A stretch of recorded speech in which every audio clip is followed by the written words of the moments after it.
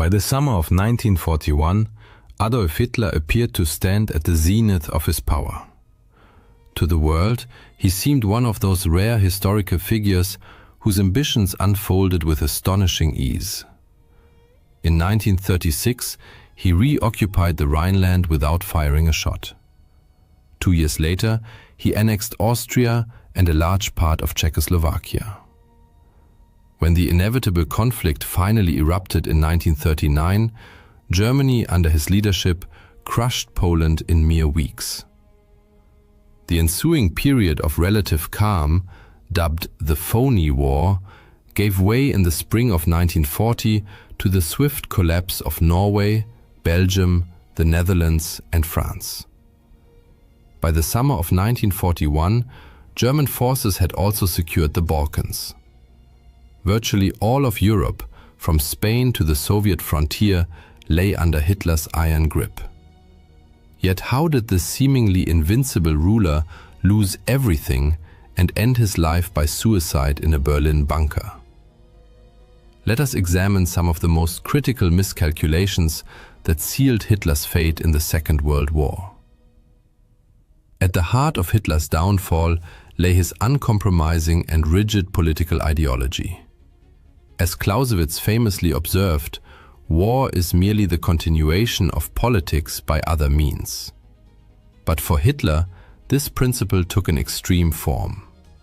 He viewed the Second World War not only as rightful redress for Germany's defeat in the First World War, but also as the vehicle through which the German people would fulfill their supposed racial destiny, the eradication of both Jews and communism, which he believed to be merely a manifestation of Jewish influence. In an unpublished sequel to Mein Kampf, Hitler repeatedly referred to communism as Jewish Bolshevism and described the Soviet Union as Jewish Bolshevik Russia. Given these convictions, it is unsurprising that the Soviet Union had accepted the 1939 non-aggression pact with Stalin only as a temporary expedient to secure victory in the West and avoid a two-front war like the one that had doomed Germany in 1914 to 1918. Yet his ultimate geopolitical aim remained the destruction and conquest of the Soviet Union.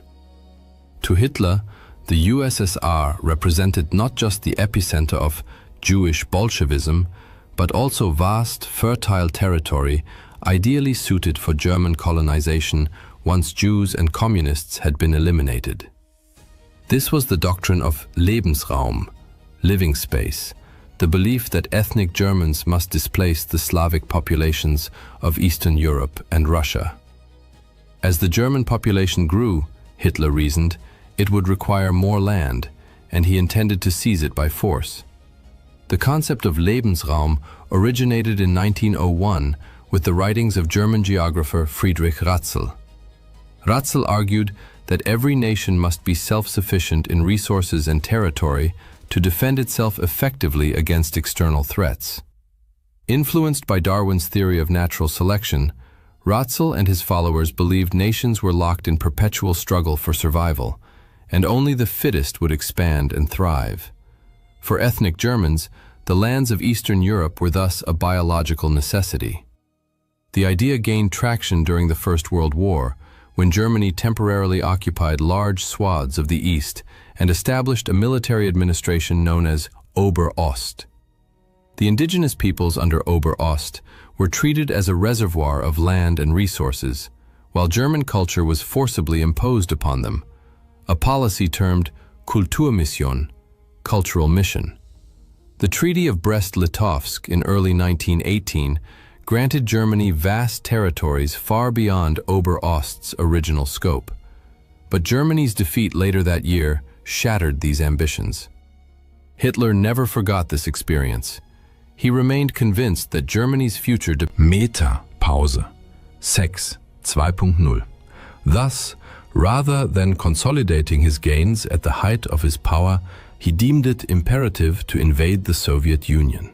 For deeply ideological and historical reasons, he believed Nazi Germany and the Soviet Union could not coexist.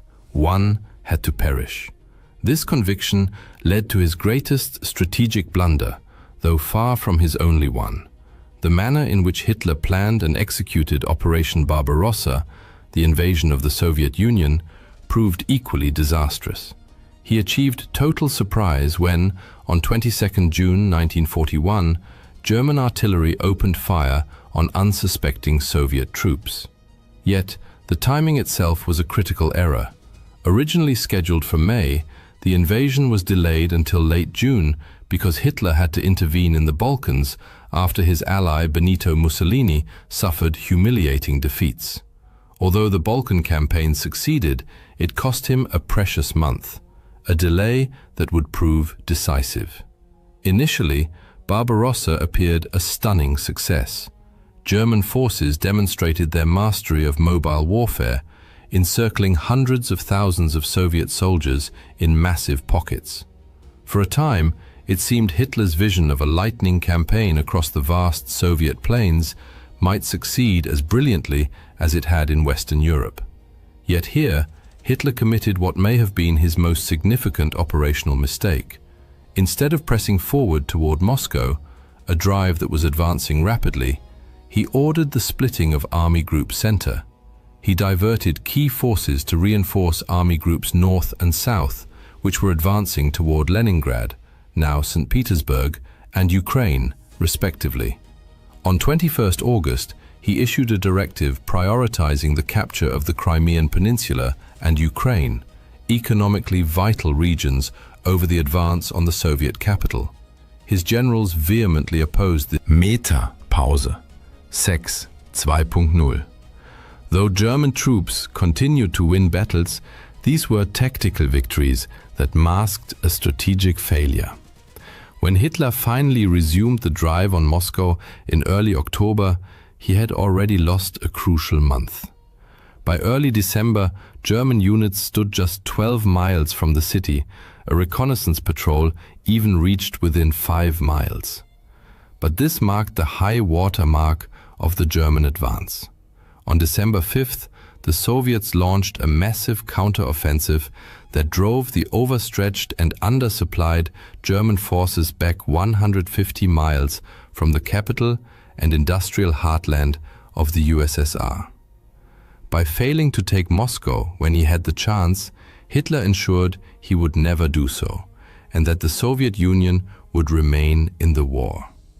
He ruthlessly dismissed any general who dared suggest tactical retreat during this critical phase. Others, fearing dismissal or worse, ceased to challenge his decisions, no matter how irrational. Consequently, Hitler assumed ever greater personal control over the German military, making himself responsible for an expanding array of operational choices. This centralization of command was another fatal error, one whose consequences became starkly evident the following year. Although the German army suffered its first major defeat in late 1941, it was far from exhausted by early one.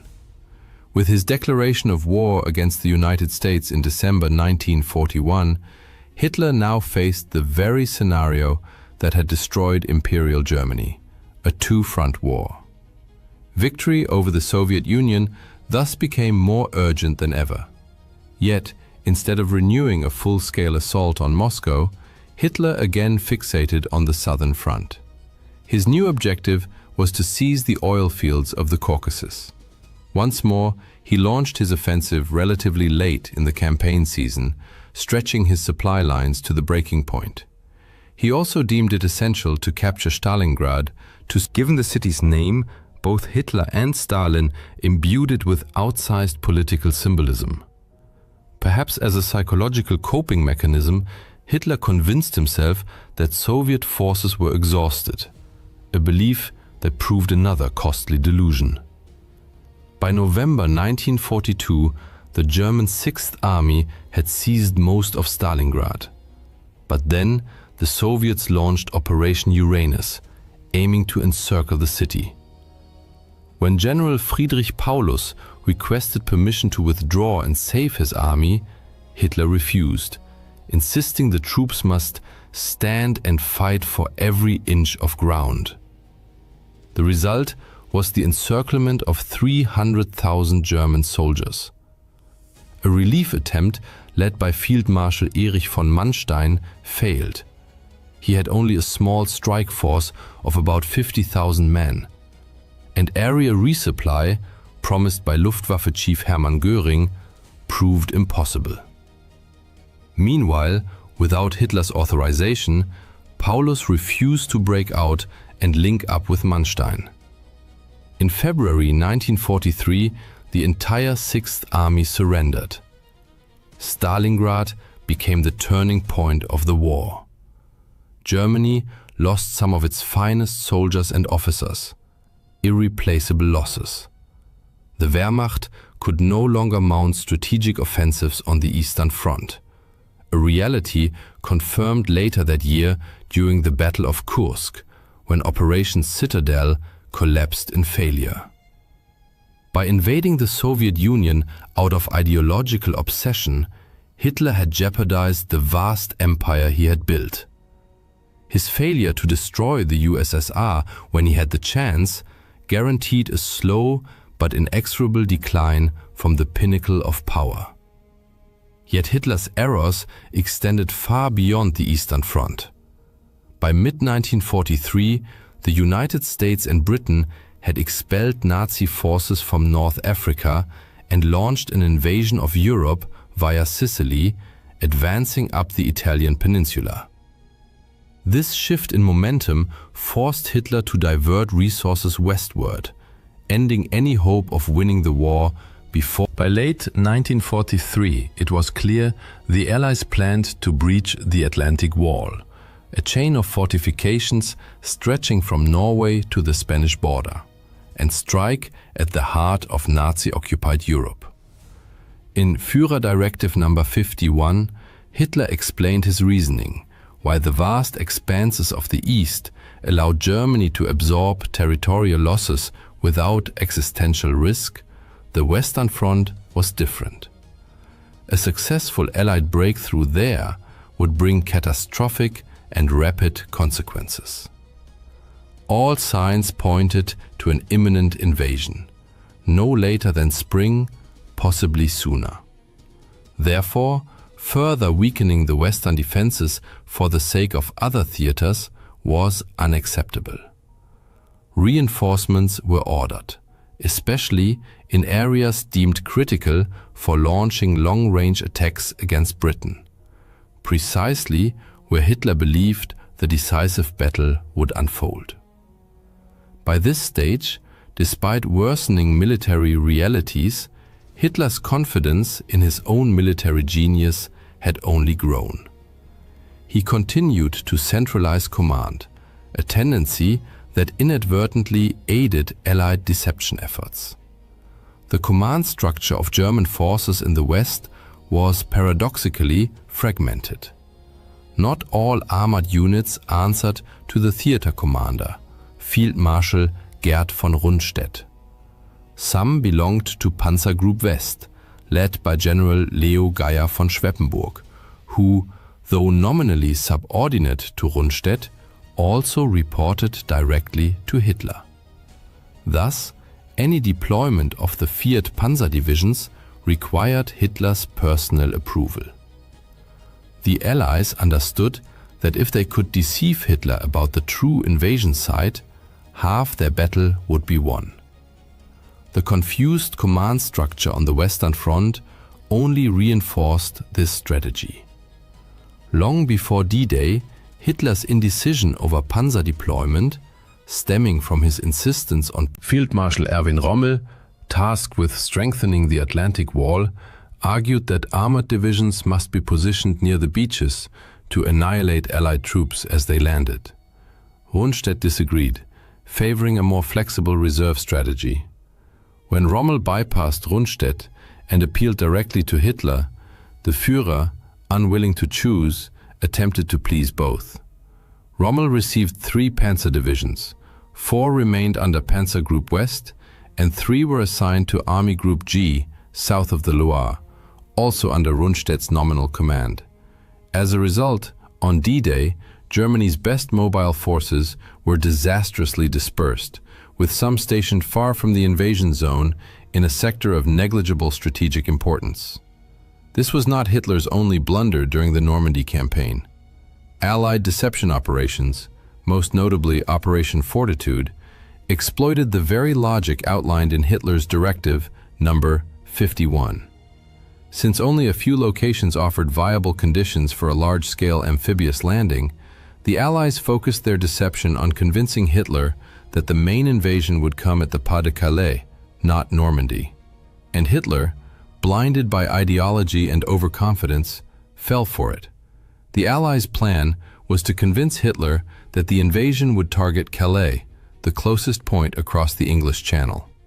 To reinforce this illusion, they created a fictitious formation, the 1st United States Army Group, FUSAG, which was to be commanded by General George S. Patton, widely regarded as one of the Allies' finest field commanders.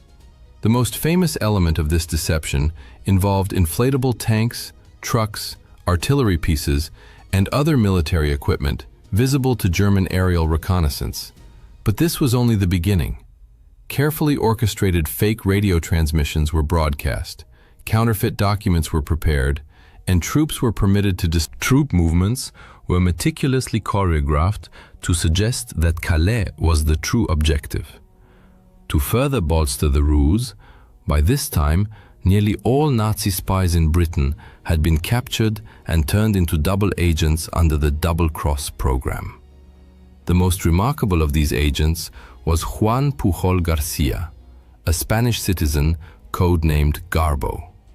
Unlike others, Garcia had originally intended to spy against Nazi Germany.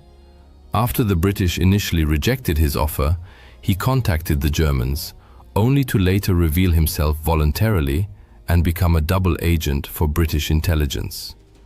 Garcia fabricated an entire network of 27 sub-agents, each equipped with highly detailed, plausible backstories.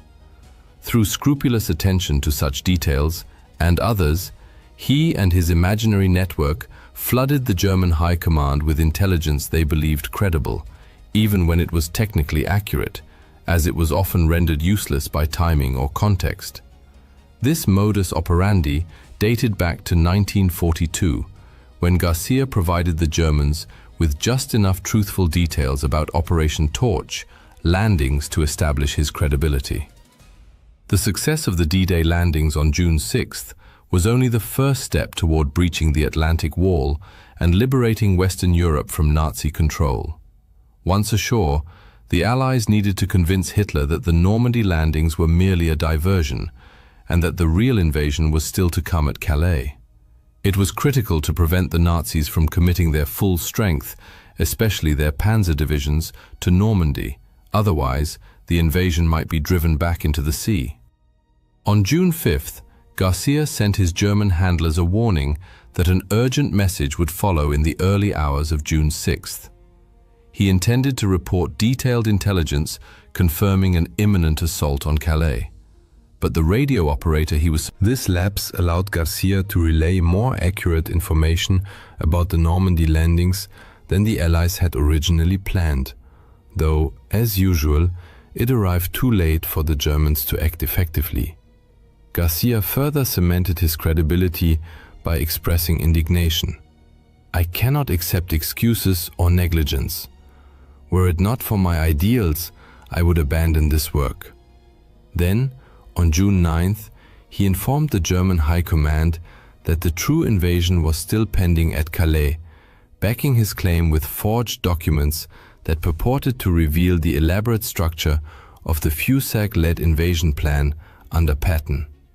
For Hitler, who had long believed Calais was the most likely invasion site, these reports were especially persuasive, as they appeared to validate his own military judgment. Field Marshal von Rundstedt was equally deceived. As a result, only a handful of tanks were deployed against the Allies during the critical early phase of Operation Overlord. On 29 July, nearly 2 months after D-Day, Hitler awarded Garcia the Iron Cross for his exceptional service to Germany. Even in August, numerous German forces, including 2 panzer divisions and 19 infantry divisions, remained stationed at Calais, awaiting an invasion that would never come. By then, it was far too late for the Nazis to push the Allies back into the Channel. Hitler's unwarranted self-confidence as a military leader and the chaotic command structure that reflected it cost him the chance to prevent the Allies from breaking through the Atlantic Wall and opening a 2-front war. Ironically, Hitler had been right about one thing. His earlier warning in Führer Directive No. 51 had come true. Yet his last gamble, the Battle of the Bulge in December and January, ended in failure. Less than a year after D-Day, Hitler shot himself in his Berlin bunker as Soviet forces, whose invasion he had so confidently dismissed, closed in on his position. This trait may even drive their initial quest for power. Once in control, however, megalomania tends to intensify. In Hitler's case, the combination of an already unstable personality, a grandiose millenarian ideology, and absolute dictatorial authority created the perfect conditions for self-destructive decisions made without informed criticism. Competent subordinates feared speaking up, lest they be dismissed, or worse. Adolf Hitler was far from the only dictator, before or since, to exhibit this pattern of behavior. But he remains the most infamous, not only for the war and genocide he unleashed, but also for the catastrophic strategic blunders he made in waging it. In numerous instances, Hitler could have averted defeat by choosing differently, but time and again he chose wrongly. On June 22, 1941, in the early hours of the morning, German shells rained down on the Brest fortress, reducing barracks to rubble and cutting off radio communications. Red Army soldiers, emerging from clouds of dust and making their way into shattered bunkers, found themselves completely encircled, cut off from command and facing vastly superior enemy forces. Despite this, they fought with unwavering determination. While fortress defenders withstood relentless assaults from aircraft, artillery, and flamethrowers, Soviet civilians risked their lives to deliver ammunition, and nurses braved enemy fire to drag the wounded off the battlefield. Graffiti scrawled on the fortress walls, "I am dying, but I will not surrender," became a powerful symbol of their indomitable spirit and desperate resistance. In the months leading up to that tragic June of 1941, the Soviet Union appeared to be at peace with Nazi Germany. The two powers had signed the Molotov-Ribbentrop Pact in August 1939. Secret protocols of this agreement stipulated the division of Eastern Europe between them, while the public non-aggression clause allowed Germany to focus its military efforts on its Western allies. For Stalin, the pact was a calculated strategic move. He believed it would sow discord among Western capitalist powers, weakening their positions and, more importantly, buy the USSR valuable time to strengthen its military might. Seizing the opportunity, the Soviet Union moved beyond Poland to annex the Baltic states, Bessarabia, and northern Bukovina, significantly expanding its borders. Yet this expansion fostered a false sense of strategic security. Behind the scenes, however, intelligence reports carried alarming news. Soviet agents, border guards, and even foreign diplomats warned of growing German troop concentrations along the western frontier. He suspected the British of spreading disinformation to drag the USSR into war, and clung to Hitler's assurances that the massive German troop movements near the Soviet border were merely intended to keep aircraft out of range of British bombers. Even when the GRU and NKVD presented irrefutable evidence, troop concentrations and intercepted communications, Stalin dismissed much of it. Hitler himself had even sent Stalin a letter claiming that any German provocations would be the work of disloyal generals, urging Stalin not to respond with force, but instead to contact German officials through diplomatic channels. This reluctance to believe an invasion was imminent also stemmed from Stalin's profound distrust of his own military intelligence. The Great Purge of the late 1930s had decimated the Red Army and state security apparatus. Thousands of experienced officers, including most of the high command, had been dismissed, imprisoned, or executed. By 1941, a staggering 75% of Red Army officers had held their posts for less than a year. Experience had been replaced by obedience and fear, as a cautious and disoriented military hierarchy hesitated to deliver unwelcome news that might anger Stalin. Compounding these issues were serious flaws in Soviet deployment. The annexation of eastern Poland and the Baltics had shifted the USSR's western border 160 to 400 kilometers westward.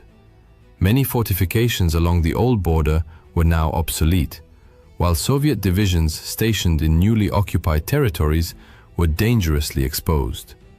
Airfields, barracks, and command centers lay vulnerable to immediate attack, as construction of new defensive positions had been delayed or cancelled altogether. Worse still, the Red Army lacked a deep defense system. Rather than deploying forces in echelons, with successive fallback lines and strategic reserves, many Soviet units were This meant that any German breakthrough of the initial defensive line would encounter little resistance beyond it. These defensive shortcomings were not taken seriously, largely due to prevailing Soviet military doctrine at the time. The Red Army in 1941 was structured primarily for offensive operations, reflecting the belief that any future war would involve subduing neighboring states. Much of this confidence stemmed from the USSR's vast tank inventory. The brand new T-34 and KV tanks were among the best in the world, but they constituted only a small fraction of Soviet armored forces. The overwhelming majority consisted of obsolete, mechanically unreliable models like the T-26 and BT series. Thousands of these tanks were rendered inoperable due to a lack of radios, spare parts, recovery vehicles, and trained mechanics. Numerical superiority meant little without logistics or a robust support network. The Soviet Air Force faced similar problems. On paper, Stalin's air fleet was the largest in the world, but this quantitative edge masked serious qualitative weaknesses. The backbone of its fighter force consisted of outdated Polikarpov 115, Chaika, and 116 Ishak aircraft. Though effective in the Spanish Civil War and against the Japanese at Khalkhin Gol, they were now outclassed by the Luftwaffe's Messerschmitt Bf-109s. At dawn on June 22, 1941, as the first rays of sunlight broke over the horizon, the illusion of peace shattered amidst the thunder of war. Without warning, across a staggering 2,900-kilometer front, the Wehrmacht unleashed its full might against Soviet positions. Artillery barrages shook the earth, while wave after wave of Luftwaffe bombers filled the skies, crossing the border in relentless formations. Airfields, barracks, and supply. On that fateful day, the Soviet Air Force suffered catastrophic losses. Between 1,800 and 2,000 aircraft destroyed, many while still on the ground, never given a chance to take off. One pilot later recalled, "I pulled back the tent flap and saw planes with German crosses strafing our tents. Everyone rushed out and saw the dead and wounded in the neighboring tents. I threw on my flight suit, grabbed my logbook, and ran toward the hangar. The alert aircraft, neatly lined up, were already burning. The Red Army was caught completely off guard. Border units, lacking proper preparation or retreat plans, became easy prey. Communications collapsed within the first hours, leaving headquarters scrambling to grasp the situation, let alone respond effectively.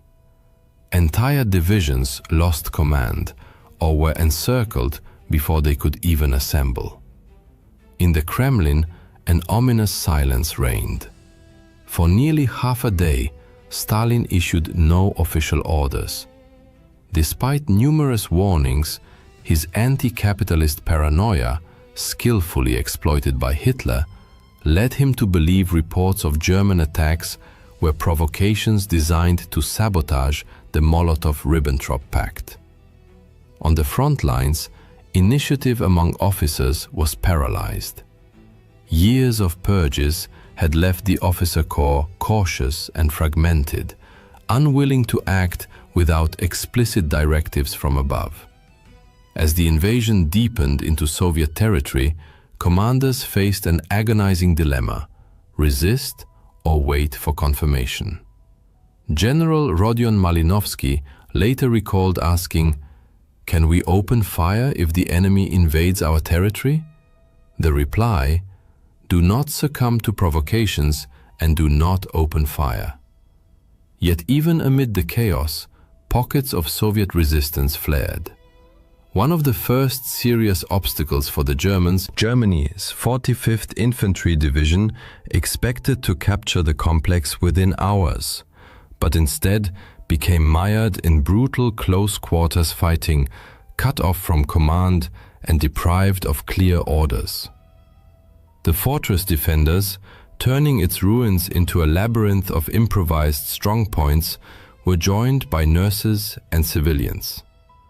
With no hope of reinforcement, they heroically held out for 8 days against artillery, flamethrowers, and airstrikes.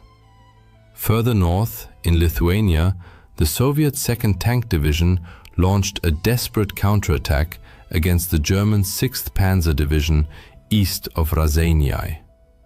Most Soviet tanks were quickly destroyed, but some heavy KV-2s inflicted significant damage on lighter German panzers. In one notable episode, a single KV-2 cut off a critical German supply route, holding it for nearly 2 days. Its crew withstood everything, from anti-tank guns and artillery to satchel charges, before the tank was finally disabled. Though isolated, this action proved that, when properly employed, Soviet armor could outmatch the Germans tactically. Back in the Kremlin, the silence persisted. For hours after the invasion began, no official directives were issued. Stalin, overwhelmed by indecision, remained convinced the massive assault was merely a provocation by rogue German generals. He continued forbidding his commanders from crossing the border and ordered them to avoid any action that might escalate tensions. Even as German divisions flooded Soviet territory, Stalin kept trying to reach Berlin by phone, convinced Hitler would rein in his army. Eventually, Stalin began to confront reality, but remained absent from public view. He tasked Foreign Minister Vyacheslav Molotov with delivering the state's official announcement. In a radio address on the afternoon of 22nd June, Molotov declared that the next day, Stalin quietly convened the Politburo and issued his first concrete orders: the creation of the Stavka, the general headquarters, under Marshal Semyon Timoshenko. Defensive lines were drawn. The Soviet Union was now fully at war. In the weeks that followed, the Soviet Western Front desperately tried to halt the German blitzkrieg, but the Red Army's disorganized defense nearly led to total collapse. Massive encirclements at Bialystok and Minsk trapped 4 entire armies. By July 9th, over 341,000 Soviet troops had been killed, gone missing, or taken prisoner. Material losses included thousands of tanks, artillery pieces, and aircraft. The situation in the south was no better. By early August, German and Romanian forces had advanced deep into Ukraine, reaching the Dnieper River and trapping 2 more Soviet armies in the Uman pocket. By early August, the situation along the Eastern Front remained dire. Behind the front lines, where the Luftwaffe reigned supreme, Soviet infrastructure suffered relentless bombardment. Factories, supply depots, and critical transportation hubs were devastated by continuous air raids. The few surviving rail lines became clogged with retreating troops, streams of refugees, and broken-down equipment, creating unimaginable chaos. Ammunition depots and airfields under enemy fire had to be abandoned in haste. The scale of the catastrophe forced the Soviet state to launch an unprecedented emergency operation. Key industrial plants were dismantled and evacuated eastward by rail. Even under constant German air attacks, the Soviets managed to relocate their industry beyond the reach of advancing troops. The increased distance from the front lines gave Soviet factories the breathing room needed to ramp up production of vital war material, ammunition, vehicles, and aircraft. In the Kremlin, Soviet leadership gradually. After 10 days of public silence, Stalin finally addressed the nation by radio on the 3rd of July. Gone was the language of diplomacy. Abandoning his formal tone as General Secretary, he called on citizens to defend the motherland, form partisan detachments behind enemy lines, and prepare for a long, brutal war. A month later, Stalin quietly assumed the role of Supreme Commander-in-Chief. As the Red Army began achieving more successes on the battlefield, Stalin's public profile grew. As Supreme Commander, he placed the defense of the entire USSR squarely on his shoulders. By mid-July, the Red Army was exhausted and bleeding, but not broken. As German forces advanced toward Moscow, the Soviets managed to stabilize the front enough to halt their advance near Smolensk. From early July, Marshal Timoshenko threw every available resource into stopping the German breakthrough. By month's end, Army Group Center succeeded in encircling the city and several Soviet field armies, but at a heavy cost. Not only did significant numbers of troops from the 19th and 20th armies break through back to Soviet lines, but the delay disrupted the German timetable for Operation Barbarossa, further straining their already fragile logistics. By late August, the Red Army was ready to strike back. West of Smolensk, Soviet forces under General Georgy Zhukov launched a successful counteroffensive near the town of Yelnya.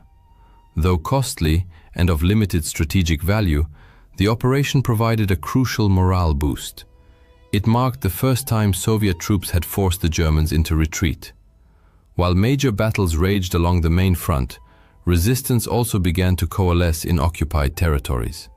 In the forests and villages of Belarus, Ukraine, and Western Russia, isolated soldiers, political officers, armed with little more than determination and minimal support, these early partisan units sabotaged railways, ambushed convoys, and carried out assassinations before vanishing back into the woods.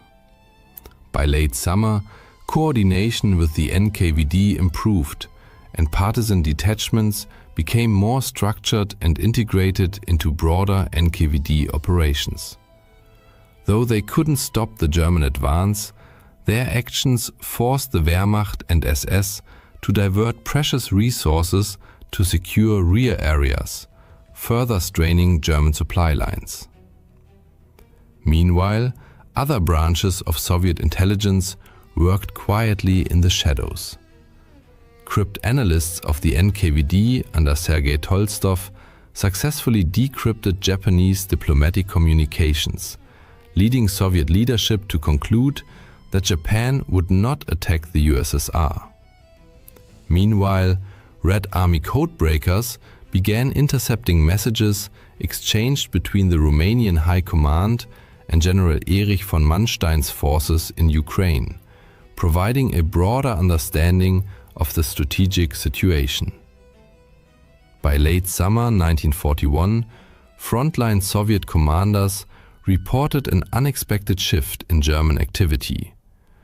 Armored units that had been advancing directly toward Moscow were diverting north and south. The Soviet High Command realized the Germans were no longer focused solely on the Central Front. In the south, Red Army commanders warned of a massive buildup of enemy forces targeting Kiev, but Stalin refused to authorize a retreat. Instead, the Southwestern Front mounted a valiant yet ultimately futile defense of Ukraine, resulting in its encirclement and destruction. Total losses amounted to nearly 760,000 men, with over 486,000 killed or missing. General Mikhail Kirponos, commander of the Southwestern Front, also perished in combat. Despite these catastrophic losses, while the Southern Front collapsed, the Central Sector remained quiet, granting the Soviets precious time to form new armies, regroup their defenses, and continue evacuating industry eastward. In the north, defenders of Leningrad held the line against combined forces of Army Group North and Finnish units in Karelia, which reached the city's outskirts by September. Germany's 4th Panzer Group spearheaded the assault but failed to break through. Instead, the Wehrmacht encircled Leningrad, initiating a siege that would last 872 days. Within the city, Red Army troops established a formidable defensive perimeter, significantly reinforced by naval units from the Baltic Fleet and over 135,000 members of the People's Militia. Civilians were issued rifles and immediately deployed to frontline positions. Those who remained in the city soon endured unbearable suffering. Starvation, relentless bombardment, and disease claimed hundreds, then thousands of lives daily. With the city entirely cut off, relief efforts were extremely difficult. Nevertheless, Soviet forces maintained a fragile but vital supply route across Lake Ladoga, the famed Road of Life. This narrow corridor allowed small convoys of supplies to reach the city whenever the lake froze.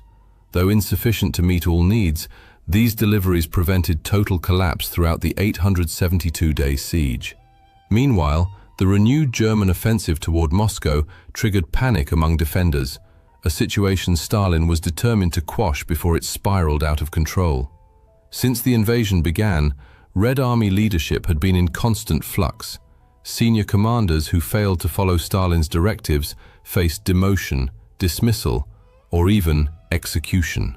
This ruthless policy was starkly demonstrated in July with the execution of General Dmitry Pavlov, commander. In late October, the consequences of failure were again made clear when 25 previously arrested officers were summarily executed near Kuybyshev and Saratov. Stalin's harshness reflected his determination to eliminate weakness at one of the war's most critical junctures. The Stavka could not afford incompetent leadership. Delays on the Central Front gave Moscow's reinforced defenses time to form new armies, reorganize logistics, and dig extensive defensive lines around the capital. Stalin appointed General Georgy Zhukov to oversee the city's defense, while hundreds of thousands of reservists and recruits were mobilized nationwide. Several divisions from the Far East were redeployed to bolster the front, though most units defending Moscow were newly formed, reconstituted, or drawn from existing reserves. By early autumn, the Red Army around Moscow was no longer fragmented and reactive. It was dug in, reinforced, and preparing for the coming battle. During these tense months, the changing seasons added new pressure. Autumn brought the infamous Rasputitsa, Russia's seasonal mud, which clogged roads, bogged down vehicles, and slowed all movement along the front. Though miserable, these conditions were far more manageable for the Soviets than for the overextended Germans. Defensive work continued under grueling circumstances as reinforcements and supplies trickled forward. On the home front, the USSR received vital assistance from Western allies thanks to the efforts of Soviet ambassador Maxim Litvinov. In October 1941, the first Lend-Lease Protocol took effect. Though limited in scale at this stage, Initial shipments delivered urgently needed raw materials, boots, trucks, and food. Supplies arrived via the Arctic route to Murmansk and Arkhangelsk, where the Soviet Navy played a crucial role in escorting, unloading, and protecting cargoes under. Even as ice thickened and the Luftwaffe patrolled overhead, ship crews and dock workers labored tirelessly to get supplies to the front. Though modest, these deliveries provided a crucial morale boost. By late November, the Rasputitsa froze solid, bringing a new set of challenges. Temperatures plummeted and the front ground to a halt. Soviet troops still suffered from supply shortages, leading to malnutrition, ammunition deficits, frostbite, and even gangrene. However, lessons from the Winter War had taught Soviet commanders to respond swiftly. Red Army transport units employed everything: trains, trucks, horse-drawn carts, reindeer sleds, and even mule caravans to deliver essential supplies from rear depots. The climate offered no inherent advantage, but the Soviets' shorter supply lines allowed them to adapt far more effectively. By early December, Soviet intelligence confirmed that German units were overstretched, undermanned, and incapable of further advance. Months of combat had exhausted the Wehrmacht, and its own logistical failures had strangled its momentum. German forces now stood just kilometers from Moscow's outskirts, exhausted and vulnerable. The Stavka saw its chance. Within days, the Red Army quietly completed its preparations. Over 1 million Soviet troops were assembled across the Western, Kalinin, and Bryansk fronts, with fresh rifle divisions, artillery units, and tank brigades brought to full combat readiness. On December 5, 1941, the Red Army launched a decisive counteroffensive. The initial blows caught the Wehrmacht completely off guard. Coordinated, determined Soviet divisions struck across a broad front, deliberately targeting the enemy's exposed flanks. Over the following weeks, they pushed German forces back 100 to 250 kilometers from the capital. Towns such as Belev, Klin, and Kalinin were swiftly liberated in rapid succession. Morale among Soviet soldiers soared. For the first time since June, the Red Army was dictating the pace of war, seizing the initiative from the enemy. Yet victory was incomplete. German units managed to dig in and establish solid defensive lines, and the front soon stabilized. Nevertheless, the psychological shift was immense. Moscow had been saved from imminent capture. The myth of German invincibility, so carefully cultivated, was shattered. Within the Soviet Union, this triumph became a powerful unifying force, rallying the population against a common threat. Propaganda portrayed the defense of Moscow as irrefutable proof of the Soviet people's extraordinary resilience and Stalin's strategic genius. In reality, it was a brutal, improvised campaign paid for with staggering bloodshed. Since June, the Red Army had suffered over 4.5 million casualties, including 2.3 million soldiers captured and condemned to horrific fates in German POW camps. The price of survival was truly incomprehensible. Yet, against all expectations and predictions, Operation Barbarossa had failed. Moscow still stood, unconquered and defiant. The Red Army, having withstood the fiercest onslaught in modern history, had weathered the storm and altered the course of the war. On the 6th of August 1945, at 8:01 a.m., the world was shaken by an explosion that, in mere seconds, claimed the lives of countless Japanese civilians. That morning became one of the most tragic and harrowing moments in the history of the land of the rising sun. People were heading to work as usual, children were on their way to school, and everyday life bustled through the streets and homes. Suddenly, however, an object appeared in the sky, only to crash to the ground moments later, triggering a colossal explosion. Thick smoke filled the air, a massive fireball engulfed everything, and destruction stretched as far as the eye could see. For an instant, it seemed as if the sun itself had descended upon the earth. At the epicenter of this horrific event, temperatures soared to between 3,000 and 4,000 degrees Celsius. Then, on 9th August 1945, at 11:02 a.m., another devastating blow struck Japan. In the aftermath, Japan was forced to surrender, bringing an end to the Second World War. Thus, humanity encountered for the first time the terrifying destructive power of the atomic bomb, and witnessed the horrifying conclusion of the deadliest conflict in human history. This global war itself had roots in the First World War, raising critical questions. How did it begin? Why did history repeat such a catastrophic conflict? Why is Adolf Hitler widely regarded as the chief instigator of the Second World War? How did Hitler, Nazi ideology, precipitate such a global disaster? And why did the League of Nations, established precisely to preserve world peace, suffer such a catastrophic failure? Known also as the Global War, the Second World War unfolded on an unprecedented scale, drawing in all the world's major powers. Like the First World War, it split the globe into two opposing camps. But whereas the earlier conflict pitted the Allies against the Central Powers, this one, the war was described as total, largely because it involved civilian populations directly. Previously, non-combatants were typically spared from active hostilities, but this conflict showed no mercy. Civilians contributed extensively to national war efforts, leading governments to view ordinary citizens as integral parts of their military machinery.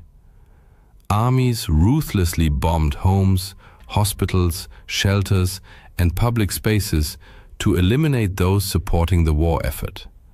Every nation mobilized all available resources: economic, industrial, scientific, aerial, and ground forces against its enemies. Historians disagree on the exact start date. Some cite September 1st, 1939, while others point to the outbreak of the Second Sino-Japanese War in 1937. The conflict ended with the atomic bombings of August 1945 and Japan's formal surrender. An estimated 60 to 80 million people perished, including roughly 50 million civilians and 25 million military personnel, making it the deadliest war in human history. The world divided into two major alliances. The Allies included the United Kingdom, France, the United States, the Soviet Union, China, Poland, Yugoslavia, and Greece. The Axis powers comprised Germany, Italy, and Japan. Notably, Italy had fought alongside the Allies in the First World War, but switched sides due to post-war grievances.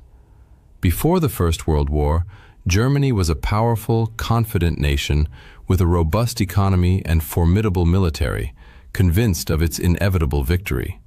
Yet the Allied powers, the Entente, decisively defeated the Central Powers, Germany, Austria-Hungary, and the Ottoman Empire. The victors imposed harsh terms, particularly on Germany. By late 1918, Germany was a shattered, partitioned state with no choice but to accept the Entente's demands.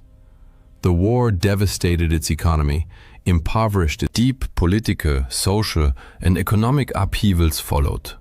Society split along class lines, unemployment soared, disease spread, and many died of starvation.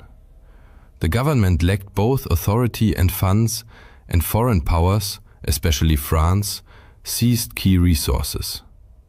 The Treaty of Versailles, signed on 28 June 1919, formalized Germany's defeat with humiliating terms. France, sharing a border with Germany, pushed for the harshest penalties, massive reparations amounting to £6.6 billion, demilitarization of the Rhineland, and the War Guilt Clause, assigning sole blame to Germany. The Rhineland, a strategically vital buffer zone, was to remain permanently free of German troops. These conditions sparked widespread outrage among Germans, fostering a burning desire for revenge. The new Weimar Republic, having no alternative, signed the treaty, thereby earning public resentment and blame for the nation's suffering.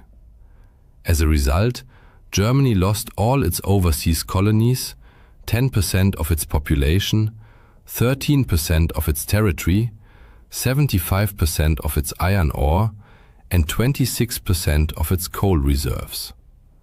Meanwhile, the League of Nations, founded in 1919 to prevent future wars, proved ineffective. Lacking its own military and undermined by non-participation, the US never joined, and withdrawals, including Germany and the USSR, it failed to stop aggression. Its collapse became a key factor enabling the Second World War. Germany's post-war economic woes were compounded by reparations. Hyperinflation ensued, people needed wheelbarrows of banknotes to buy bread, children played with bundles of cash, and the currency became nearly worthless. In response, the US introduced the Dawes Plan in 1924, stabilizing the economy until 1928. But the 1929 Wall Street crash triggered a global depression. American aid ceased, delivering a double blow to Germany. By 1932, industrial output had dropped by 40%, and desperate citizens marched with signs reading, "Willing to do any work." Public trust in the Weimar government evaporated. Adolf Hitler exploited this chaos. Once an aspiring artist from an ordinary family, he rose by harnessing popular despair. Through charismatic speeches, mass rallies, and relentless propaganda, he promised to overturn the Versailles Treaty, restore Germany's glory, and exact revenge. His Nazi party gained massive support, and on the 30th of January 1933, President Hindenburg appointed him Chancellor. Hitler then pushed through the Enabling Act, granting him dictatorial powers and transforming Germany into a totalitarian state. He swiftly reshaped the nation, withdrew from the League of Nations in 1933, remilitarized the Rhineland in 1936, annexed Austria in 1938, the Anschluss, and occupied Czechoslovakia. To justify invading Poland on the 1st of September 1939, the Nazis staged a false flag attack using German soldiers dressed as Poles. Britain and France, bound by treaty to defend Poland, declared war on the 3rd of September, joined by Australia, New Zealand, South Africa, and Canada. Italy and Japan, though former Entente allies, now sided with Germany. Italy felt betrayed after the First World War, its territorial demands ignored, its economy worsened, fueling resentment toward the Allies. Initially, Hitler secured a non-aggression pact with the Soviet Union, agreeing to jointly invade and partition Poland. Both powers attacked in September 1939 and divided the country. Outraged, Britain and France rejected Hitler's subsequent peace overtures, ensuring the war's continuation. As Germany expanded westward, the Soviet Union also seized territory, occupying eastern Poland, then the Baltic states, Estonia, Latvia, Lithuania, and invading Finland. This aggression led to the USSR's expulsion from the League of Nations, further exposing the organization's impact. On the other hand, Hitler's ambition to seize ever more territory continued to grow, culminating in the German invasion of Denmark and Norway in April 1940. The primary objective was to secure iron ore supplies from Sweden, which the Allies were attempting to disrupt. In fact, The Allied powers had actively sought ways to halt these shipments, including plans to cut off the flow of Swedish iron ore to Germany, but their efforts failed. Germany swiftly overran both Denmark and Norway. This success, however, heightened German concerns about France's ongoing involvement in the war. Rather than launching a direct assault, Germany devised a strategy reminiscent of World War I, attacking France through Belgium. Italy, aligning itself with Germany, declared war on France on 10 June 1940. By 14 June, German and Italian forces had reached Paris, compelling France to surrender. Just 8 days later, France formally signed an armistice with Germany, acknowledging defeat. Germany's rapid victory over France, achieved in mere weeks, was a stunning military feat that sent shockwaves across the globe. Fear of Hitler spread rapidly. No nation wished to provoke him. His name became synonymous with terror, yet Britain refused to yield. Rejecting Hitler's peace overtures, Britain stood firm, prompting the outbreak of the Battle of Britain in July 1940. The Royal Air Force proved formidable, engaging the Luftwaffe in intense aerial combat. Despite Germany's relentless bombing of British cities, Britain remained defiant.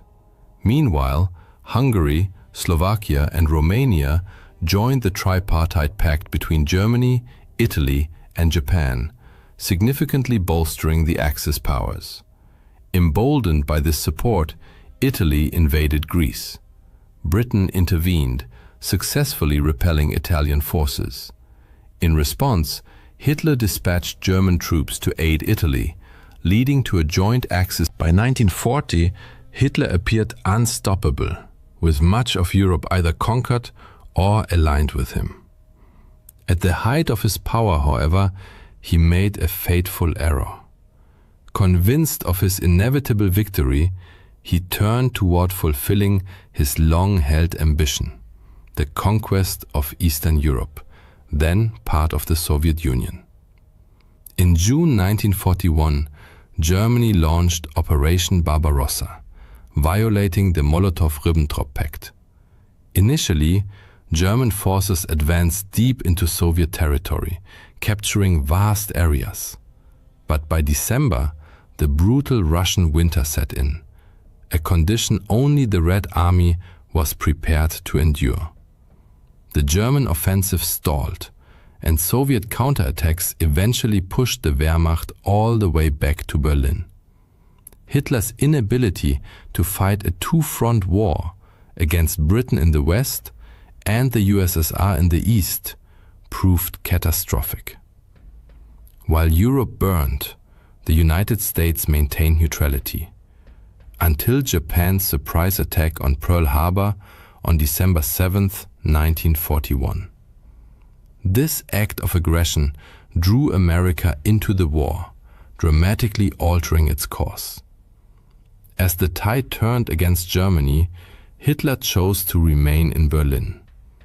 Upon learning of Germany's imminent surrender, he committed suicide with his wife, ending the reign of one of history's most dangerous dictators.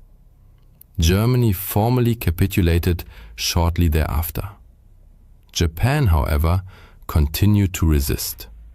In response, the US made the unprecedented decision to use atomic weapons. On the 6th and 9th of August 1945, American bombers dropped nuclear bombs on Hiroshima and Nagasaki, causing unprecedented destruction and loss of life. Japan surrendered on September 2, 1945, bringing World War II to a close. The war left an indelible scar on the world. For the first time, humanity witnessed destruction on such a scale, exacerbated by the horrifying debut of nuclear warfare. In its aftermath, nations raced to develop their own atomic arsenals. Millions had perished. Europe's economy and infrastructure lay in ruins. Even victorious powers faced severe hardship. The US mourned millions of soldiers, while the Soviet Union grappled with immense financial strain, setting the stage for the Cold War that would last until the USSR's collapse. The war also marked the twilight of colonialism. Dictatorships fell in Germany and Italy. Germany itself was divided, the West occupied by the US, Britain, and France, the East controlled by the Soviet Union. Across Asia and Africa, independence movements surged. India, Myanmar, Egypt, the Philippines, Indochina, and Indonesia all sought and eventually achieved self-rule. Economic devastation and mass unemployment prompted the creation of the United Nations, which replaced the ineffective League of Nations and played a vital role in fostering global peace. During the war, India, then under British rule, was automatically drawn into the Allied camp. Approximately 2.5 million Indian soldiers fought against the Axis powers. Of these, around 87,000 died, 34,354 were seriously wounded, and 67,340 were taken prisoner. Echoing patterns from World War I, Britain continued to export Indian food supplies to support its war effort. In Bengal, workers were paid in cash instead of grain, which was shipped overseas. With money but no food available, prices soared, plunging ordinary citizens into crisis. Many rural families were forced to send members into military service, leaving women, children, and the elderly homeless. The result was the devastating Bengal famine of 1943, which claimed an estimated 3 million lives. India had long served as a source of raw materials like jute and cotton for Britain, but the wartime extraction of food exacerbated national hardship. In the war's aftermath, the Quit India movement gained unstoppable momentum. Weakened by global conflict and unable to suppress mass resistance, Britain finally granted India independence in August 1947. World War II undoubtedly stands apart in the annals of human history as the largest and most destructive conflict ever waged. Like a merciless whirlwind, it swept across every continent, leaving behind millions of shattered lives and shaping the world we know today. But what caused this outcome? Why did the Allies prevail? Or perhaps a more fitting question would be, why did the Axis powers collapse? By delving into the archives of World War II, we embark on a journey through pivotal events, turning points, and the fates of individuals who determined the outcome of this global drama. Our story begins in the 1920s. At that time, 6 great powers dominated the international stage, but 2 stood out unmistakably as true global superpowers, both of which would later join the Allied cause. Great Britain, mistress of the seas, ruled the largest empire in history, its mighty navy commanding the oceans without rival. The United States, meanwhile, was the wealthiest nation on Earth and the financial hub of the planet. Yet in 1929, the world changed beyond recognition. The global economy collapsed into the depths of crisis, and both Britain and the US effectively withdrew from the world stage. In this chaos, nationalist governments sprang up worldwide like mushrooms after rain, most prominently in Germany and Japan. Their new leaders harbored grand ambitions to build empires from which they could draw resources and elevate themselves to superpower status. Crucially, they were prepared to go to war to realize this vision. In stark contrast, the policies of Britain, France, and the United States were bent on avoiding war at all costs. The US passed neutrality laws, obliging it to stay out of any future conflict, while Britain pursued a strategy famously known as appeasement. Though widely criticized, here in the World War II galleries, you can see the Anglo-German Declaration signed by Prime Minister Neville Chamberlain and Adolf Hitler, a document drafted after the Munich Conference, where Britain and France agreed to Hitler's annexation of German-speaking regions of Czechoslovakia in the hope of preserving peace. Chamberlain genuinely believed this agreement would secure peace for our time. Less than a year later, however, he would declare war on Germany. This new era of conflict had actually begun in 1931, when Japan invaded Manchuria and soon became embroiled in a full-scale war with China. Japanese forces advanced rapidly, but the vastness of Chinese territory and fierce resistance denied them lasting control. By 1939, Japan's military resources were exhausted. During this time, Japanese troops committed countless atrocities against civilians they deemed racially inferior. Up to 20 million Chinese perished during World War II. Meanwhile, in Europe, Germany began rebuilding its military might and expanding its territory, first the Rhineland, then Austria, and in 1938, the Sudetenland. It was at this moment that Hitler signed the aforementioned Anglo-German Declaration, assuring the world his ambitions were satisfied. Yet the following year, he annexed the rest of Czechoslovakia, an act that proved decisive. Despite their military unpreparedness, Britain and France now pledged to defend Poland. When Germany invaded in September 1939, Europe was plunged into total war. Then, in a shocking turn, the Soviet Union joined forces with Germany to invade Poland from the east. Though communist Soviets and fascist Germans were ideological enemies, they temporarily set aside their differences in 1939 to 1940 to redraw the map of Europe. The Soviets occupied the Baltic states. Meanwhile, Germany captured Denmark and Norway before achieving one of the war's most stunning victories. Using advanced blitzkrieg tactics, German forces overran France and the Low Countries in just 6 weeks. Britain now stood dangerously exposed. During the evacuation from Dunkirk, British troops escaped aboard small civilian vessels, but left behind nearly all their heavy equipment. It seemed the German war machine was unstoppable, and Britain stood alone, isolated and vulnerable. Yet this was not entirely true. Britain received crucial support from its empire and dominions, from the United States and from governments in exile based in London. Germany expected Britain to surrender, but to Hitler's dismay, the new British Prime Minister, Winston Churchill, resolved to fight on. Britain still held key defensive advantages: the English Channel as a vital barrier, the Royal Navy, though stretched thin, remained the world's largest, and the Royal Air Force possessed a sophisticated air defense network and modern fighter aircraft.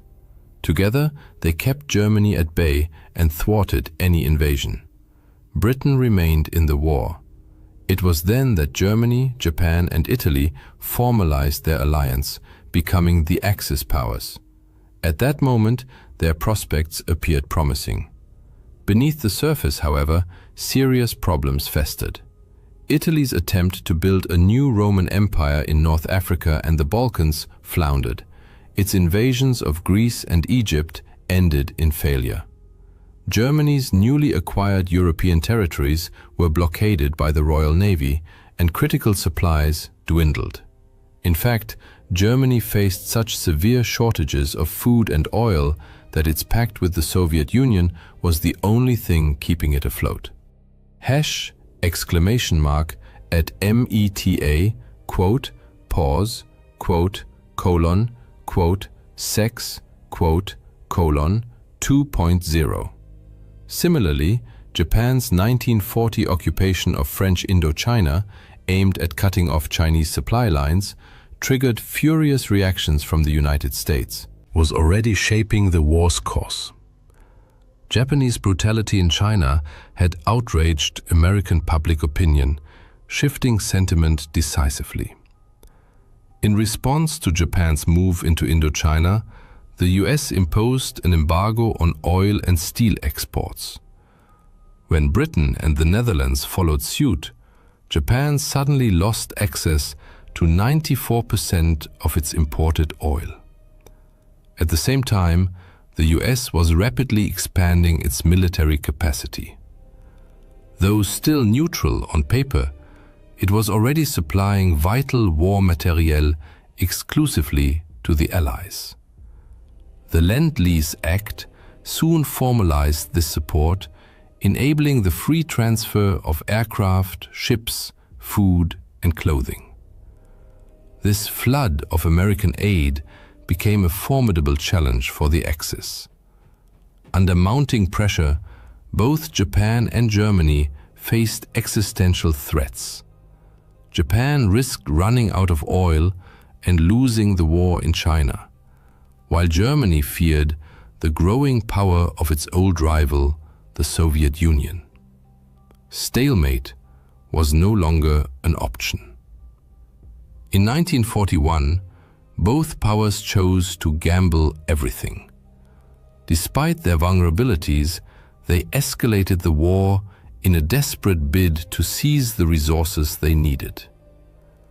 In June 1941, Germany betrayed its Soviet ally and launched the largest invasion force in military history into the USSR. Victory required a swift, lightning campaign, but Nazi ideology dismissed Slavic peoples as racially inferior, leading to a catastrophic underestimation of Soviet resilience. Hitler famously declared, "We need only kick in the door and the whole rotten structure will collapse." This arrogance would prove fatal. The Soviets mobilized on an unprecedented scale, relocating entire factories beyond the Ural Mountains to sustain war production, churning out weapons like the M30 howitzer to repel the invaders. Soviet citizens sacrificed their lives in staggering numbers.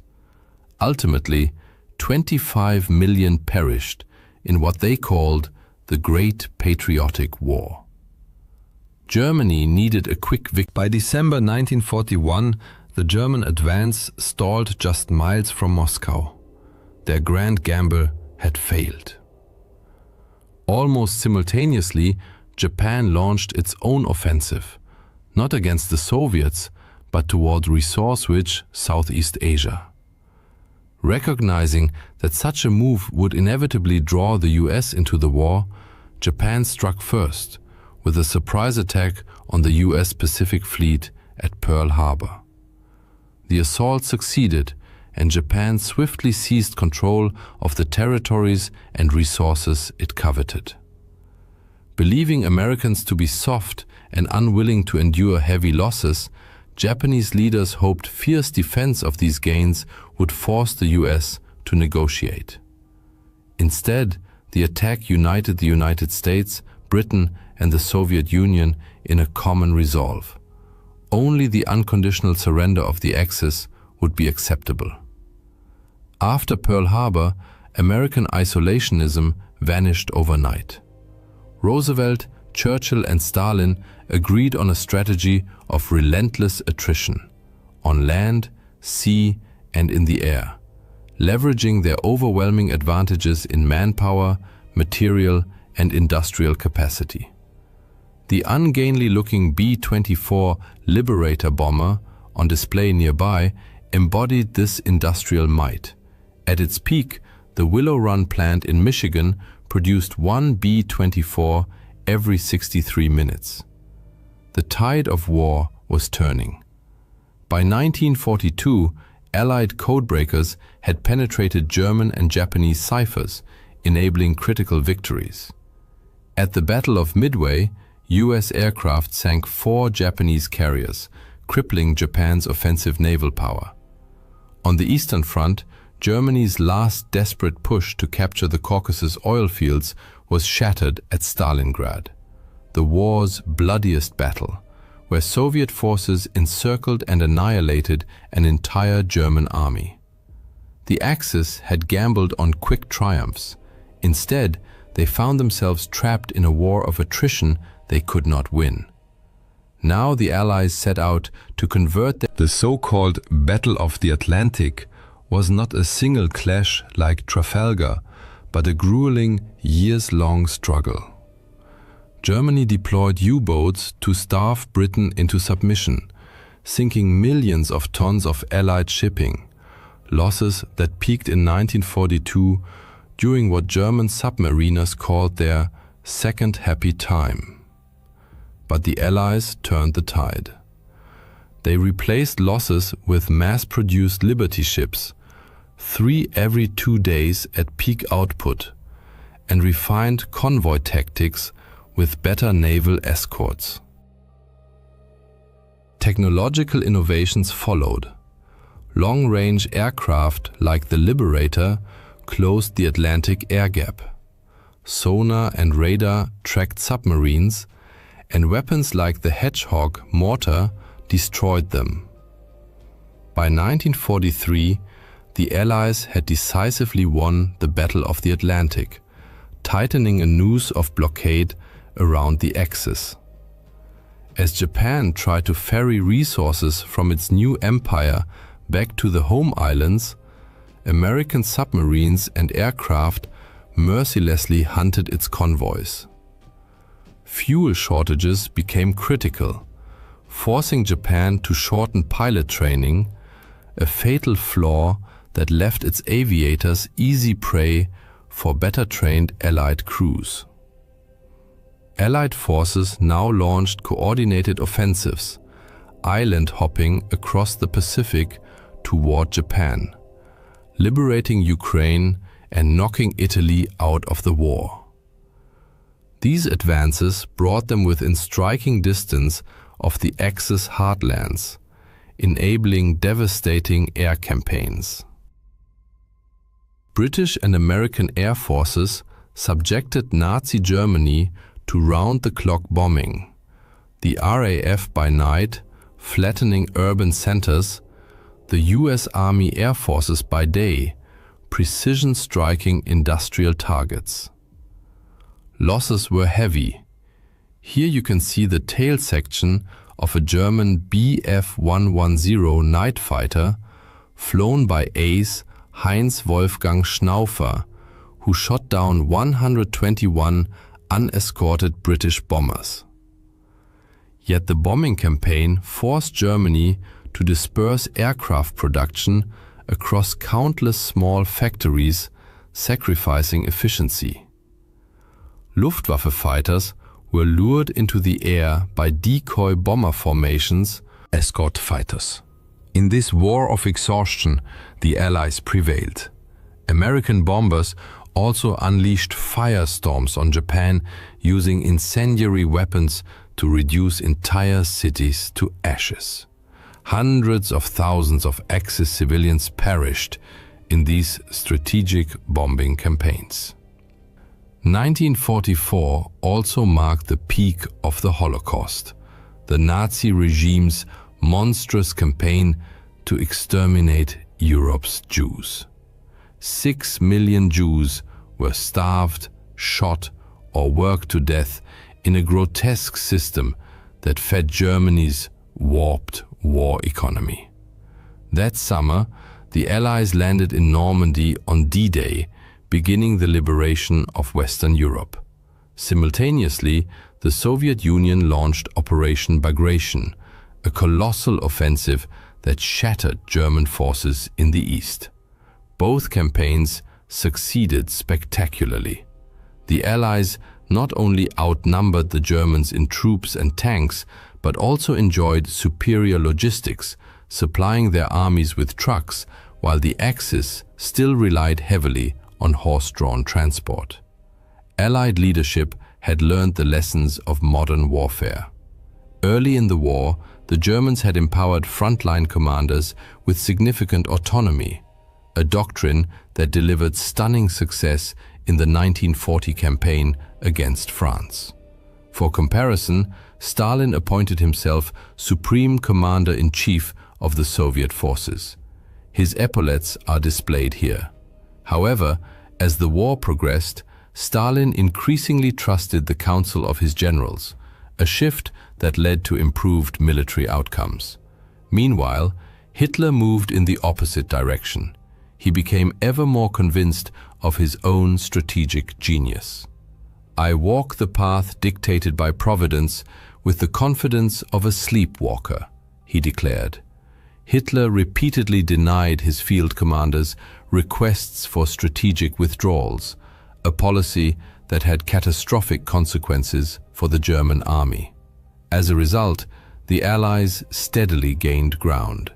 The war's outcome was essentially decided, yet the most striking manifestation of this refusal was the self-sacrifice of young Japanese pilots ordered to crash their explosives-laden aircraft into Allied naval vessels, a tactic known as kamikaze attacks. This relentless determination to fight to the death stemmed from a deep-seated belief that surrender was dishonorable. Consequently, suffering and bloodshed continued unabated. Adolf Hitler pinned his hopes on German Vergeltungswaffen, vengeance weapons, such as the Phi-1 rocket displayed here. He believed the destruction and civilian casualties inflicted by these weapons would terrorize Allied populations and compel their leaders to sue for peace. This, however, was a grave miscalculation. Vast resources diverted to Phi weapon production came at the expense of urgently needed tanks and fighter aircraft. Moreover, tens of thousands of forced laborers perished under horrific conditions in underground factories while building these weapons. In stark contrast, the Allies invested heavily in developing an entirely new, era-defining weapon of decisive impact, the atomic bomb. By May 1945, crushed between advancing forces from the east and west, Germany was forced to capitulate. Japan, however, fought on, until the United States dropped atomic bombs on Hiroshima and Nagasaki, and the Soviet Union invaded Manchuria. It then became unmistakably clear that further resistance was futile. In August 1945, World War II ended in Allied victory. The Allies possessed overwhelming advantages in natural resources and population, fundamental pillars of total war. Yet this superiority alone did not guarantee victory. Through indomitable spirit and tenacious resistance, they overcame early setbacks to persevere. They coordinated a vast strategic framework and, often through painful experience, mastered the demands of modern warfare. They also successfully mobilized their populations for immense effort and sacrifice. The peoples of the Allied nations demonstrated unwavering resolve and resilience, whether fighting the Axis powers, manufacturing the countless items required by mechanized warfare, or serving in numerous support roles. On Victory Day, Churchill addressed crowds in London with the words, "This is your victory." The Second World War was undoubtedly the largest, most destructive and bloodiest conflict in human history, leaving an indelible mark on every continent, including even distant Antarctica. Fighting erupted across the globe, from the fields of China and France to the exotic shores of Hawaii, icy Iceland, scorching Somalia, picturesque Sri Lanka, the harsh Arctic, and countless other regions. Warfare unfolded in trenches, on horseback, in the boundless skies, beneath ocean depths, and, for the first time in human history, even reached into outer space and involved nuclear weapons, forever transforming humanity's understanding of war. This global conflict radically reshaped the world order. Powerful European empires, British, French, Dutch, and others, never fully recovered from the blows they sustained. The remainder of the 20th century came to be dominated by two new superpowers, the United States of America and the Soviet Union, which dictated the geopolitical landscape for decades. In Asia, the war ultimately led to the triumph of the Chinese Communist Party, the dramatic division of Korea into two spheres of influence, and the birth of India as an independent nation. This raises several natural questions. When exactly did this monumental event take place? What were its key phases? And who were the main adversaries on the battlefields? Answering these questions is essential to understanding modern history. The precise start date of the Second World War depends on one's perspective. The conflict stemmed from deep-seated ambitions to expand empires, seize territory, assert dominance, accumulate wealth, and control resources. Three dictatorships, Germany, Italy, and Japan, collectively known as the Axis powers, aggressively expanded their domains throughout the 1930s. Germany saw dominance in Europe. Japan and China had already been locked in fierce combat since 1937, and some historians regard this as the true beginning of the war. The United States was effectively drawn into the war in the Pacific in December 1941, following Japan's surprise attack on the American fleet at Pearl Harbor, Hawaii. Thus, for Americans, the war began in 1941. However, Europeans, Canadians, Australians, Indians, and residents of other European colonies, which constituted the vast majority of the world's population at the time, marked the war's start in September 1939. That month, Adolf Hitler, Germany's dictator, invaded Poland.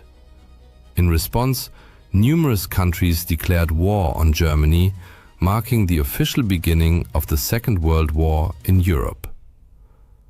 The war's end is somewhat clearer.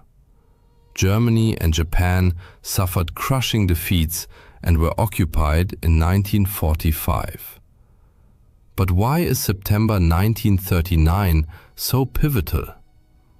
In Europe, Hitler's Nazi Party had seized power in Germany, dismantling democratic institutions and establishing a totalitarian regime. Under his rule, political opponents, Jews and other minorities were persecuted and concentration camps were built. Hitler's central goal was territorial expansion, specifically reclaiming lands lost after Germany's defeat in the First World War in 1918. In 1938, he annexed Austria and then seized parts of Czechoslovakia. Yet, his ambitions stretched far beyond. He dreamed of a vast Eastern Empire encompassing Ukraine's fertile farmland and the oil fields of the Caucasus. Claiming that Western Poland had historically belonged to Germany, Hitler targeted it next. To secure his eastern flank, he signed a non-aggression pact with Soviet dictator Joseph Stalin in August 1939. Secretly, they agreed to invade and partition Poland between them. On September 1st, 1936 2.0, Hitler assumed Britain and France would tolerate this, as they had reluctantly accepted the annexation of Austria and parts of Czechoslovakia over the previous 2 years. But the invasion of Poland was the final straw. They declared war on Germany. Hitler was now embroiled in another world war. What now? He reportedly asked his foreign minister. Britain and France were soon joined by their vast empires: Canada, India, Nigeria, South Africa, New Zealand, Australia, and many others, all now drawn into the conflict. Events unfolded rapidly. Germany and the Soviet Union swiftly divided Poland. British and French forces offered little effective aid. A minor French incursion into Western Germany advanced only a few miles before retreating once victorious German troops returned from Poland. The Soviets fared poorly in their own invasion of Finland, suffering a humiliating setback, though they later seized a small portion of Finnish territory in 1940. At sea, German U-boats and warships targeted British shipping in what became known as the Battle of the Atlantic, a campaign that lasted until the war's final days. Just hours after hostilities began, a German submarine sank the passenger liner Athenia. Meanwhile, any German naval vessel venturing into open waters was hunted down. The British Royal Navy famously sank the German cruiser Admiral Graf Spee off the coast of South America. On the European continent, however, a tense lull, dubbed the Phony War, prevailed. Both sides watched each other across the Franco-German border. In Britain, more civilians died in road accidents due to blackout conditions than soldiers did in combat. But this stalemate shattered in April 1940.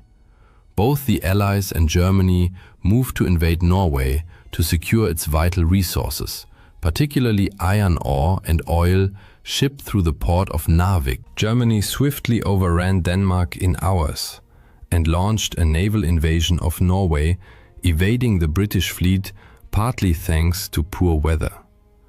Allied attempts to reinforce Norwegian forces failed. By late May, the last Allied troops and the Norwegian royal family were evacuated. The defeat sparked political crisis in Britain, leading to the collapse of the government and the rise of a new Prime Minister, Winston Churchill. Churchill had barely assumed office when, on the very day he moved into 10 Downing Street, German forces launched a massive invasion of Western Europe. Huge German armies poured across the borders of Luxembourg, the Netherlands, Belgium, and France. What followed was one of the most dramatic military collapses in history. Employing tanks, aircraft, and motorized units in a revolutionary tactic later dubbed Blitzkrieg, Lightning War, the Germans achieved a stunning breakthrough. While Allied forces advanced into Belgium, expecting a repeat of the static trench warfare of World War I, the Germans struck unexpectedly through the Ardennes forest, a region most strategists considered impassable for large armored formations. This surprise maneuver split the Allied armies in two. Within 10 days, German forces reached the English Channel, cutting off all northern Allied troops in Belgium from the main French army to the south. Trapped, British and French forces retreated to the coastal town of Dunkirk. In a desperate evacuation, the Royal Navy mobilized not only warships but also civilian vessels, fishing boats, pleasure craft, river barges, to rescue soldiers directly from the beaches, as port facilities had been heavily damaged. The British initially hoped to save 45,000 men over 2 days. But Hitler unexpectedly ordered his advancing panzers to halt, concerned about overextended supply lines and unsuitable marshy terrain near Dunkirk. In just 1 week, an astonishing 340,000 Allied troops were rescued, many calling it a miracle. Britain had saved its army, though it left behind nearly all its heavy equipment. Seizing the moment, Italy, Hitler's Axis partner, declared war and invaded southern France. After Dunkirk, German forces turned south and crushed the remaining French army. Within weeks, France fell. Hitler visited Paris for propaganda photographs. Germany now dominated Western and Central Europe. Inspired by Churchill's defiant speeches, Britain and its empire resolved never to surrender. Hitler now faced a British problem. He had to either force Britain into peace or destroy it entirely. Otherwise, The British would continue harassing him while he turned east to realize his ultimate ambition, conquering the Soviet Union and building a vast German empire. Hitler ordered preparations for an invasion of Britain while using the Luftwaffe to bomb the country into submission. Thus began the Battle of Britain, the first major campaign fought almost entirely in the air. German bombers initially targeted Royal Air Force, RAF, airfields and infrastructure, aiming to achieve air superiority before launching mass terror raids on cities. But the RAF proved remarkably resilient. Hurricanes and Spitfires fiercely contested every raid. German bomber losses mounted to unsustainable levels. The British employed a pioneering radar system to detect incoming raids and direct fighter squadrons with unprecedented efficiency. As summer wore on, the RAF seemed invincible. Frustrated, the Germans shifted tactics in early September, bombing London in hopes of breaking civilian morale. This marked the start of the Blitz, sustained aerial bombing of British cities. Yet by mid-September, it was clear the Luftwaffe had failed. The RAF remained a potent force, and the cost of bombing London was too high. Hitler admitted he, without neutralizing the RAF and the Royal Navy ready to annihilate any invasion fleet, he shelved plans for a cross-channel invasion. Night bombing of cities continued, but Operation Sea Lion was indefinitely postponed. While Britain fought for survival at home, it also battled Italian forces in the Mediterranean, where colonial territories clashed in North and East Africa. British forces successfully liberated Italian-occupied Ethiopia, but fighting in Libya and Egypt proved far more grueling and prolonged. 1941 became a decisive year as Axis and British forces clashed with increasing intensity in North Africa. Meanwhile, Italy's ill-fated invasion of Greece in late 1940 collapsed into humiliating retreats, forcing Mussolini to beg Hitler for help. The Führer could not let his allies' failure tarnish the Axis image, so he invaded the Balkans, swiftly occupying Yugoslavia and Greece by April 1941. But this diversion cost the Axis precious time and resources, just as they were preparing for their most ambitious operation yet, the invasion of the Soviet Union. In June 1941, Hitler shocked his former ally Stalin by launching Operation Barbarossa, the largest military invasion in history. Nearly 4 million Axis troops, 3,500 tanks, over 8,000 vehicles, thousands of aircraft, and more than 500,000 horses surged across the Soviet frontier. The Red Army was caught completely off guard. Millions of Soviet soldiers were killed or captured. Most prisoners perished in horrific conditions. Even Stalin's own son died in German captivity. By December, German spearheads stood on the outskirts of Moscow. But fierce Soviet resistance and the brutal Russian winter halted the advance. The Soviets then launched a powerful counteroffensive, pushing the Germans back from the capital. Hitler had believed that by kicking in the door, the entire rotten structure. Instead, Soviet forces retreated but did not break, setting the stage for a protracted and catastrophic war of attrition. As German troops closed in on Stalin's capital, a sudden attack erupted on the other side of the world. Japan, locked in a war with China and desperate for victory, urgently needed raw materials such as rubber and oil, which were abundant in Southeast Asia, particularly in places like Malaya.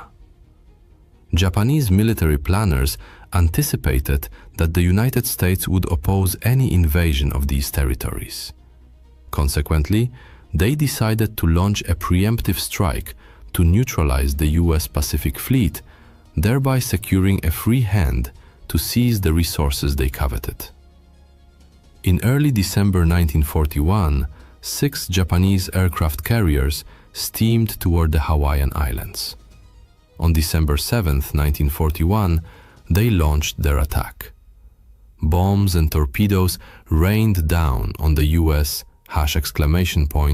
at Meta, quote, pause quote, colon, quote, sex, quote, colon, 2.0, Pacific Fleet, headquarters at Pearl Harbor on the island of Oahu. 8 battleships were sunk or damaged, and 2,500 Americans lost their lives. President Roosevelt called the day a date which will live in infamy, and declared war on Japan. Remarkably, Adolf Hitler then declared war on the United States. America thus entered the conflict against both Japan and Germany, merging the wars in Europe and Asia into a truly global conflagration. Simultaneously with the Pearl Harbor assault, Japanese forces invaded British-controlled Malaya, followed by Indonesia and the Philippines. Within months, all these territories had fallen under Japanese control. The year 1942 proved pivotal. It began with Axis advances, but ended in devastating defeats. Japan expanded its reach across Asia and the Pacific, capturing Burma, advancing toward India's borders, and even bombing Australia and Ceylon, now Sri Lanka. Meanwhile, German and Axis forces surged through Ukraine into southern Russia, reaching. However, their offensive stalled amid brutal urban combat as they struggled to secure the city. That same summer, Japan suffered a catastrophic naval defeat. Having broken Japanese naval codes, the Americans laid a trap near Midway Island. US carrier-based dive bombers sank 4 Japanese aircraft carriers, delivering a crippling blow to the core of Japan's naval power. The tide of war had turned. A similar shift occurred in North Africa. After a dramatic Axis advance deep into Egypt threatened Britain's entire Middle Eastern position, British forces counterattacked at El Alamein in October and pushed the Axis back, a turning point that began a long retreat. Days later, American troops made their first appearance in the European theater, joining British forces in landings in Morocco and Algeria. This move threatened to trap Axis forces between the advancing British army from Egypt and the new Allied front in the west. In November 1942, Soviet forces launched a massive counteroffensive against the Germans at Stalingrad. Within days, the German Sixth Army was encircled. Despite desperate resistance, the last remnants surrendered in February 1943, a crushing defeat for Nazi Germany. In 1943, the Allies intensified their aerial campaign over Europe. Night after night, fleets of bombers struck German cities and industrial centers. In a daring May raid, British bombers breached key dams in the Ruhr Valley, disrupting hydroelectric power and water supplies in Germany's industrial heartland. On the Eastern Front, Germany launched its final major offensive near Kursk. However, British intelligence, having decrypted German communications, provided Stalin with detailed intelligence. The Soviets constructed formidable defensive lines that inflicted horrific losses on the attackers before launching a powerful counteroffensive that in the Atlantic, Allied navies, British, American, Canadian, and others, developed effective tactics to counter the U-boat threat. In a series of decisive engagements, they sank German submarines in such numbers that German admirals suspended all submarine operations. The U-boats would never regain the upper hand. By spring 1943, Axis forces in North Africa surrendered. In July, the Allies invaded Sicily, the first foothold on Axis home territory. Later that month, Italian dictator Benito Mussolini was deposed and arrested. In early September, Allied forces landed on mainland Italy. Although Italy agreed to surrender, German troops swiftly took control of the country, forcing the Allies into a grueling, slow advance up the Italian peninsula.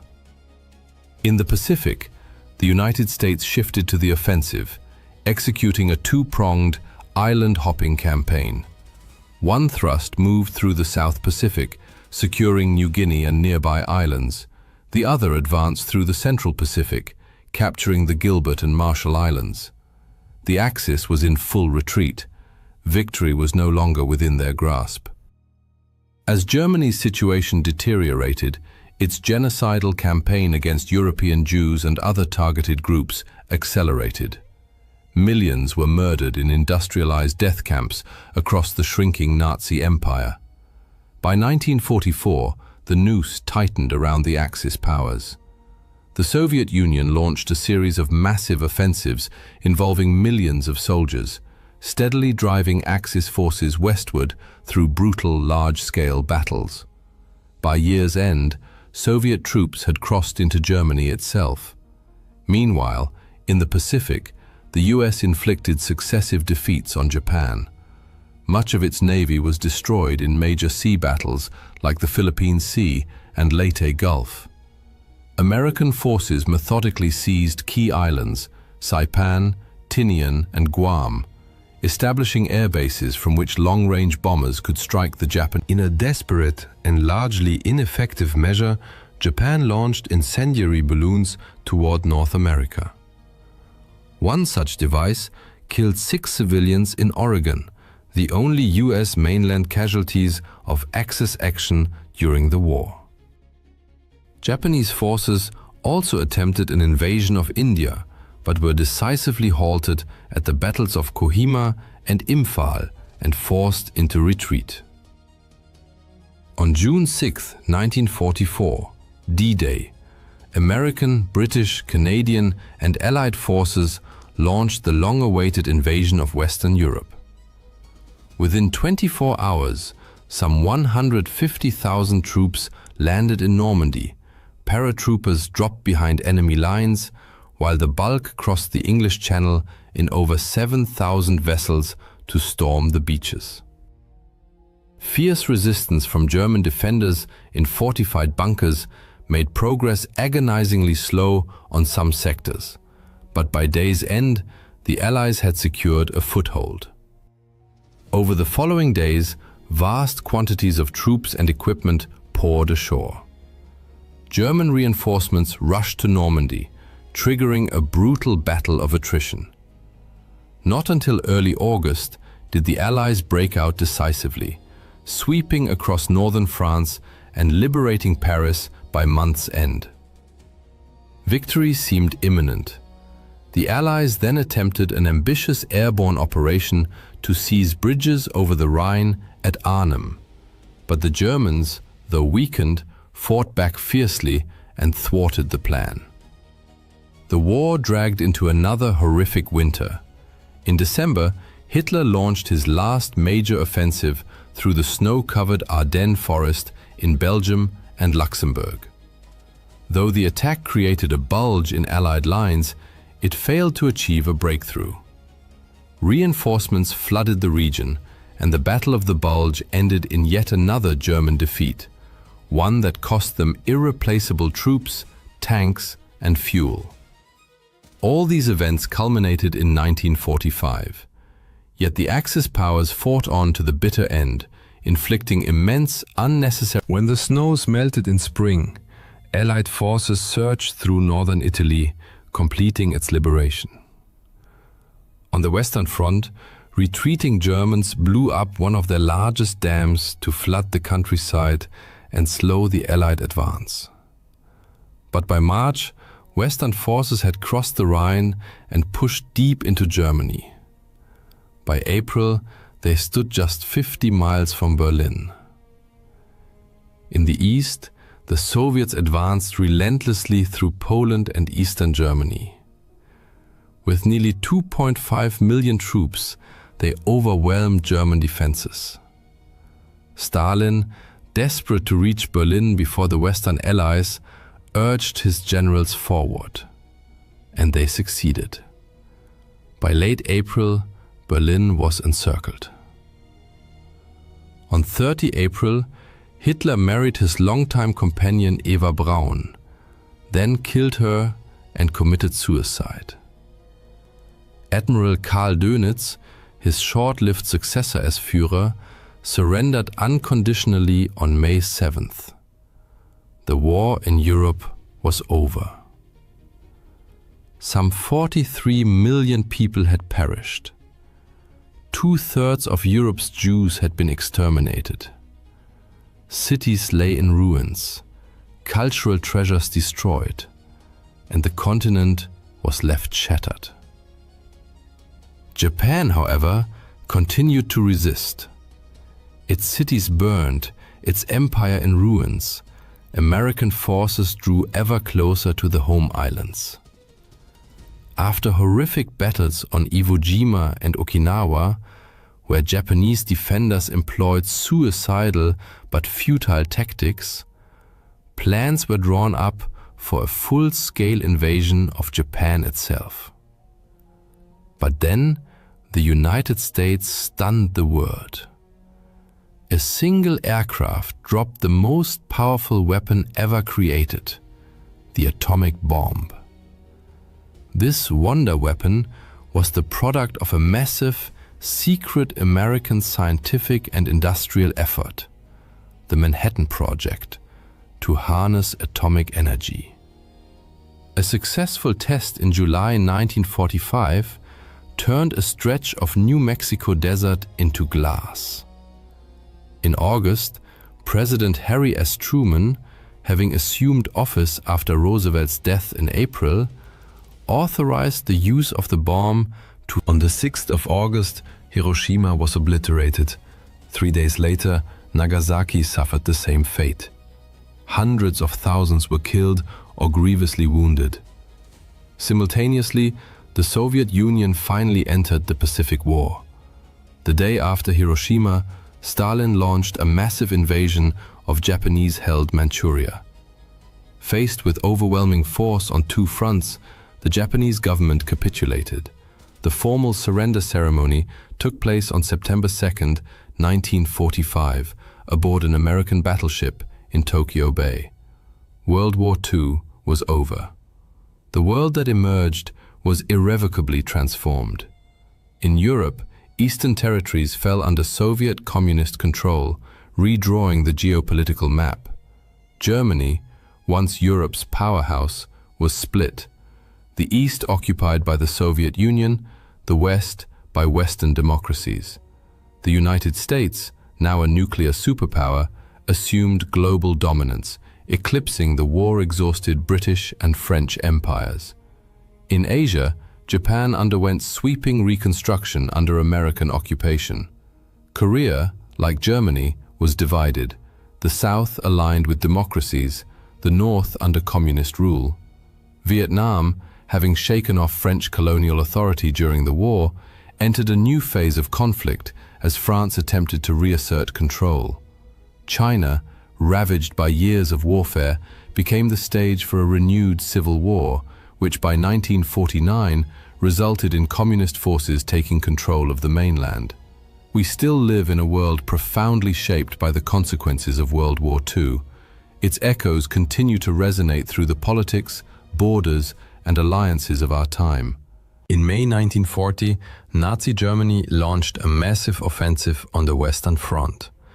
Despite the combined forces of France, Great Britain, Belgium, and the Netherlands significantly outnumbering the Germans in manpower, artillery, and tanks, and despite the French army being widely regarded as one of the finest in the world, German forces stunned the world by achieving a crushing victory over the Allies in just 6 weeks.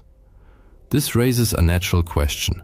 How did Germany manage such a decisive and rapid triumph? When Germany invaded Poland in 1939, Britain and France declared war.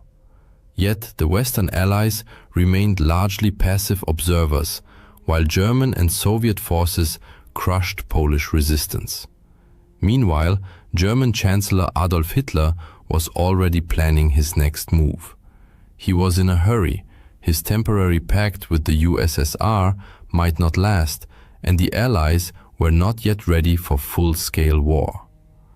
On September 27th, Hitler informed the High Command of his intention to attack France within a month. Most German generals, including Wilhelm Ritter von Leeb, were stunned. General von Leeb voiced his concerns. The French won't be caught off guard. They know full well that if the Germans strike, it will be through Belgium. Therefore, they will be on high alert. Our losses will be enormous. An attack on France cannot be carried out as it was in Poland. It will be extremely costly and bloody. Hitler ignored these warnings and ordered planning to begin for an offensive aimed at seizing neutral Belgium and the Netherlands and occupying enough of northern France to establish a springboard for an assault on Britain. The original attack date was postponed to November 25th. Army Chief of Staff Franz Halder swiftly prepared a cautious plan centered on a main thrust through central Belgium. Hitler, however, expressed disappointment, declaring, "This is just the old Schlieffen plan, with a strong right wing along the Atlantic coast." Negotiations between army planners and Hitler dragged on for months, during which the offensive was delayed 29 times. Increasingly, Hitler favored concentrating Germany's relatively few armored and motorized divisions for a breakthrough through the densely forested Ardennes region, aiming to cut off Allied forces should they, as expected, advance into Belgium. The army leadership considered this approach excessively risky. Unknown to Hitler, General Erich von Manstein also advocated an Ardennes route for what would later become known as the Sickle Cut plan, but the army command rejected it. Then, in January 1940, a German Messerschmitt Bf 108 Typhoon carrying the invasion plans crashed in Belgium, forcing the Germans to revise their strategy again. Finally, on February 24, 1940, the final plan was approved, one that modified Manstein's original double envelopment concept. Under it, Army Group B would pin Allied forces in the north, while the Southern Army Group A would spearhead the attack through the Ardennes, cross the Meuse River at Sedan, and race toward Abbeville, where the Somme meets the sea. It was a daring plan, requiring valuable armored units to navigate treacherous, narrow forest roads and advance with dangerously exposed flanks. General Fedor von Bock, commander of Army Group B, voiced his misgivings to Halder. "You'll be crawling 10 miles from Sedan for the following. You'll be the plan and well-informed Detli in this appearing the most of example of this. You'll be crawling 10 miles from the Maginot Line with your breakthrough flank exposed, hoping the French will just sit and watch. You're cramming masses of tanks onto the sparse roads of the Ardennes as if air power doesn't exist. And then you expect to push all the way to the coast with a 200-mile-long open southern flank where the bulk of the French army is stationed." Meanwhile, the French and British were also making plans. The French and British planners trusted the impregnability of the Maginot Line and expected a German thrust through neutral Belgium and the Netherlands. However, the Dutch and Belgians refused to coordinate detailed plans for Franco-British forces entering their territory, hoping to avoid provoking Germany. Nevertheless, this scenario remained central to the Allied Plan D. The best French units and the British Expeditionary Force, BEF, were to enter the Netherlands if Germany attacked, attempting to halt them along the Dyle River, the Albert Canal, and fortresses like Eben-Emael. Plan D was itself risky.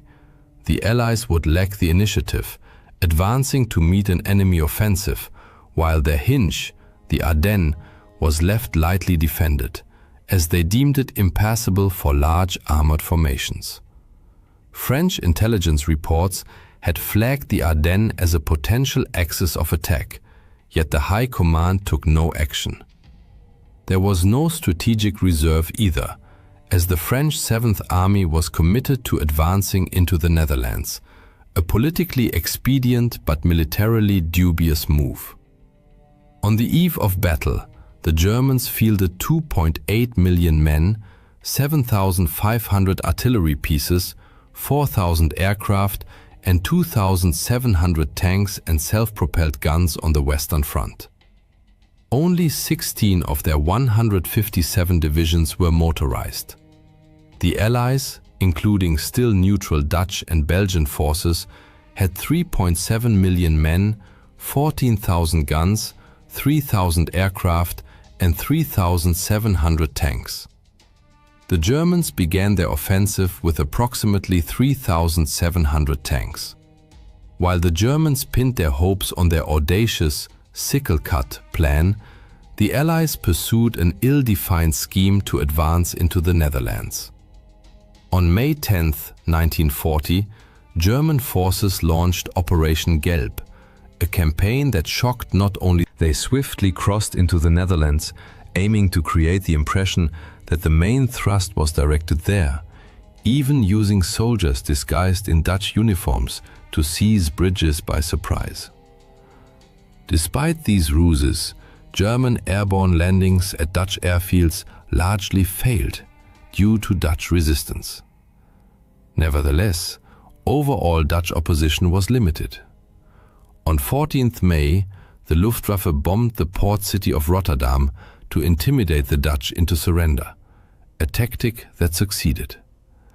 Around 800 civilians were killed, though in the ensuing chaos, the Dutch government mistakenly believed the death toll was 30,000, and much of the city was destroyed. The government fled, and the Dutch army capitulated on 15th May. Belgian forces also retreated rapidly, though several units, unaware of the retreat order, held off German tanks for hours, a lesson Allied commanders overlooked amid the confusion. As Franco-British troops began moving late that evening, their advance along roads clogged with refugees was painfully slow. The Belgians had hoped Fort Eben-Emael would stop the Germans, but despite fierce resistance against German paratroopers and glider troops, the attackers prevailed by 11th May. Farther south, in the strategically vital Ardennes, the Germans advanced but encountered serious difficulties.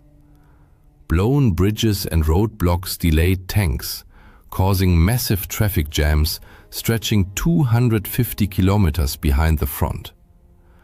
Only then did the French grasp the true scale of the Ardennes offensive. Local commanders had requested reinforcements days earlier, but none came. Now, French Commander-in-Chief Maurice Gamelin hastily dispatched 3 divisions.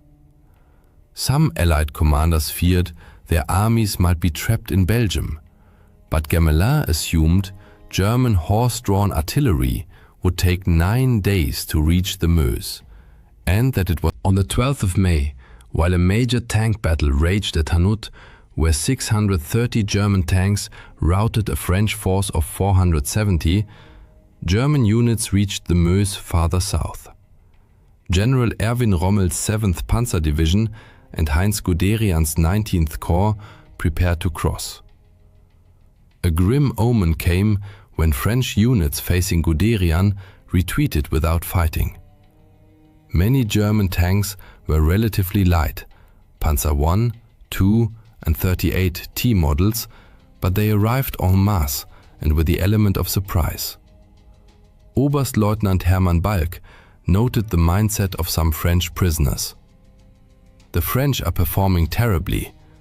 When asked why they are fighting us, prisoners reply, because England and the rich want war. We are not waging war, they are waging it on us. Their eyes burn with hatred when they speak of England. The French have never been this bad. On the 13th May, German infantry and reconnaissance cavalry crossed the Meuse at Dinant and Sedan. The French were overwhelmed by the speed of the German advance. As one captured French general admitted, "You're too fast for us, that's all." Even before the crossing, rumors spread among French troops that the Germans were already behind them, triggering panic and flight in some units. German success stemmed not only from the armored thrust through the Ardennes, but also from overwhelming air power. The Luftwaffe relentlessly attacked Allied columns, though both sides suffered heavy aerial losses. Aircraft like the Ju-87 Stuka dive bomber pounded French defenses along the Meuse before ground troops crossed. German tanks crossed the river on the 14th, but incurred losses. Some units were reduced to a quarter of their strength and ran low on fuel and ammunition. French forces prepared to counterattack the still fragile bridgeheads. Failure to do so would leave half the Allied armies and their best motorized units cut off in the north. On May 10th, Prime Minister Neville Chamberlain resigned, replaced by Winston Churchill. Days later, French Premier Paul Reynaud recalled General Maxime Weygand from Syria to assume command and appointed Charles de Gaulle as Undersecretary of National Defense. But he also brought in World War I hero Philippe Pétain as Deputy Premier, though Pétain believed the war was already lost and blamed Britain for starting it. Reynaud desperately requested 10 additional British fighter squadrons be sent to France. Churchill wanted to comply, but the British cabinet, fearing for home defense, agreed to only 4. Some in London had lost faith in the French army, especially after Gamelin admitted he had no strategic reserve. On 15th May, the Germans broke out from their bridgeheads and advanced 65 kilometers by evening. Gamelin finally recognized the danger and ordered Allied forces in Belgium to retreat. General von Bock wanted to exploit his Army Group B's advantage in Belgium, but Army High Command feared it might jeopardize the sickle cut. Both army groups halted for 3 days to keep northern Allied armies trapped in the developing cauldron and allow infantry to catch up and secure flanks against expected French counterattacks, a concern foreseen in Manstein's original plan. Yet, Allied commanders failed to capitalize on this pause. When a French general admitted he didn't know how to fight tanks, British General Henry Pownall lost composure. Good God, how awful to be allied to such a temperamental nation. However, the battle at the village of Stonne revealed the true power of French armor and explained the German command's hesitation. There, a Char B-1 BIS tank commanded by Captain Pierre Bilotte destroyed 11 Panzer IIIs, 2 Panzer IVs and 2 anti-tank guns. An extraordinary feat, arguably one of the greatest despite Bilotte's heroism and the delay he caused. By 20th May, the 2nd Panzer Division reached the coast at Abbeville. Many French soldiers were caught off guard or shell-shocked by relentless air raids. Lieutenant Alexander Steinberg, witnessing the scene, describes streets littered with the wreckage of the shattered French army, disabled vehicles, burned-out tanks, abandoned artillery, a seemingly endless trail of destruction. Over 1 million British and French troops were now trapped north of the Somme, and the RAF had lost a quarter of its strength. The Allies desperately attempted a two-pronged counterattack against the German flanks, but command confusion reigned, and the Germans advanced with astonishing speed. Anglo-French forces did launch an effective strike near Arras on 21st to 22nd May, involving Matilda tanks, but the battered Germans repelled it. Allied forces then began a fighting retreat toward the port of Dunkirk for evacuation, a British decision that many French viewed with outrage. Fearing further counterattacks from the south, von Rundstedt urged Hitler to halt the advance on Dunkirk. On 24th May, Hitler agreed. This decision later sparked fierce debate. During the war, Hitler tried to obscure his error, claiming he wanted to spare Britain humiliation to facilitate peace talks. After the war, von Rundstedt claimed Hitler gave the order, but this was false. In reality, von Rundstedt issued the halt order himself, but told subordinates it came from Hitler to ensure compliance. Why then did von Rundstedt stop the tanks before Dunkirk? His decision was based on several strategic considerations. First, he wanted to give his armored units time to regroup and prepare for potential counterattacks from Dunkirk. Second, he needed his infantry to reach the Somme line. Third, Panzer Commander von Kleist believed the terrain around Dunkirk was unsuitable for effective tank operations. Moreover, von Rundstedt wanted the Fourth Army to consolidate its position in Arras before launching an assault on Dunkirk. Finally, von Rundstedt, Hitler, and the Naval High Command all agreed that a rapid evacuation of the British Expeditionary Force, BEF, was impossible. This meant there was no need to expend precious Panzer III or IV tanks on Dunkirk when they could instead be deployed against the French in the south, especially since Germany had already lost 600 tanks. German command expected artillery and the Luftwaffe to destroy the Allied forces trapped in the pocket, after which the Fourth Army would finish them off. However, the German pause was not the sole reason the BEF managed to escape. On 25th May, British troops captured a German staff car containing documents detailing the locations of upcoming German attacks. Lord Gort immediately dispatched reinforcements, preventing the Germans from cutting off the bulk of British forces from Dunkirk, an action that likely saved the BEF. Operation Dynamo, the evacuation of the BEF and French troops from Dunkirk, began on 26th May, followed the next day by the BBC's appeal for civilian vessels to assist. Chaos reigned on the beaches and aboard the ships as German aircraft relentlessly bombed the defenseless men below.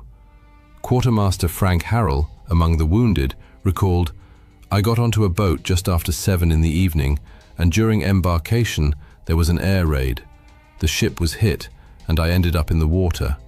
There were about 30 of us in the water. Because of my injured leg, I could only dog paddle, but I stayed afloat and made it back to the beach to wait for another chance." Around Dunkirk, British and French units fought determined rearguard actions to hold back the Germans.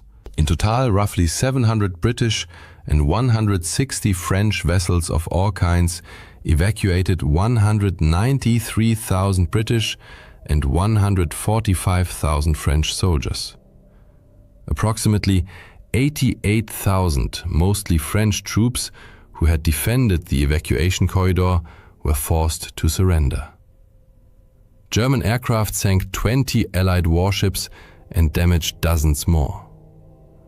The rescue of the BEF became even more remarkable given the sudden capitulation of the Belgian army on 28th May, which occurred without prior consultation with the British or French. King Leopold made the controversial decision to surrender and become a German prisoner. Although the Allies had not planned to evacuate Belgian forces, they were outraged. French Premier Paul Reynaud called the king a swine, and former British Prime Minister David Lloyd George denounced his actions as a model of treachery and cowardice. The collapse of the Allied front exacerbated tensions in London and Paris. Generals Weygand and Pétain pressured Reynaud to seek a separate peace with Germany, but he refused. Cologne 2.0. British Foreign Secretary Lord Halifax proposed peace negotiations through neutral Italy, but Churchill would have none of it. "Even if we are defeated, we will be no worse off than if we stop fighting now. We must avoid being dragged into the abyss with France." With the BEF and the most effective French units either evacuated or captured and stripped of their heavy equipment, German attention turned to the remaining French forces. South of the Dunkirk tragedy, the front line ran along the Somme and Aisne rivers, where the Germans had already established several bridgeheads. The bridgehead at Abbeville posed a serious threat to the remaining ports, vital for supplying the Second British Expeditionary Force. Despite the obvious risks, Winston Churchill ordered 300,000 fresh British troops sent to France, aiming, as he put it. General Alan Brooke, however, expressed deep skepticism. You cannot give feelings to a corpse, and the French army is effectively dead. Yet a spark of resistance still flickered among the French. On 27th May, the French 7th Army attacked the Abbeville bridgehead. Units from Charles de Gaulle's division and Manstein's corps took part. French B-1 BIS tanks caused panic among some German units, but several German 88mm anti-aircraft batteries, skillfully deployed in a ground role, halted the fragmented Allied armored assaults and held the bridgehead. On June 5th, the Germans launched Operation Rot, Red. Their strategic aim was to swiftly cross the Somme and Aisne rivers and drive south to crush the French army before it could reorganize. In the first phase, 3 armies of Army Group B were to advance to the Seine, Oise, and Aisne near Paris. Then, Army Groups A and B would deliver the main blow east of Paris toward Troyes and Saint-Dizier. In the third phase, Army Group C would breach the Maginot Line near Saarbrücken and, in the fourth phase, cross the Rhine at Colmar. By this point, the Germans had twice as many divisions as the Allies. Weygand urged French troops to fight to the death, stressing that France's fate depended on the coming battle. He also introduced a new defensive tactic to counter deep German armored thrusts. French units constructed hedgehogs, fortified villages, and forest positions designed for all-around defense. Their purpose was to pin down German infantry while Allied tanks engaged German armor as it broke through. Initially, these hedgehogs proved effective, as noted in the diary of Luftwaffe General von Richthofen. What seemed a success this morning turned out to be nothing. The French are stubborn and resilient. They've fortified every village. Our tanks drive through, but the French lie low. The infantry can't keep up with the tanks, so the tanks just roll on without them. The infantry can't advance against the circular defenses of villages. That's how everything gets stuck. Fierce fighting erupted south of the Somme on June 5th to 6th. Many French soldiers, heeding Weygand's call, fought to the last. In some places, Germans executed French African colonial troops after they surrendered. Overall, during the campaign, SS and Wehrmacht units killed at least 3,000 French African soldiers and nearly 200 British and French prisoners, and committed several massacres of civilians, such as at Vingt and Oigny. During one such massacre of African troops, a German officer explained his actions to a French counterpart. An inferior race does not deserve to fight against a civilized race like the German. Nevertheless, on June 6th, the Germans broke through along the Chemin des Dames, crossed the Aisne, and also crossed the Somme in 2 places. Allied units along the Somme estuary retreated to the Bresle River. German tanks again demonstrated their speed, outflanking the new Allied position by nightfall. On July 7th, General Hermann Hoth's tanks reached the crossroads at Forges-les-Eaux, splitting the French 10th Army in 2. Hoth aimed to push toward the Seine and Rouen, but his superiors feared for his flanks as Allied resistance was holding back German infantry.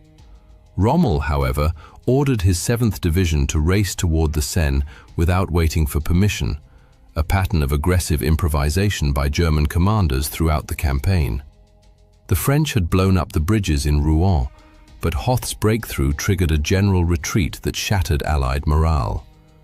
The Germans noted that even French armored units, which could have posed a serious threat, avoided combat. As reported near Haute-Épine, the regiment encountered several isolated enemies. Some crews abandoned their vehicles without fighting. On 9th June, the second phase of Operation Rot began. Here too, the Germans found many French soldiers fighting tenaciously. Army Group A reported effective French artillery fire and organized defenses. But other French units were disintegrating, as one French staff officer observed, "A stunned and exhausted herd, a chaotic mix of units, regiments and services. It's not so much a matter of morale. These men are disoriented. They don't know what's happening to them. The sight of an aircraft terrifies them." Soon, German forces surged forward like an unstoppable tide, breaking through Allied lines on all fronts. Guderian's armored columns raced south from the Aisne, enveloping French units, while Manstein's infantry divisions crossed the Seine. The 9th Army reached the Marne and crossed it successfully the next day. Recognizing the hopelessness of the military situation, British command decided to evacuate the 200,000-strong 2nd British Expeditionary Force. Weygand declared the war lost and insisted on seeking peace with Germany. Renaud, however, firmly rejected the proposal, urging continued resistance. "You mistakenly see Hitler as Wilhelm I, a respectable gentleman who took Alsace-Lorraine from us and left it at that. But Hitler is Genghis Khan, a merciless conqueror." On June 14th, German troops entered Paris, coinciding with the start of the 3rd and 4th phases of their offensive. On June 16th, Verdun, the symbol of French resilience in World War I, fell. German forces reached the Loire River and the Swiss border, and the French army was utterly disorganized and defeated. Politically, the situation for the Allies was dire. On June 10th, Italy declared. By 16 June, most French cabinet ministers favored an armistice, and Pétain threatened to resign if Renaud did not request one, a move that would fatally undermine the government. Renaud appealed to President Roosevelt for help, but received only sympathy. London proposed a Franco-British union to continue the war, but Pétain saw it as a British plot to seize French colonies and called it a marriage with a corpse. He also sought peace to prevent a potential communist uprising. As a result, Renaud resigned, Pétain became prime minister, and the next day requested an armistice. Some Frenchmen, like de Gaulle, sought to continue the fight. Broadcasting from England, he urged his countrymen to resist. Few heard him that day, but that would soon change. While armistice negotiations were underway, Mussolini decided he wanted an Italian victory before the war ended. On 21st June, 22 Italian divisions attacked in the Alps, but just 6 French divisions held them back.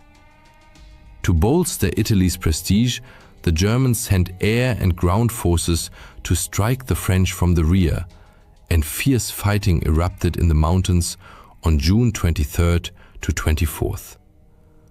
Finally, on June 25, 1940, the armistice took effect.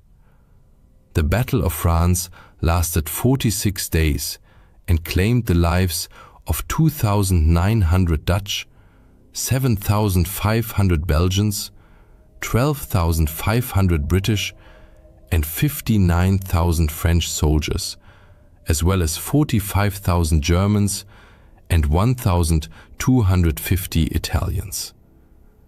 Nearly 30,000 French, Dutch, and Belgian civilians died, and 8 million became refugees. Over 2 million French and Belgian soldiers were taken prisoner. The scale of Germany's victory is evident in material losses.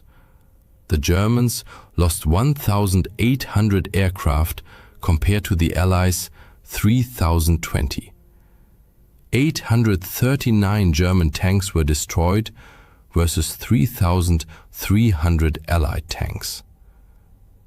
Immediately after the campaign, debates erupted over the General Gamelin blamed soldiers for cowardice. De Gaulle argued the army had been misused. Pétain claimed the nation was spiritually weak. An officer, historian, and future resistance member Marc Bloch emphasized the incompetence of the High Command. Ultimately, the Allies were defeated on the battlefield because they failed to respond effectively to the speed and power of concentrated German armored formations. They underestimated the effectiveness of tactical air support, could not coordinate to exploit German mistakes, and suffered from internal divisions and declining morale. Germany's victory shocked Allied governments and publics, including neutral America, which re-evaluated its global security strategy and was a welcome surprise at home. German propaganda hailed it as a blitzkrieg of tanks, an image that endures today, though infantry fought the majority of the battles. German leaders, overestimating their own capabilities and military strength, now grew overconfident. With Hitler's prestige at its peak, few dared challenge his decisions. They ignored their own errors, such as exposed flanks and ammunition shortages, because they had gotten away with them. France was lost, but the war was not over. Britain was determined to fight on, as were de Gaulle's Free French. Germany had already begun its next offensives, the skies over England filled with German aircraft, and strategists in Berlin turned their gaze eastward.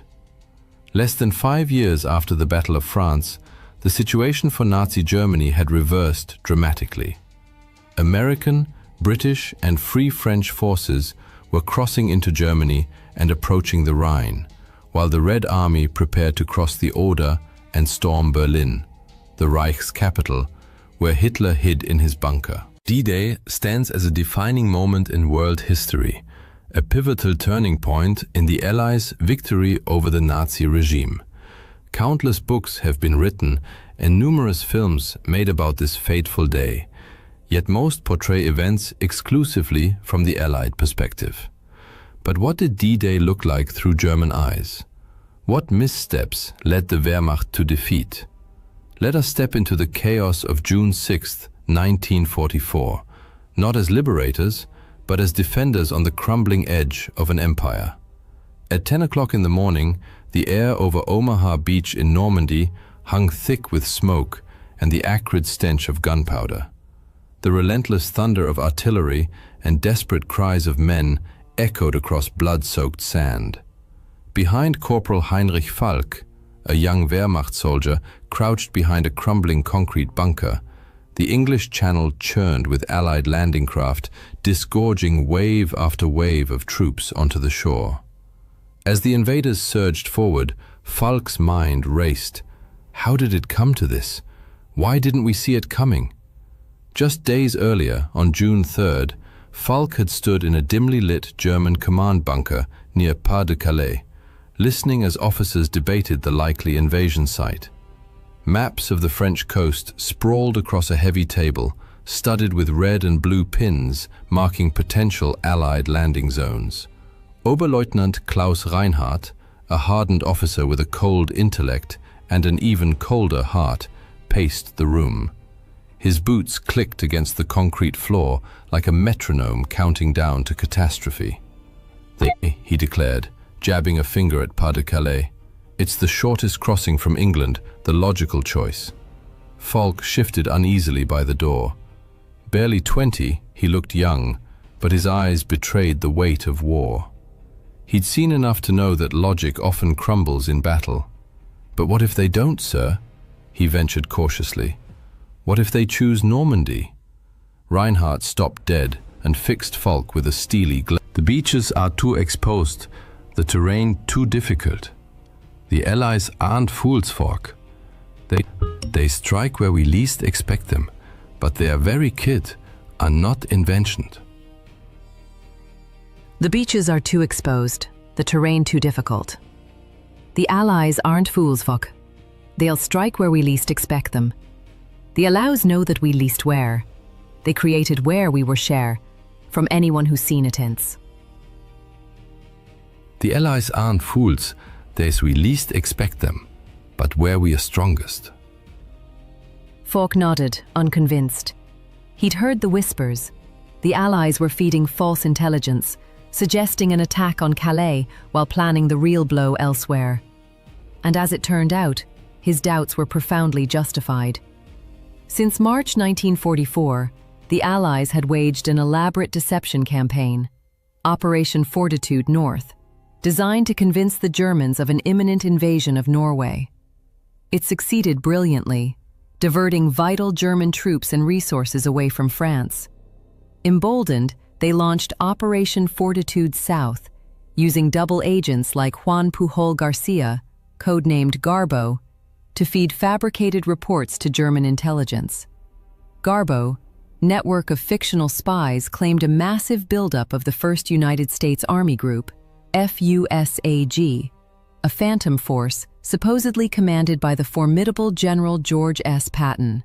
Based in southeast England, FUSAG existed only through inflatable tanks, dummy landing craft, and fake radio traffic. The Germans swallowed the bait whole. In May 1, 1944, the Allied Supreme Headquarters in London buzzed with frenetic energy. Maps covered every surface, marked with arrows and front lines heavy with history. At the center stood General Dwight D. Eisenhower, Supreme Commander of the Allied Expeditionary Force, his gaze sweeping the room. Beside him, Colonel David Strangeways, the mastermind behind Operation Bodyguard, the overarching deception plan, allowed himself a knowing smile. "They've taken the hook, line and sinker," he told Eisenhower. And they had.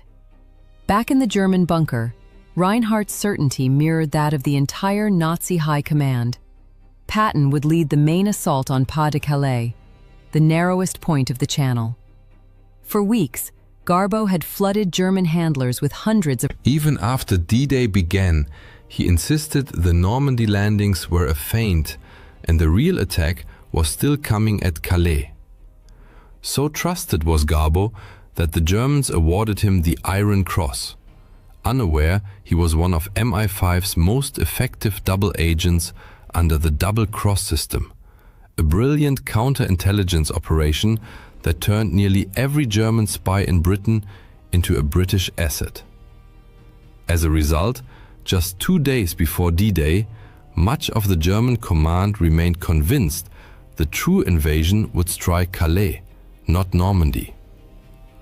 On June 4th, soldiers of the 352nd Infantry Division labored along the Normandy coast, stringing barbed wire, planting mines, and erecting massive concrete obstacles. This division, among the most experienced and well-equipped in the Atlantic Wall, had fortified Omaha Beach with interlocking fields of fire designed to annihilate any landing force. Sergeant Erich Bauer, a veteran whose face was etched like a weathered cliff, barked at Falk to stop daydreaming and clean the machine guns. Falk obeyed, but a deep dread clung to him. No matter how strong their defenses, something terrible was coming. Soon. The Atlantic Wall itself was a colossal undertaking. Ordered by Hitler in Directive No. 40, March 1942, its construction began in late 1941 under the Organisation Tod, which mobilized 500,000 workers, many of them forced laborers. Concrete, steel and timber were stripped from across occupied Europe. Thousands perished from exhaustion, starvation or Allied bombing. By 1944, over 15,000 bunkers lined the coast, along with millions of mines, steel hedgehogs, wooden stakes, and massive coastal batteries, like the 155mm and 210mm guns near Cherbourg. Calais, the narrowest channel crossing, received special attention with more than 2,000 bunkers erected. Yet the wall was never finished. Sections remained Still, Normandy, especially Omaha, was heavily defended, precisely because the 352nd Division had been moved there in secret, unbeknownst to Allied intelligence. On June 4th, under grey, oppressive skies, Falk scanned the horizon from his bunker. In the command post, Reinhardt grew increasingly uneasy. Conflicting reconnaissance reports gnawed at him. "What if they outsmarted us?" he muttered, staring at the map. "What if they were going somewhere else?" The phone rang sharply. "Reinhardt," he answered. A calm voice replied, "We've intercepted an encrypted message. The Allies are attacking, but we don't know where." He slammed the receiver down. Damn them all. The question haunting every German commander was simple yet decisive. Where will the Allies strike? The answer would determine the fate of the Third Reich, but consensus was impossible. .. exclamation point at meta, quote, pause, quote, colon, quote, sex, quote, colon, 2.0. At the heart of the confusion lay a bitter strategic rift between Germany's two top Western commanders, Field Marshal Gerd von Rundstedt and Field Marshal Erwin Rommel. Von Rundstedt, headquartered near Paris, insisted the Allies would target Pas-de-Calais, the logical, shortest route. They'll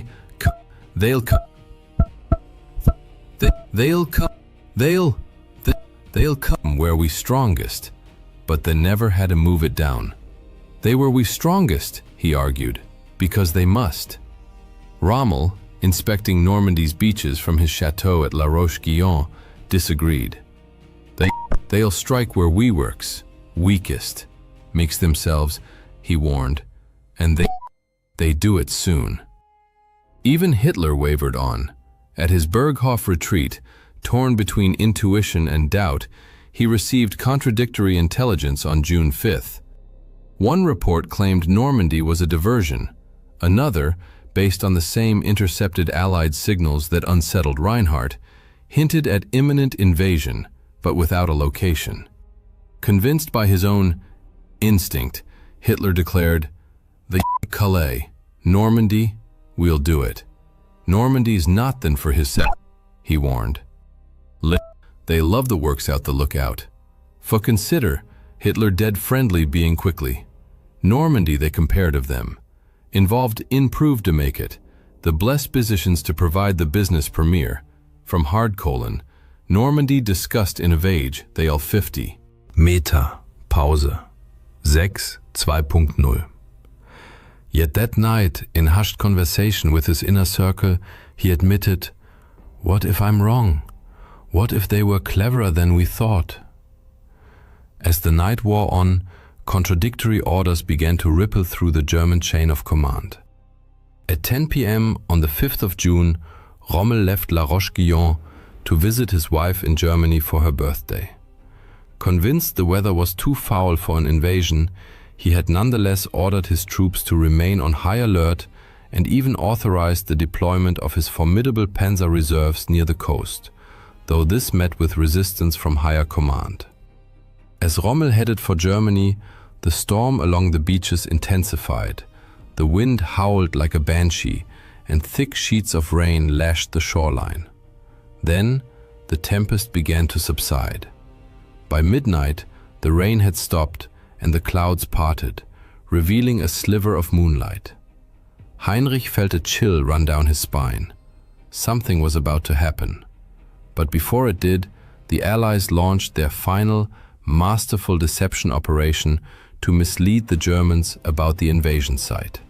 On the night of June 5, 1944, a fleet of small vessels and aircraft dropped thousands of aluminium strips, known as window, to simulate a massive invasion fleet heading toward the Pas de Calais. Simultaneously, a small team of paratroopers released dummy parachutists and played recorded battle sounds to further confuse the enemy. Around midnight, the 1st Allied paratroopers, members of the US 101st and 82nd Airborne Divisions and the British 6th Airborne Division, began landing behind enemy lines to seize key positions. Their mission? Secure vital roads, bridges and towns to block German reinforcements from reaching the beaches. The Germans had anticipated such airborne assaults, and casualties among the paratroopers were high. Yet their chances of success remained substantial. Meta. Pause. 6.2. German coastal radar stations in the English Channel began detecting unusual activity, registering numerous targets. Command dismissed these reports, assuming they were Allied decoys or minor air raids. Then, around 2 a.m., alarming messages arrived, confirming Allied paratrooper landings behind the front lines in Normandy. General Erich Marx, commander of the 84th Corps stationed in the region, immediately grasped the gravity of the situation. He ordered his troops to mobilize at once and urgently messaged both Rommel and von Rundstedt, demanding reinforcements. While the Nazi High Command remained paralyzed by indecision, the first waves of Allied landing craft reached the Normandy coast at 4 a.m. The scale of the invasion was now undeniable, yet German leadership remained frozen. Von Rundstedt, still convinced the Normandy landings were merely a diversion and that the main assault would come at Pas de Calais, delayed committing his reserves. On Omaha Beach, Heinrich awoke to the sound of distant explosions. He leapt to his feet, grabbed his rifle, and at that moment Bauer burst into the bunker. "They're here!" Bauer shouted, his voice a mix of fear and resolve. "The Allies are landing!" Heinrich's heart pounded as he took position behind the machine gun. Through the narrow slit of the bunker, he saw the horizon lit by flashes of light. The sea teemed with ships, their silhouettes dark against the pre-dawn sky. The first wave of landing craft hit the beach, disgorging hundreds of Allied soldiers onto the sand. Heinrich squeezed the trigger. The machine gun roared to life, mowing down men as they struggled through the surf. The air filled with the cries of the wounded and dying, and the thunderous roar of artillery. Allied troops inched forward across the open beach, slowed by relentless fire. Casualties were staggering. Entire units pinned to the sand or stranded in shallow water, caught in the crossfire of Heinrich and his comrades. But decisive help was already on the way. At 5 a.m., a massive Allied naval bombardment began. Bombers targeted German coastal defenses along Normandy, bunkers, artillery emplacements, and beach obstacles. The main invasion fleet approached the shore. In this initial bombardment, more than 1,000 bombers dropped roughly 13,000 bombs on German positions, though many missed their targets due to poor visibility. The large-scale assault was unmistakably underway, but German High Command remained paralyzed. Von Rundstedt, still clinging to the belief that Normandy was a feint, hesitated. Rommel, hundreds of kilometers away in Germany, desperately tried to return to the front. At 6 a.m., von Rundstedt finally accepted reality and contacted General Alfred Jodl, head of Hitler's operations staff. Jodl refused to wake the Führer and denied the request, stating, "The Führer believes the main attack will come at Calais. We must not rush." He added, "The Führer must not be disturbed." On the battlefield, the intensity of combat escalated. At 6:30 a.m., the first major wave of Allied troops landed on Omaha Beach. The US 1st and 29th Infantry Divisions met fierce resistance from the German 352nd Infantry Division. Hundreds of soldiers were cut down by machine gun and artillery fire before even reaching the sand. Many Sherman DD tanks sank in the rough seas or were disabled by the beach obstacles, leaving the infantry without armored support. At 7 a.m., a second wave landed, only marginally more successful. Without tank support, the infantry relied on their own weapons and sporadic naval gunfire. Engineers desperately tried to clear paths through the obstacles, only to be mowed down. Yet despite the carnage, staggering losses, and slow progress, the Allies pressed forward relentlessly. To Heinrich and his comrades defending the beach, it seemed like an endless tide of enemy troops washing ashore. Their sheer numbers and determination began to wear down the defenders. Heinrich's hands grew slick with sweat as he reloaded the machine gun. The bunker floor was littered with spent casings. His mind had numbed from the horror unfolding around him. Bauer shouted orders beside him, but Heinrich couldn't hear, his voice drowned out by the chaos. Though the Americans had already suffered over 2,000 casualties and the beach was strewn with dead and wounded, by 8 a.m., small groups of Allied soldiers began breaking through. Using grenades, Bangalore torpedoes, and sheer grit, they cleared key bunkers and started climbing the bluffs overlooking the beach. The Germans resisted fiercely, but their resolve was waning under the Allies' relentless pressure. At 9 a.m., the 2nd Ranger Battalion stormed the cliffs at Pointe du Hoc, neutralizing German artillery that had been devastating Allied forces on the beaches below. Naval gunfire, directed by forward observers on the beach, pounded German positions, silencing critical bunkers and enabling infantry to advance. As Allied artillery continued to suppress enemy strongpoints, foot soldiers gained ground. At 9:30 a.m., the observation post where Heinrich and Bauer were stationed took a direct hit from a heavy shell. The blast hurled Heinrich to the ground. Dazed and ears ringing, he struggled to his feet. Nearby, Bauer lay motionless, a dark stain of blood spreading beneath him. "Bauer!" Heinrich screamed, crawling to his comrade. Bauer's eyes were glassy, his breath shallow. "Get out of here, Falk," he rasped. "It's over." Heinrich shook his head, tears streaming down his face. "I can't leave you." But Bauer was already gone. There was no time to grieve. Around 10 a.m., fresh Allied reinforcements began landing. Destroyers moved closer to shore, delivering direct fire support. The tide of battle had decisively turned, as the Allies secured a foothold on the beach. German defenders, despite their fierce resistance, were running dangerously low on ammunition and manpower. Some began surrendering. The Allies pushed inland, establishing a beachhead. Incredibly, it wasn't until 10 a.m., 10 hours after the invasion began, that Adolf Hitler was finally informed of the situation. His initial reaction was disbelief.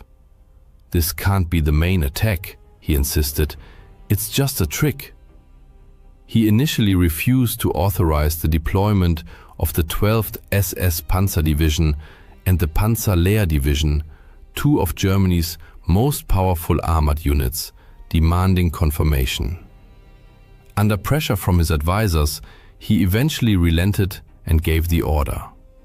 But their advance was severely hampered by overwhelming Allied air superiority, which subjected their columns to relentless bombing and strafing. By the time the surviving elements reached the front, the Allies were firmly entrenched, and the 29th Infantry Division was advancing toward Vierville-sur-Mer. The chance to repel the invasion had been irrevocably lost. For Heinrich, it was too little, too late. By 10:30 a.m., he was alone on the beach, his comrades either dead or fled.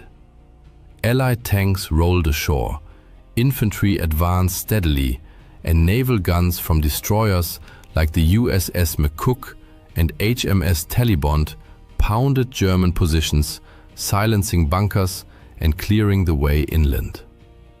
Heinrich knew it was only a matter of time before they overran his post. He took a deep breath, steeling himself. "I won't run," he resolved. "I won't surrender. I'll fight here to the end." Further inland, at 11 a.m., the 1st Infantry Division, by noon, fighting reached its peak intensity. German snipers and machine gun nests inflicted heavy casualties on advancing troops. At 2:30 p.m., German resistance received a significant boost. The 12th SS Panzer Division, Hitlerjugend, some 20,000 strong and equipped with Panther and Panzer IV tanks, entered the battlefield. Bolstered by armor, the Germans launched a coordinated counterattack. Elements of the 352nd Infantry Division, supported by the 12th SS, fiercely assaulted Allied positions in Colleville-sur-Mer and Vierville-sur-Mer. The fighting was brutal, with heavy losses on both sides. Yet the Allies held the advantage of naval artillery and air support, which helped repel the German counteroffensive and slowly tipped the balance in their favor.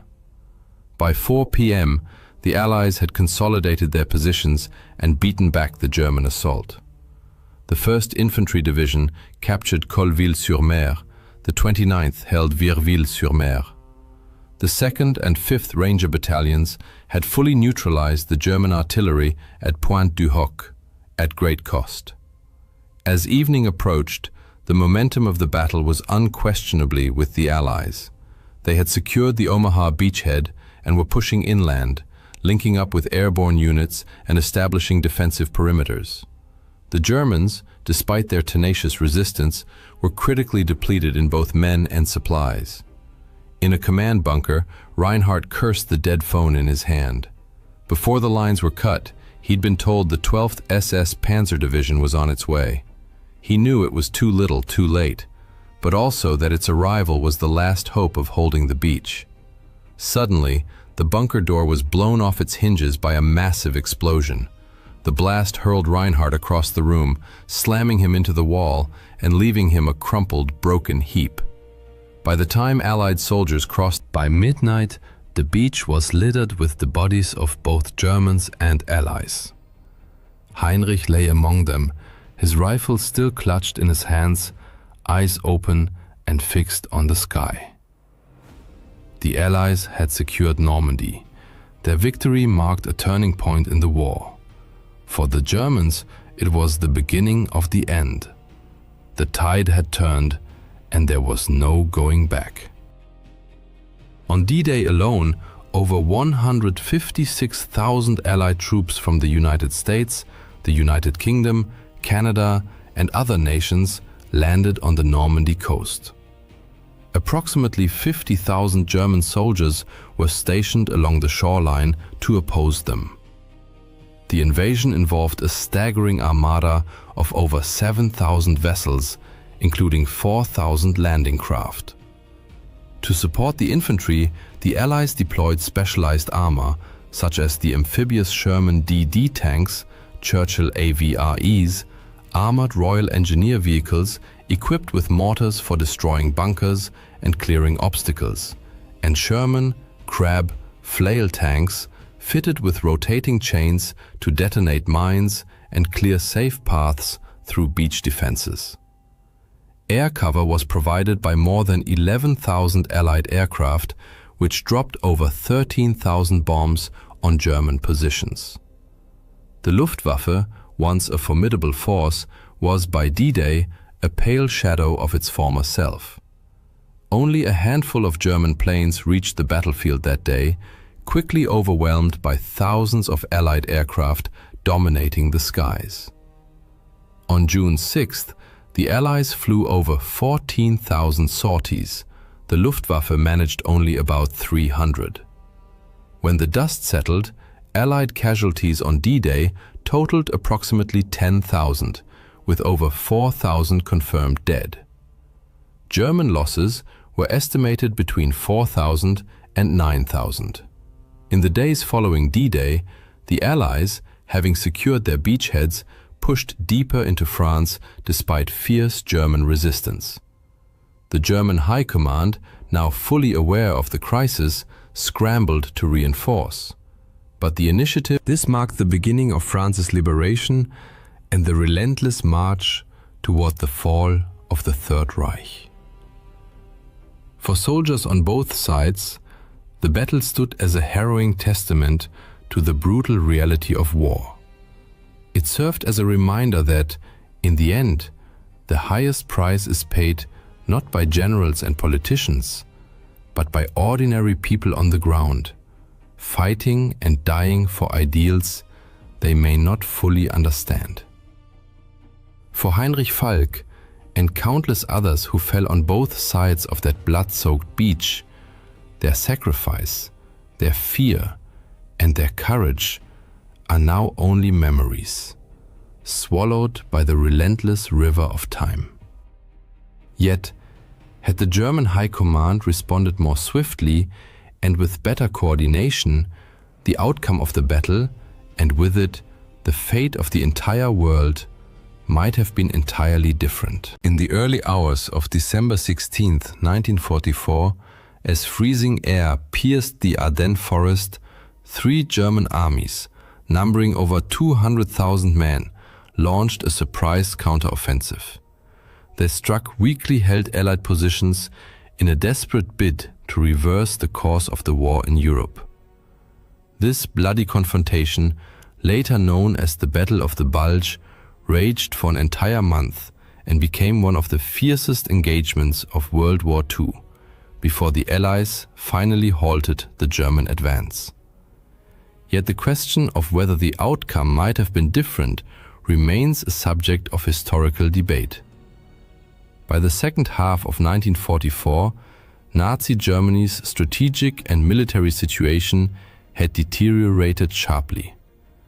The Allied landings in Normandy and the Red Army's summer offensive had liberated vast occupied territories, depriving German war industries of vital resources. In September 1944, Reich Minister of Armaments and War Production Albert Speer estimated that Germany had enough resources to sustain war for only another year.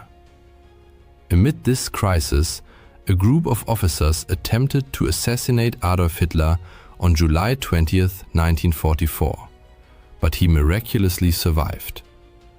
Convinced that only a successful Western counteroffensive could restore internal control and reclaim military initiative, Hitler pressed forward with plans for a bold strike.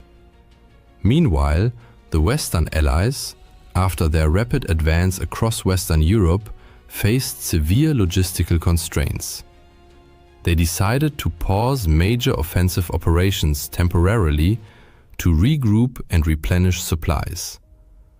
On the Eastern Front, Soviet forces had crossed into German territory for the first time in October, but the Germans managed to halt their momentum.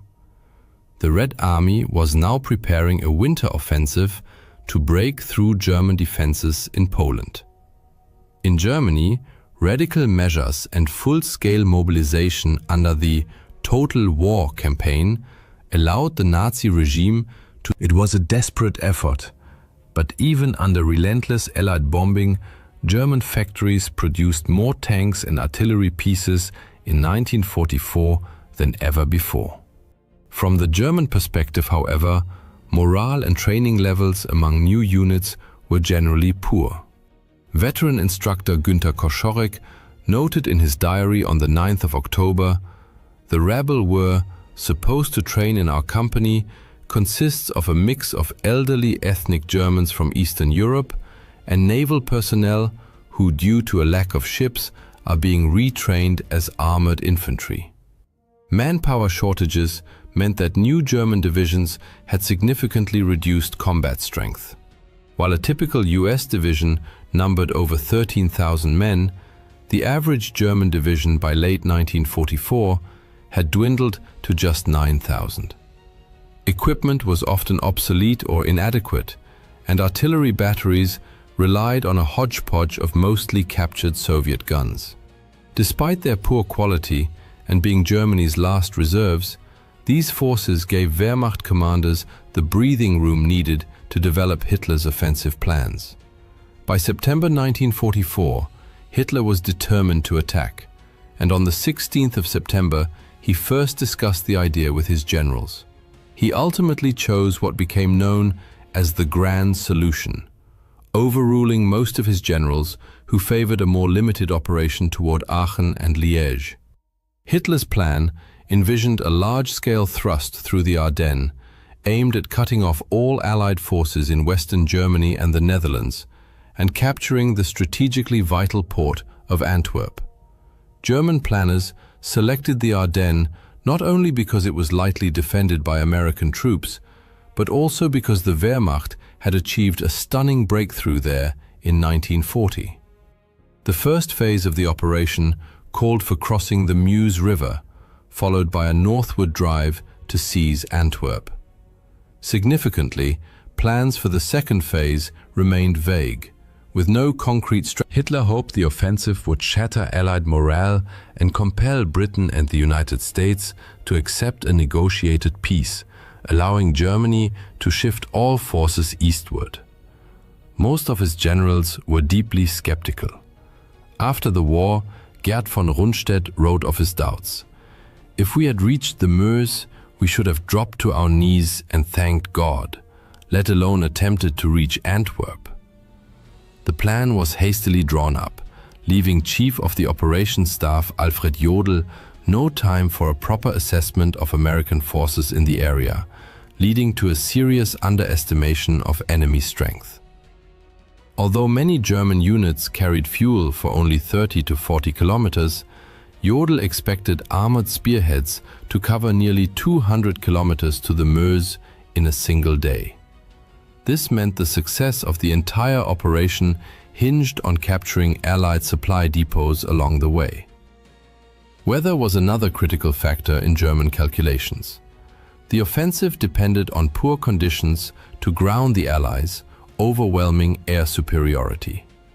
3 German armies participated in the attack.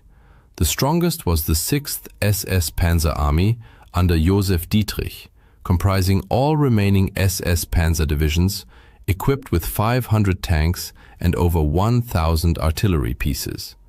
Its mission was to cross the Meuse and capture Antwerp.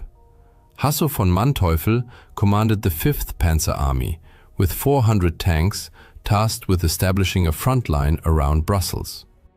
Finally, Erich Brandenberger's 7th Army, the weakest of the 3, largely non-motorized and tankless, was to advance into Luxembourg and southern Belgium and establish defensive positions against the expected counterattack by Patton's US 3rd Army.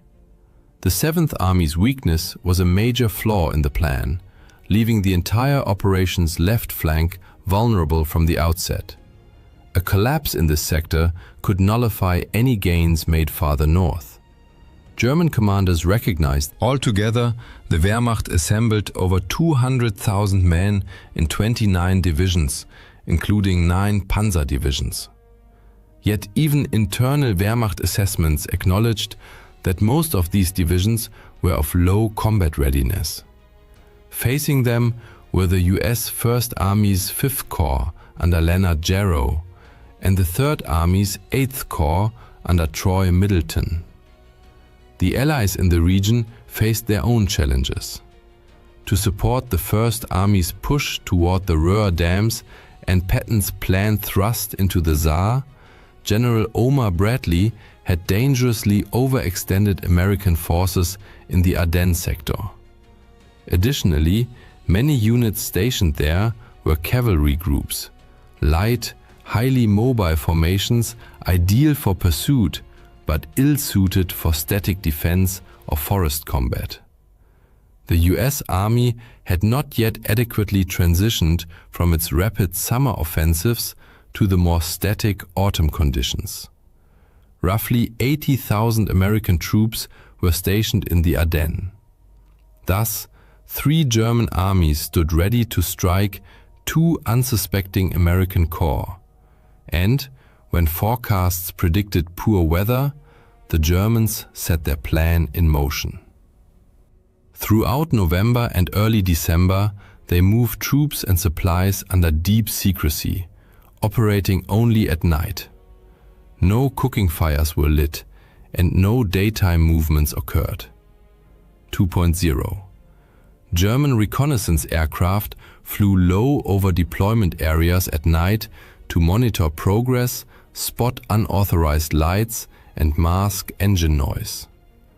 Although Allied intelligence detected some signs of German buildup, the warnings were either delayed or dismissed, leaving US forces unprepared. The secrecy imposed further logistical problems. Fearing detection, much of the materiel was unloaded too far from the front. Hitler and his generals prioritized security over supply. When the offensive began, the Germans had only about 15,000 tons of artillery ammunition.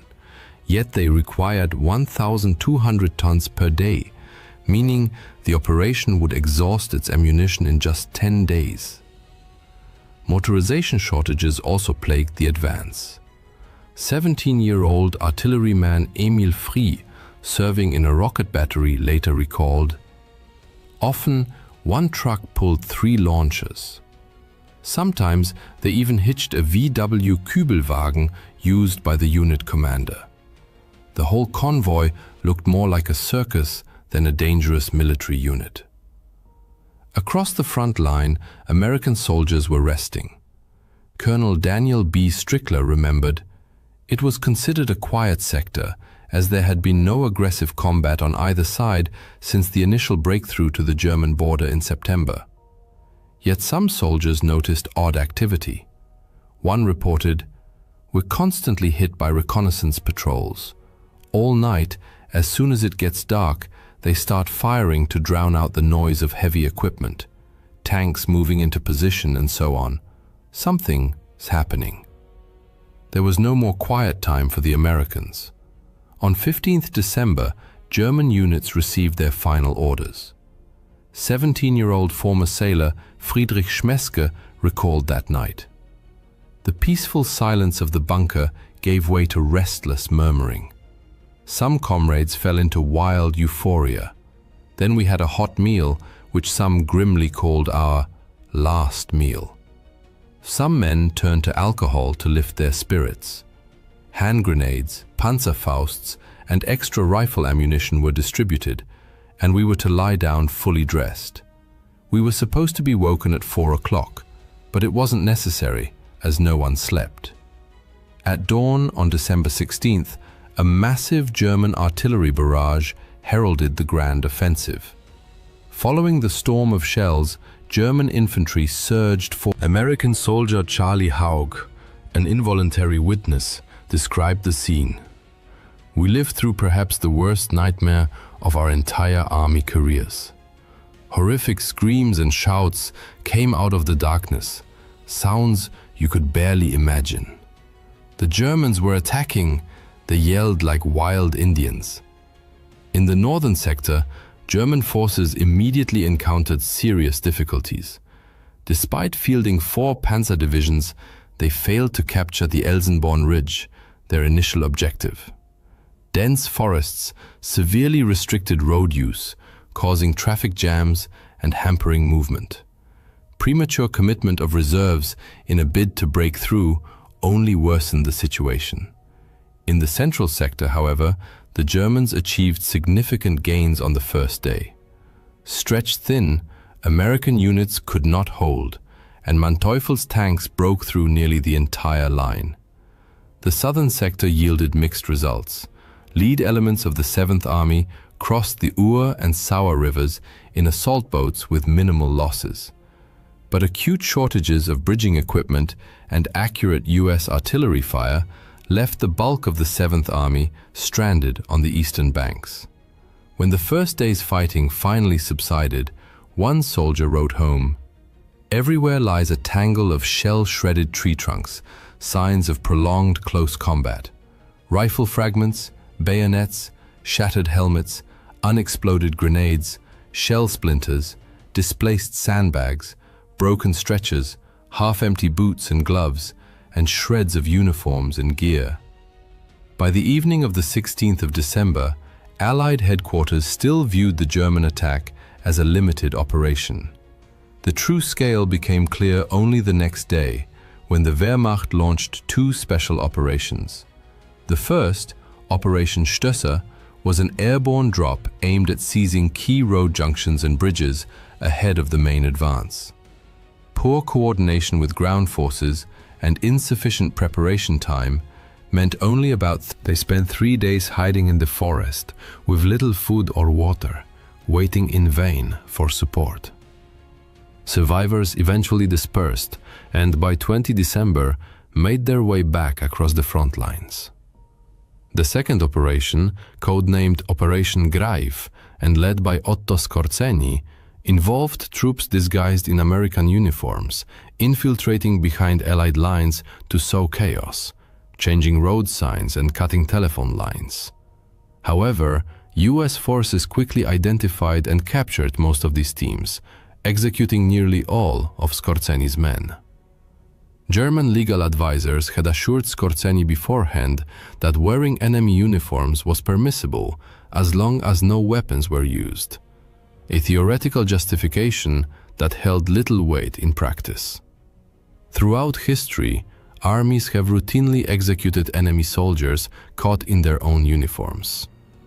Operation Greif was officially terminated on the evening of the 17th of December, when a frustrated Skorzeny received permission to deploy his remaining men as a regular brigade. Thus, the Germans launched their desperate offensive. Initial military results were mixed, but wherever they advanced, German troops committed war crimes. The most infamous unit was Kampfgruppe Peiper. Its commander, Joachim Peiper, enraged by delays in his unit's timetable, orchestrated a series of mass executions. His men shot 19 prisoners in Honsfeld, 59 in Büllingen, 44 in Stoumont, and another 58 in Lignoville. Finally, on December 17th near Malmedy, they murdered nearly 100 American POWs rather than escort them to the rear. Civilians also feared the Germans' return. The German-speaking population of eastern Belgium had enthusiastically welcomed reunification with Nazi Germany in 1940. But treated as second-class citizens, they grew increasingly weary of German rule as the war dragged on. Nevertheless, in 1944, some pro-German sentiments still lingered. There are even reports that local ethnic Germans, the situation in Luxembourg was markedly different. Resentment toward the German occupation erupted when the occupiers introduced conscription and forced labor in 1942. By 1944, many Luxembourgers had joined the resistance and, leveraging their knowledge of German, gathered intelligence that they passed on to the Americans.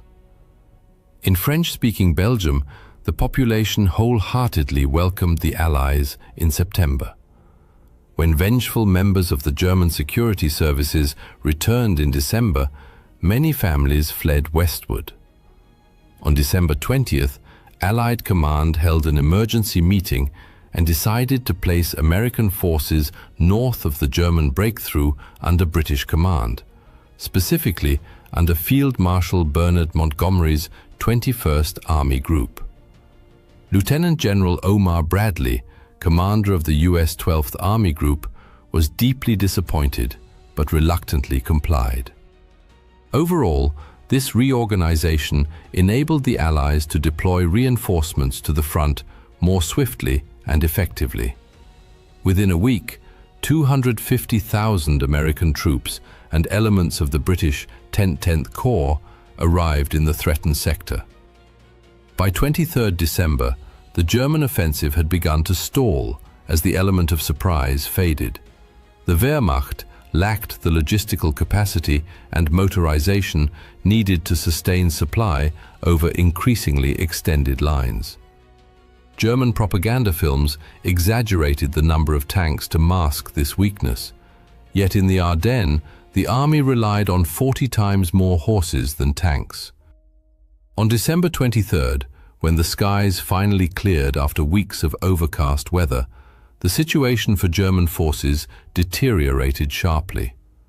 Allied fighter bombers immediately unleashed devastating attacks on German columns, forcing them to move only under cover of darkness, thereby sacrificing the mobility, and poorly equipped German infantry suffered heavy casualties from American artillery fire, while tanks were often forced to assault towns alone, a role entirely unsuited to their design. The German offensive peaked on Christmas Eve. Although momentum had already begun to wane by the 24th of December, the Battle of the Bulge was far from over. As early as December 20th, German forces had successfully encircled Bastogne, a vital Belgian transport hub, trapping roughly 15,000 American soldiers. Private Joseph Sajak, caught in the encirclement, later recalled, "Early Tuesday morning we were surrounded and the Germans started tightening the noose. All day they pounded us with mortar, artillery and machine gun fire. Men were losing their minds. There was no organization, no way out. We were all terrified." The Germans had initially planned a swift, surprise capture of Bastogne, but this failed when US command, recognizing the town's strategic importance, swiftly dispatched the 101st Airborne Division, an impressive display of tactical agility. Orders were issued on the 17th of December, and within 2 days, over 3,000 trucks delivered 12,000 American troops and essential supplies to Bastogne. Initial German probing attacks proved unsuccessful, prompting a fateful decision to split their forces, while 2 panzer divisions pressed westward. The 26th Volksgrenadier Division remained to continue the siege. After the war, Panzer Commander Fritz Bayerlein lamented this choice. "One of the greatest mistakes was not immediately capturing Bastogne with a concentrated assault by all our forces after the initial plan failed. Had we done so, it would certainly have fallen." Lacking sufficient artillery ammunition to suppress the American defenders, the Germans resorted to bluff on 22nd December. Brigadier General Anthony McAuliffe famously responded with a single word: nuts. That same day, Patton's Third Army began its northward march toward besieged Bastogne, though it remained uncertain when relief would arrive. The first tangible support came on December 23rd, when 240 Douglas C-47 transport planes dropped over 230 tons of supplies into the town. In the following days, German attacks grew increasingly desperate but futile, while Patton's relief force drew ever closer. Patton's army broke the siege on the 27th of December, punching through the disintegrating and starving German 5th Parachute Division. American tanks rolled straight through enemy positions, firing all weapons, and made contact with the surrounded paratroopers. German counterattacks against the narrow relief corridor failed. The US Third Army then advanced beyond Bastogne and linked up with the First Army advancing from the north at Houffalize on the 16th of January, marking the end of the Battle of Bastogne. In this clash, fought in a town of just 4,000 civilians at a 7-road junction, 20,000 Americans, including 4,500 from the 101st Airborne alone, and 25,000 Germans lost their lives. Yet, the Battle of the Bulge extended far beyond the dramatic siege of Bastogne. Once strategic initiative returned to the Allies, American forces launched counteroffensives to reclaim lost ground, backed by overwhelming firepower. Artillery and fighter bombers systematically reduced German-held villages to rubble before US ground troops cleared them of resistance.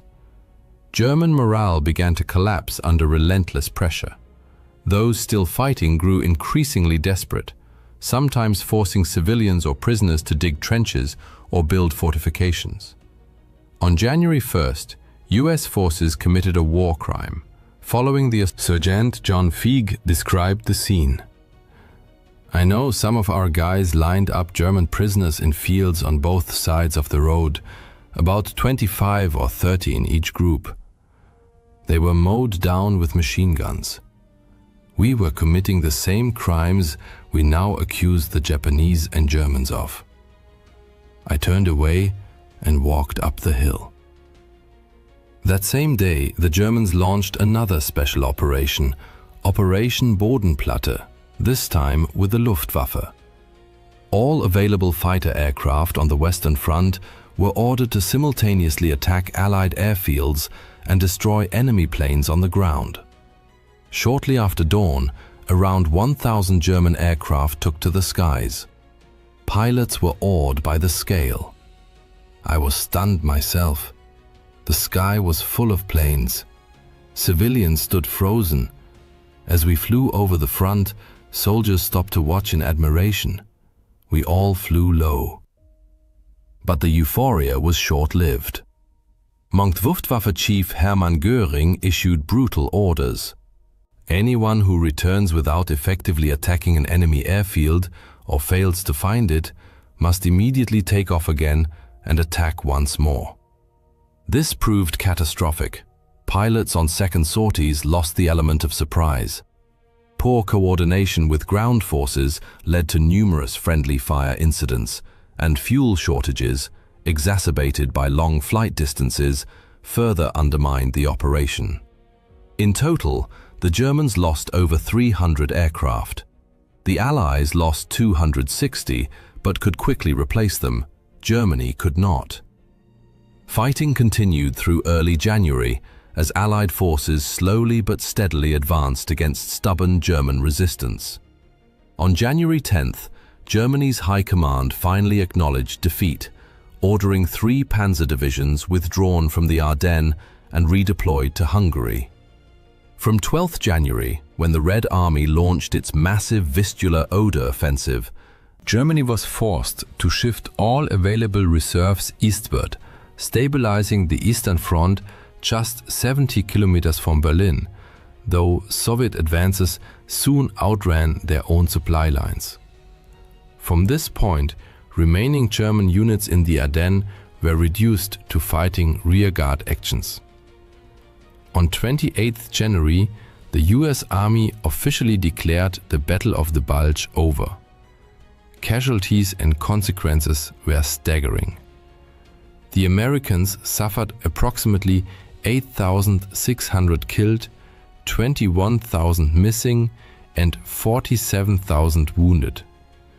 An additional 20,000 non-combat losses, mainly frostbite and trench foot, were recorded. German losses included around 15,500 killed, 27,500 missing or captured, and 42,000 wounded. Over 2,500 Belgian and 500 Luxembourgish civilians also perished, most executed by marauding German soldiers or security personnel. Another 1,000 civilians died in Allied air raids on occupied villages. Towns and villages across the region were devastated. Years were needed to rebuild infrastructure, recover soldiers, remains, and clear unexploded ordnance. The Ardennes offensive ended in clear German defeat after a month of brutal combat. But did the German battle plan ever stand a chance? It suffered from fundamental flaws. Supplies were insufficient and stockpiled too far from the front. Most participating units learned of the attack only the night before, leaving no time for reconnaissance, forcing them to assault blindly. These factors revealed the growing paranoia of German leadership, which prioritized secrecy over proper preparation. Another critical error was assigning the best German units, the Waffen-SS divisions under Dietrich, to the northern sector, where Allied resistance was strongest. This defied basic military doctrine, which dictates reinforcing success where resistance is weakest to exploit breakthroughs and encircle the enemy. This misallocation was partly political. After the July 1944 assassination attempt, Hitler distrusted the regular army and placed his faith in the Waffen-SS. Yet the SS suffered from poor planning and ideologically driven assumptions, leading to inefficient use of their troops. Even with better leadership, success depended on factors beyond German control, such as unfavorable weather and the capture of Allied fuel depots. It remains unclear how Germany, far less motorized than the Allies, ever expected to seize these depots before the Americans. By late 1944, the German army, composed largely of conscripts equipped with outdated weapons and crippled by logistical shortages, could not sustain a prolonged offensive. Its war industry, drained of resources, could not replace losses. Most decisively, once the skies cleared, Allied air supremacy shattered German supply lines and provided critical close air support to ground troops. Given these realities, the German offensive was doomed from the outset and never had a realistic chance of success. The Battle of the Bulge was a complete tactical and strategic failure. The Nazis grossly underestimated both American combat strength and resolve, while overestimating the Wehrmacht's capabilities.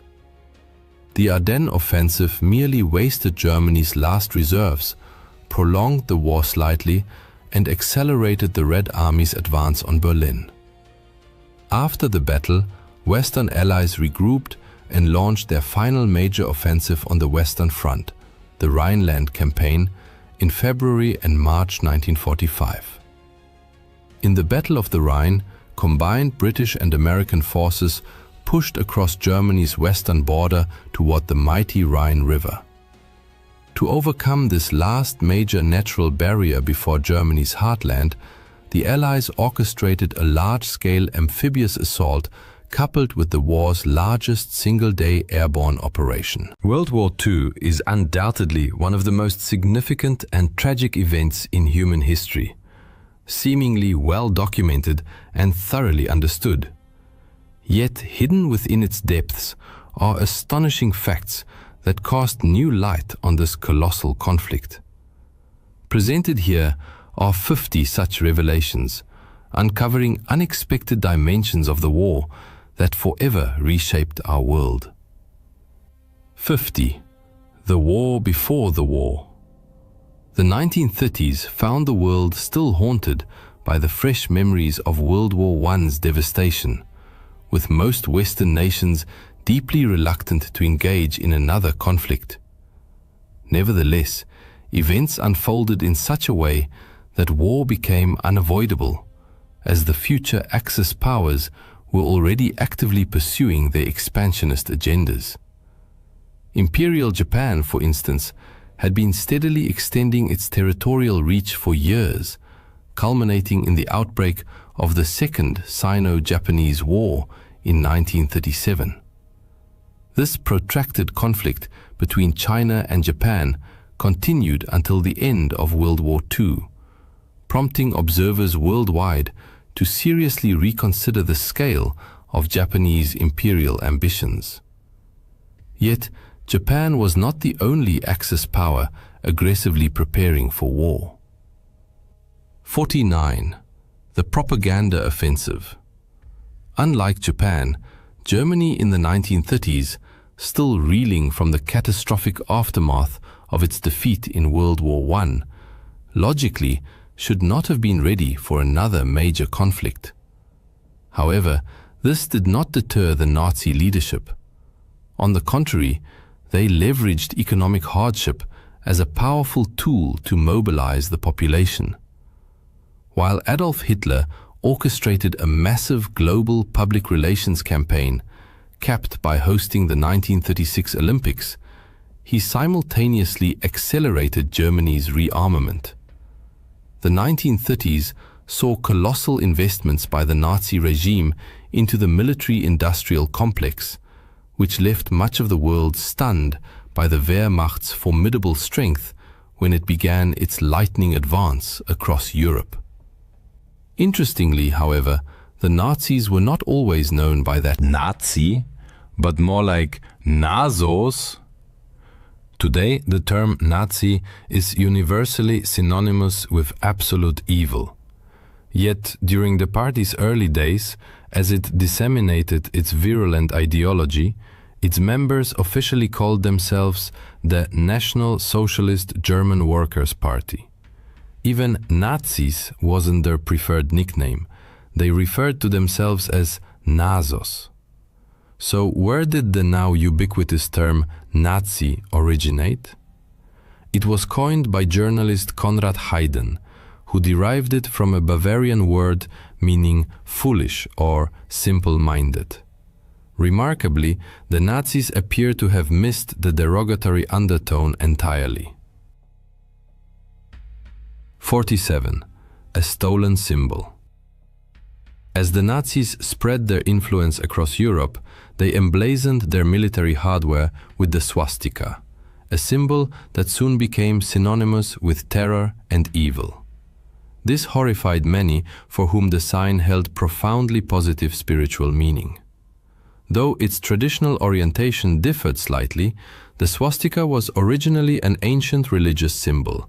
Its name derived from the Sanskrit word for hooked cross. Commonly associated with fertility and good fortune, it appeared across ancient civilizations worldwide, from Greece to India. Many who once used it in sacred rituals now advocate for its complete removal from public life due to its painful association with Nazism. 46. Fire the death ray. Rumors of a Nazi death ray capable of shooting down aircraft with radio waves prompted public concern and turned attention to Robert Watson Watt, a pioneering British radio engineer. When asked whether such a weapon was feasible, Watson Watt concluded it was not. Yet his research proved invaluable.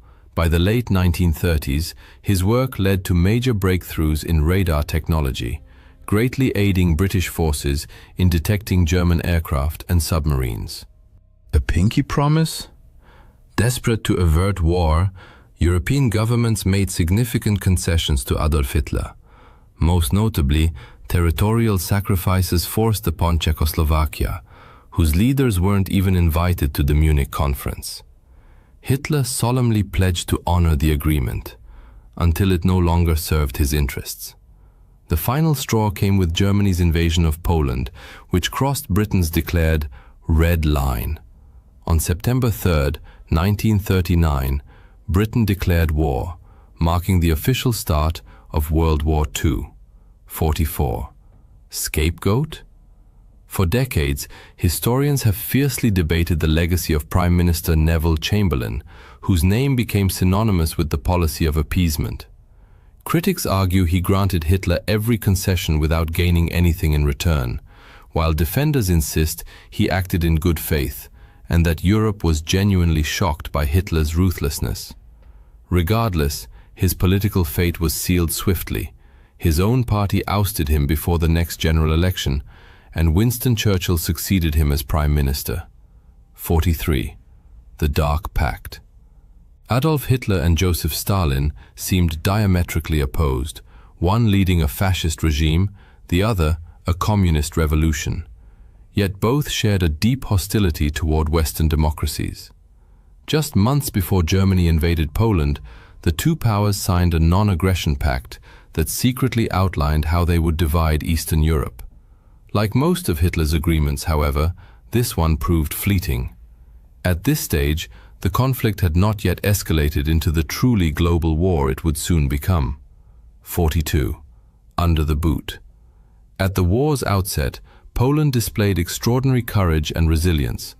but its forces faced two vastly superior enemies determined to crush resistance. During the September to October 1939 invasion, the Polish army was nearly annihilated. 70,000 soldiers were killed. On the Eastern Front, fighting against the Soviets was equally brutal. Poland lost 50,000 troops, while Soviet casualties numbered fewer than 1,000. Surprisingly, international reaction to these events was far from unified. 41.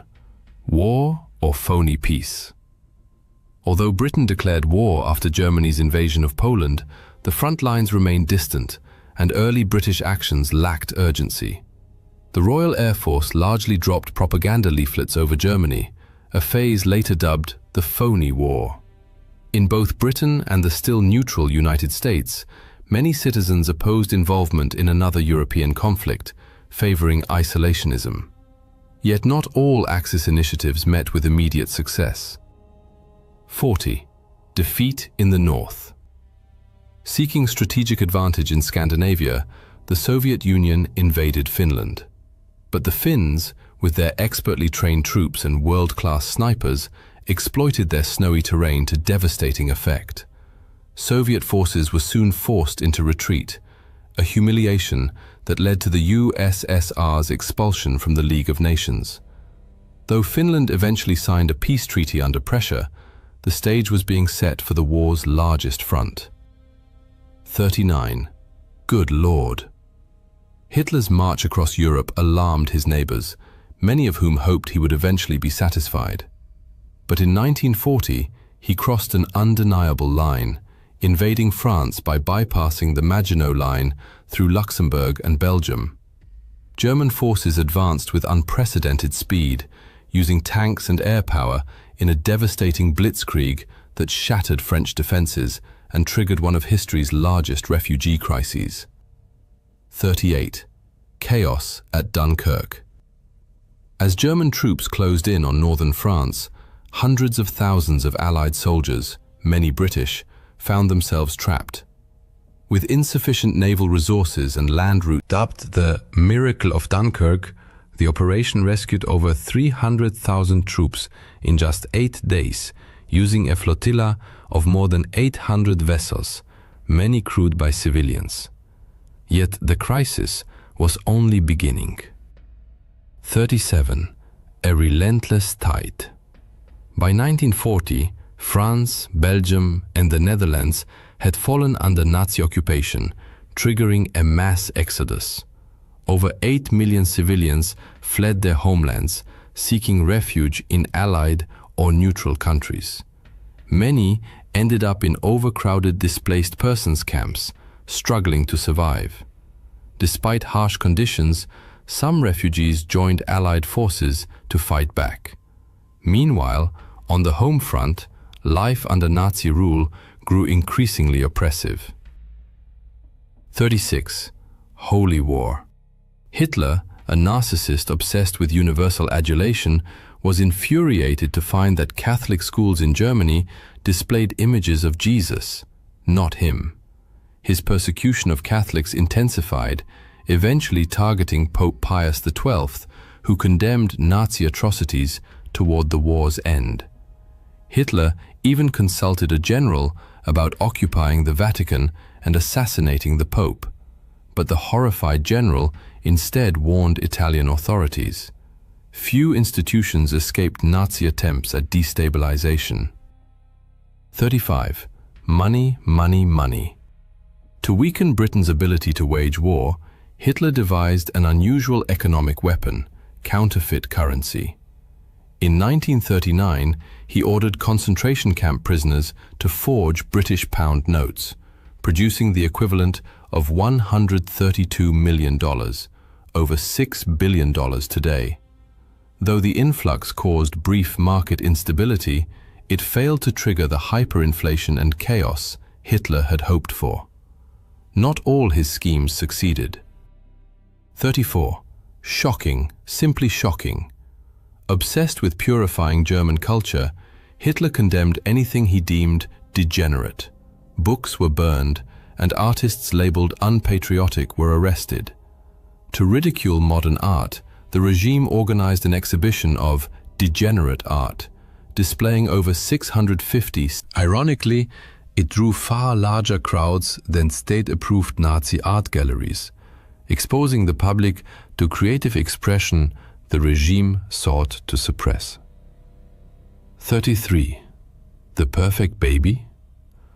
Hitler's obsession with Aryan racial purity extended to propaganda featuring blonde, blue-eyed children, despite his own dark hair and Austrian origins. In 1935, he launched a nationwide search for the ideal Aryan infant, led by propaganda minister Joseph Goebbels.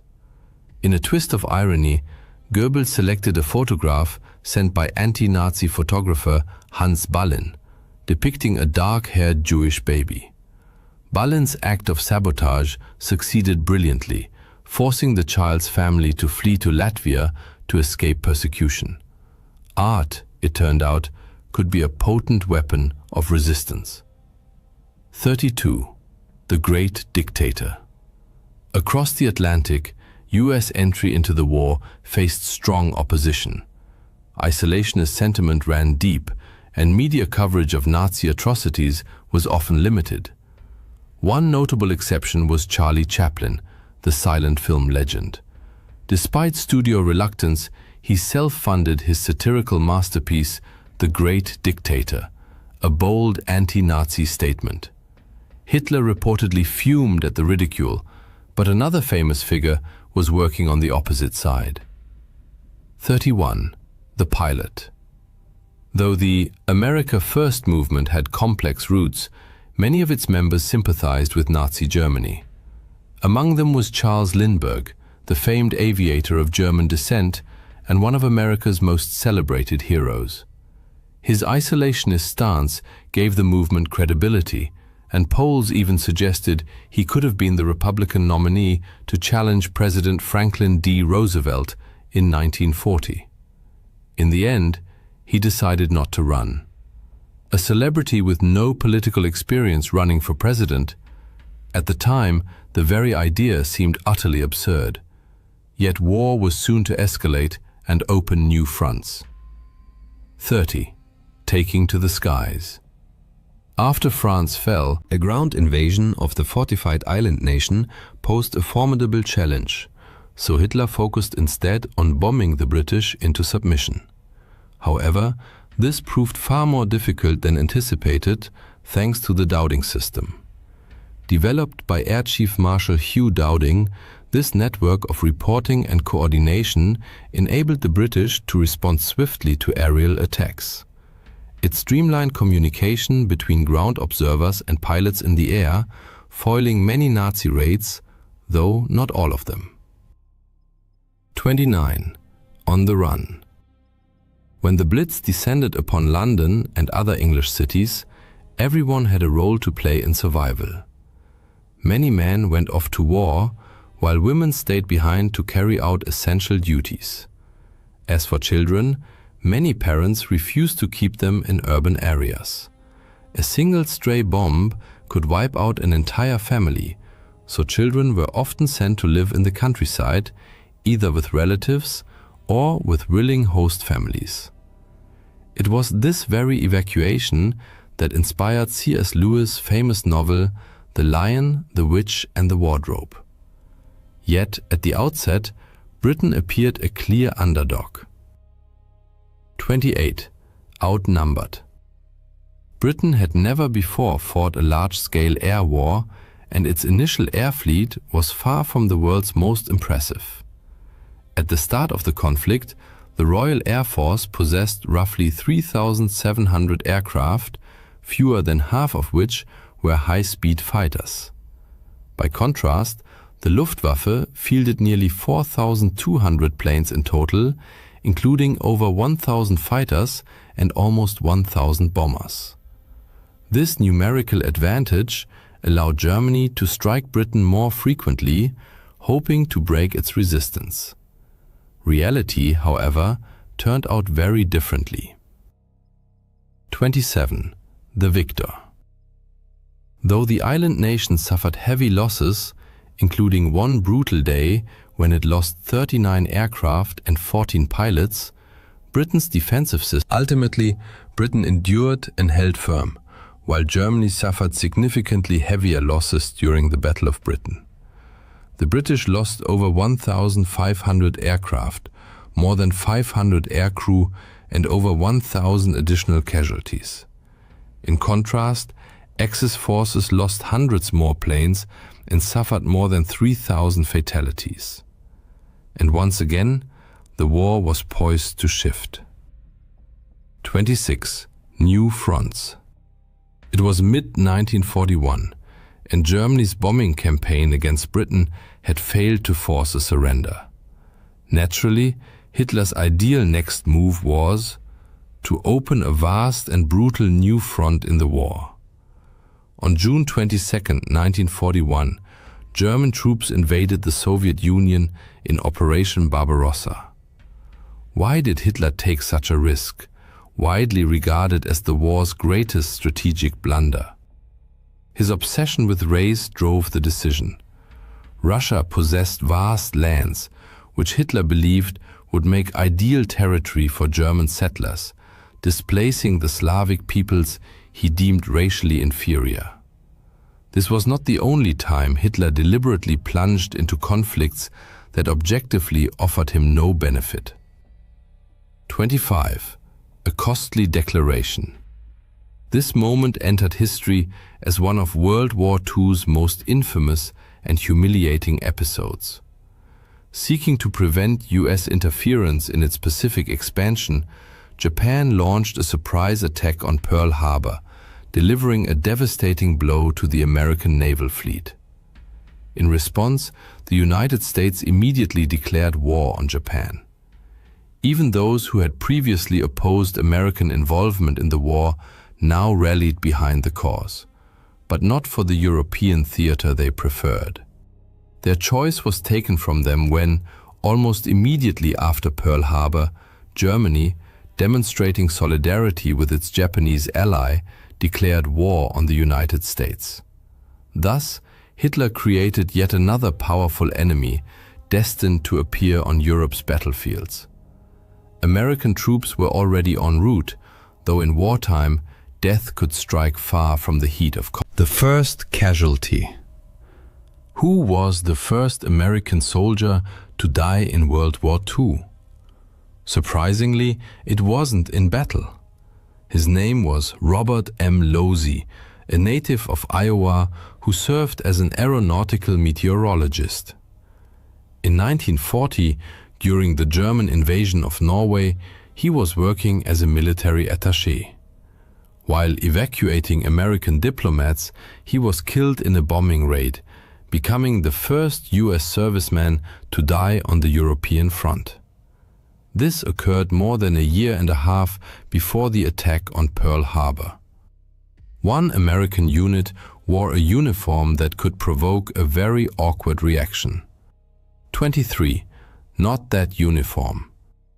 The 45th Infantry Division consisted entirely of Americans from Oklahoma, New Mexico, Colorado, and Arizona, regions with large Native American populations. This influenced the division's choice of insignia, a proud eagle emblazoned on a swastika. At the time, the swastika was a traditional symbol of good fortune among many native tribes, and no one saw anything problematic in it before the 1930s. Fortunately, no incidents of mistaken identity occurred when the unit deployed. By 1939, however, the swastika had been replaced with the image of a native thunderbird. It wasn't the only pre-war symbol to undergo such a change. 22. Did Hitler love America? Being a dictator certainly had its perks, especially when you alone decided military priorities. Beyond building secret fortresses and compounds, Hitler preferred to travel in style aboard his personal train. This mobile complex featured a conference room, bedroom, and dining car. Originally, it was named America. Needless to say, once American forces became a genuine threat, the name grew deeply ironic, and in 1943 it was quietly changed to Brandenburg. 2.0. Some changes, however, seemed less consequential. 21. No hamburgers here. America has long been a cultural melting pot, with generations of immigrants entered the war against Germany. Many were surprised to discover how many everyday words had German roots. The most famous example, the humble hamburger, renamed in many places as the Liberty steak. Of course, it was the exact same dish, making the rebranding somewhat pointless. Liberty fries with your Liberty steak, anyone? Food and drink, oddly enough, played a meaningful role in wartime morale. 20. I need my Coke. During the war, American industry focused on producing essentials, ammunition, armor, supplies, and soda? Coca-Cola was immensely popular among US troops, and the company showed its support by opening bottling plants in North Africa. This allowed millions of bottles to be shipped across the Mediterranean to soldiers in the field, boosting morale and cementing Coca-Cola's status as a global brand for decades to come. But the tide of battle was turning and growing bloodier by the day. 19. The deadliest battle. Hitler made a catastrophic error by invading Russia. Napoleon might have warned him, never invade Russia. Neither side, however, was prepared for the unprecedented brutality that unfolded on the Eastern Front. Despite initial successes and numerical superiority, German forces inflicted staggering losses on the Soviets. By the war's end, the USSR had suffered a shocking 21 million casualties. Yet fighting on home soil with vast manpower reserves, the Soviets inflicted devastating damage in return. 80% of all German wartime casualties occurred on the Eastern Front. As the war turned against him, Hitler grew increasingly paranoid. 18. Death among the ranks. Hitler was surrounded by influential advisors, but he disliked hearing unwelcome counsel.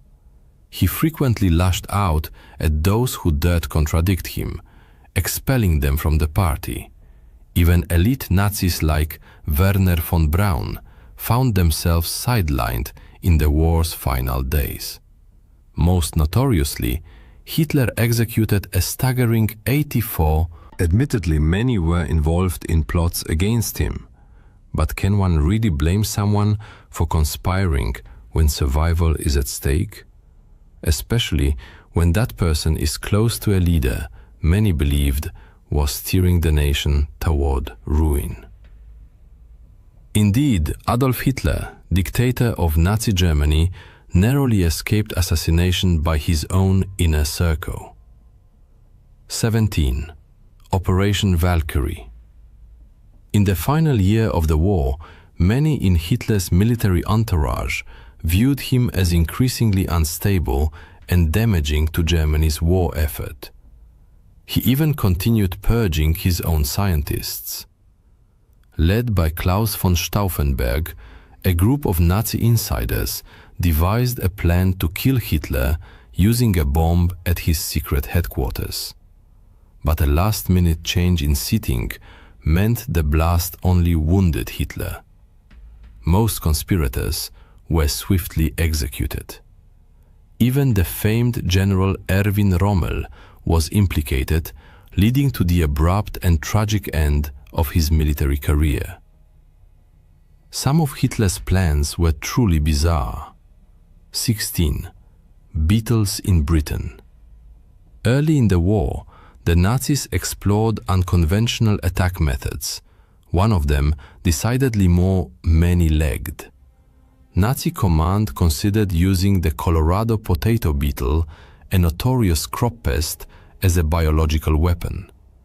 The idea was to drop millions of these insects onto British farmland, destroying food supplies and starving the island into submission.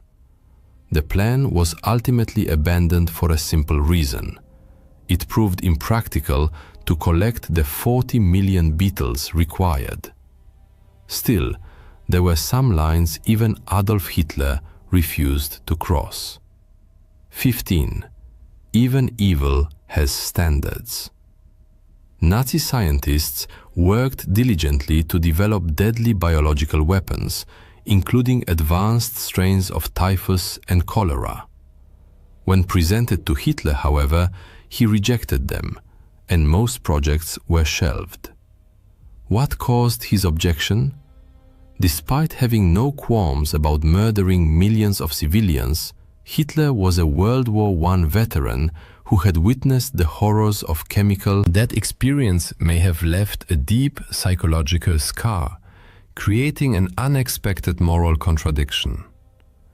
Yet far more powerful weapons were still in development. 14. The Nazi atomic bomb?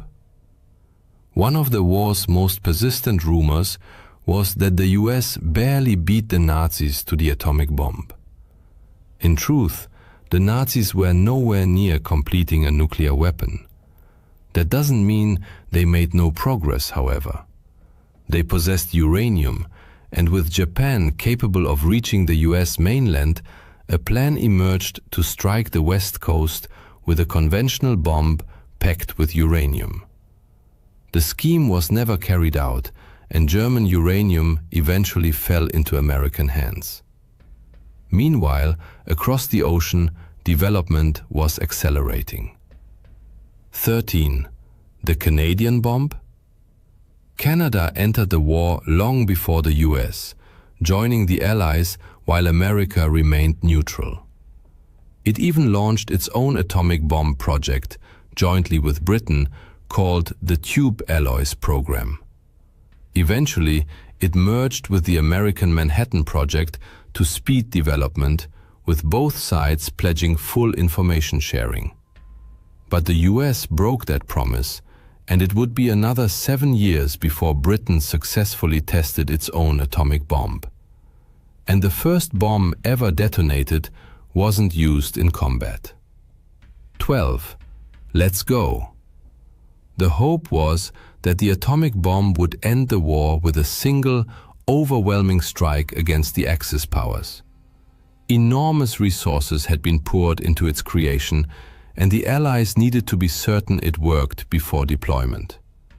The first successful test took place in the New Mexico desert, an immense triumph that horrified one of its chief architects. J. Robert Oppenheimer famously quoted from an ancient Hindu scripture, "Now I am become death, the destroyer of worlds." Yet the first 2 bombs dropped in war had a similar yet different. The first 2 nuclear weapons ever used in combat, and still the only ones to date, were nicknamed Fat Man and Little Boy. But their names and sizes weren't the only differences. They employed entirely different mechanisms. Little Boy used uranium-235 fission, while Fat Man, 40% more powerful, relied on plutonium. Now, for some truly shocking wartime revelations. 10. A. Good? Hitler? William Patrick Stewart Houston appeared to be an ordinary British man. Raised in Liverpool, he eventually immigrated to the United States and served in the US Navy. But he harbored a secret. His father was Alois Hitler Jr., Adolf Hitler's half-brother.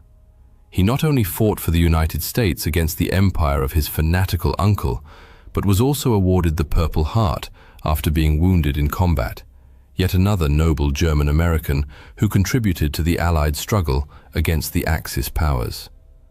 The Nazis employed all manner of unusual tactics to fund their war effort, though, in truth, many of these were simply conventional methods of wartime financing. 9. Who was Max Heiliger? The Nazis. Persecution of the Jewish people stemmed primarily from Adolf Hitler's obsession with racial pseudoscience, yet they never hesitated to profit from it. They systematically looted money, gold, and jewels from arrested and deported Jews. However, as many countries barred the Nazis from their banking systems, the SS created a bank account under the alias Max Heiliger, enabling them to covertly transfer assets and circumvent financial sanctions. In some respects, the threat posed by the Nazi killing machine outlived the regime itself. 8. Unholy ground.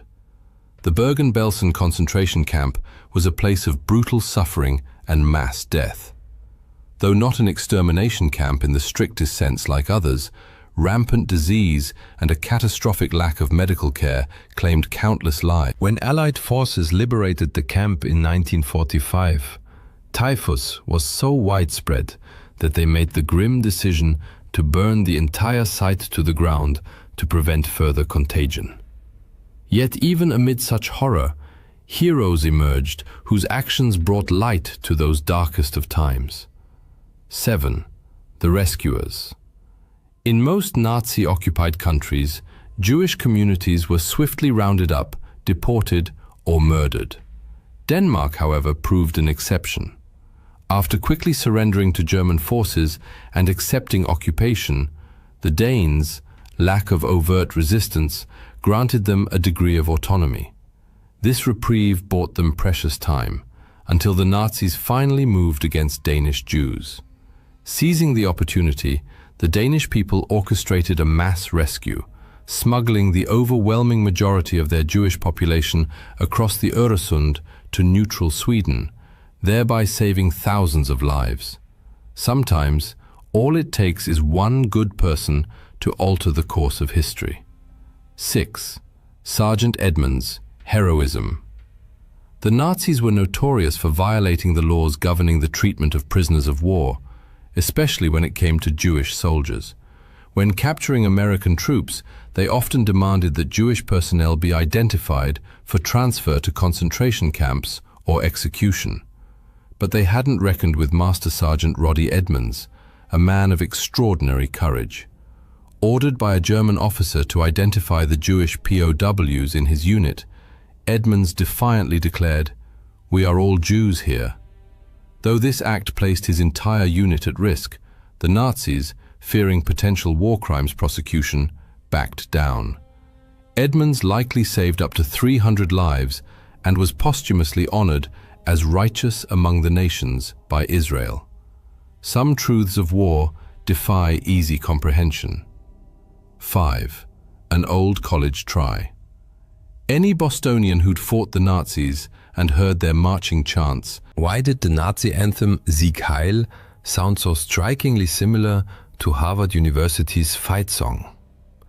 The answer lies in the fact that the composer had once studied at Harvard. And amid the Nazis' countless atrocities, a minor case of musical plagiarism hardly ranked as a priority for anyone. For some, the war never truly ended, leaving deep and lasting scars. 4. The unfinished peace. Had the war not concluded when it did, thanks to Nazi Germany's collapse and the atomic strikes on Japan, a new front might well have opened, a Soviet invasion of Japan. Though this conflict never reached its full potential, the two nations technically remain at war to this day. No formal peace treaty was ever signed, and negotiations collapsed as recently as 2000 over disputed islands seized by Russia. Yet, even in the midst of slaughter, hope found a way to endure. 3. In the blood. World War II was the deadliest conflict in human history, yet it also saw more soldiers survive severe battlefield injuries than ever before. What made the difference? Advances in medical technology and one innovation in particular, blood transfusion. Though the practice existed long before, it was during this war that it was first systematically deployed on the front lines, saving countless lives and becoming a cornerstone of battlefield medicine. In the fog of war, reality often grew strange and unpredictable. 2. The parachuting Nazi. It was 1941, and Germany still believed victory was assured. So confident were they that they dispatched one of their highest-ranking officials to Britain to negotiate its surrender. 2. Rudolf Hess, Hitler's deputy, parachuted into Scotland expecting to return a hero. Instead, he was immediately arrested. Held as a prisoner of war until the conflict's end, he was later tried at Nuremberg, convicted of crimes against. Yet among the heroes of World War II were also unexpected names, some instantly recognizable. 1. The Big Guns. Is this a military roster or a Hollywood cast list? World War II's mass conscription brought many future stars into uniform. Among those who served, and in some cases paused their burgeoning film careers, were Walter Matthau, Peter Fonda, David Niven, and Christopher Lee. One conspicuously absent name? The quintessential American cowboy, John Wayne, who received a deferment due to a football injury. For readers eager to uncover more secrets from the war's final days, we recommend the article "What Really Happened to Nazi Leaders After World War II?" or its accompanying video. December 17, 1944, deep Belgian night. At 5:30 a.m., the death rattle of a Tiger tank's engine echoed through the Hansfeld area before it gave its last gasp and fell silent. SS Obersturmbannführer Joachim Peiper, in frustration, slammed his fist against the armored hatch, creating a deafening metallic clang that resonated in the frosty air. Untersturmführer Weber, the tank's driver, desperately tried to revive the 700 horsepower Maybach engine, but to no avail.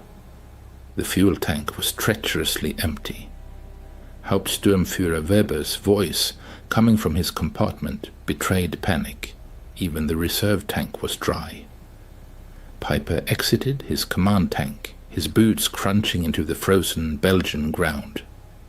Around him lay a steel armada, the most powerful armored assault group the Wehrmacht had thrown into the heart of Operation Watch on the Rhine, better known as the Battle of the Bulge.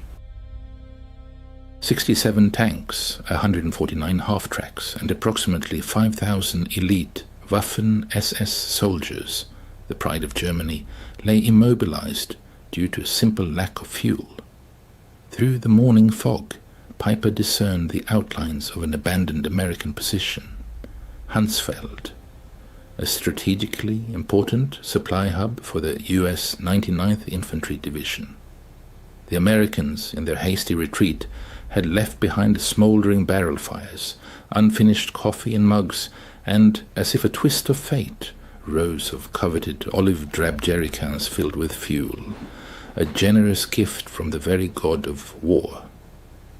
Driven by a mix of astonishment and anticipation, Peiper slowly approached the coveted jerrycans. His loyal adjutant, Hauptsturmführer Hans Grüler, deftly opened one and, after a sniff, exclaimed, "Gasoline! Obersturmführer! High-octane gasoline!" Peiper's soldiers, their spirits lifted, eagerly began refueling their combat vehicles. Peiper walked among the stacks, trying to gauge the extent of this unexpected fortune. The figures from the count were astonishing. 50,000 gallons. More than enough to fuel his entire battle group for a rapid breakthrough to the Meuse River. This quantity could have been enough to turn the tide of the entire offensive. At this single depot, the Americans had left more fuel than most German divisions received in 6 months. However, as Peiper stood amidst this abundance, watching his soldiers pour American fuel into the German tanks, a bitter realization descended upon him like the heavy morning fog. If the Americans could afford such wastefulness, if they could abandon without regret what Germany would have guarded with entire divisions, then the outcome of this war was predetermined. Germany had not merely made a tactical miscalculation, Germany had fundamentally misjudged the power and resources of its adversary. 6 months before the tragic events at Hunsfeld, specifically in June 1944, Albert Speer, who served as Minister of Armaments and War Production in Hitler's government, presented a report to the Führer strongly recommending an immediate halt to all offensive operations. The reason was the systematic destruction by Allied air forces of German synthetic fuel production plants, a vital resource for the Wehrmacht. For example, the Leuna plants, which produced 175,000 tons of fuel in April, could only yield 5,000 tons by September. A similar situation was observed at other facilities, such as the hydrogenation plants in Pörlitz, Blechhammer and Brux, which were operating at less than 10% capacity. The figures presented eloquently testified to the impending defeat. During 1944, the United States managed to extract 1.8 billion barrels of crude oil. In contrast, Germany, including all synthetic production and captured Romanian fields, produced only 33 million barrels, less than 2% of American output. Thus, the Third Reich was attempting to wage modern, mechanized warfare based on logistics more suited to the age of horse-drawn transport. While the American army was literally awash in oil, Major Friedrich Seemann of the Wehrmacht's Logistics Command estimated that 4.5 million gallons of fuel would be needed to reach Antwerp during the Ardennes offensive. Hitler allocated 5 million gallons, but due to transportation issues, only half reached the front lines. Ultimately, the German High Command gambled on capturing enemy supplies, which was more a sign of desperate weakness than strategic strength. While American engineers laid a network of oil pipelines across France under the code name Pluto, which stood for Pipeline Under the Ocean, the American Army also organized the Red Ball Express, a colossal system of truck convoys that daily delivered approximately 12,500 tons of various supplies to the front lines. By the end of 1944, American forces stationed in Europe consumed a colossal 1.2 million gallons of fuel daily, while receiving 1.4 million gallons. They were not only sustaining current operations, but also building strategic reserves in preparation for further battles. Joachim Peiper, by no means lacking strategic thinking, was at 29 years old one of the youngest regimental commanders in the Waffen-SS, a recipient of the Knight's Cross with oak leaves and swords. He had endured the harsh schooling of the Eastern Front, where he learned that in modern warfare, fuel often held greater value than ammunition itself. His battle group was designated as the Schwerpunkt Vernichtung, the focal point of the entire Ardennes offensive, on which special hopes were placed. 2 days before the offensive began, on December 14th, Peiper attended a final briefing in Tondorf. General Sepp Dietrich, commander of the 6th SS Panzer Army, laid out the situation with stark clarity. You will only have enough fuel to reach the Meuse if you capture American supplies. Peiper's battle group was allocated 31,000 gallons of fuel, providing a combat range of only 50 miles. However, the distance to the Meuse was 65 miles. Thus, the offensive plan itself inherently contained the mathematics of defeat, casting doubt on the success of the entire operation. In the run-up to the December 16th offensive, Commander Peiper demonstrated extreme meticulousness in planning. His instructions were clear and unambiguous. Tanks were to move in single file to minimize fuel consumption. For stops exceeding 5 minutes, engines were to be immediately shut off. The capture of American fuel depots was declared a priority, overshadowing even tactical considerations. The stark contrast with the American approach was striking. On the same day, Captain James Rose, of the U.S. 743rd Tank Battalion, whose positions were located just 20 miles from Piper's Column's starting point, made a diary entry. Received fuel replenishment 7,125 gallons. This is the third delivery this week, and our tanks are overflowing. December 16, 1944, 5:30 a.m. A powerful German artillery barrage, marking the start of Operation Watch on the Rhine, consumed more ammunition in 2 hours than the Wehrmacht had allocated for entire campaigns at the beginning of the war.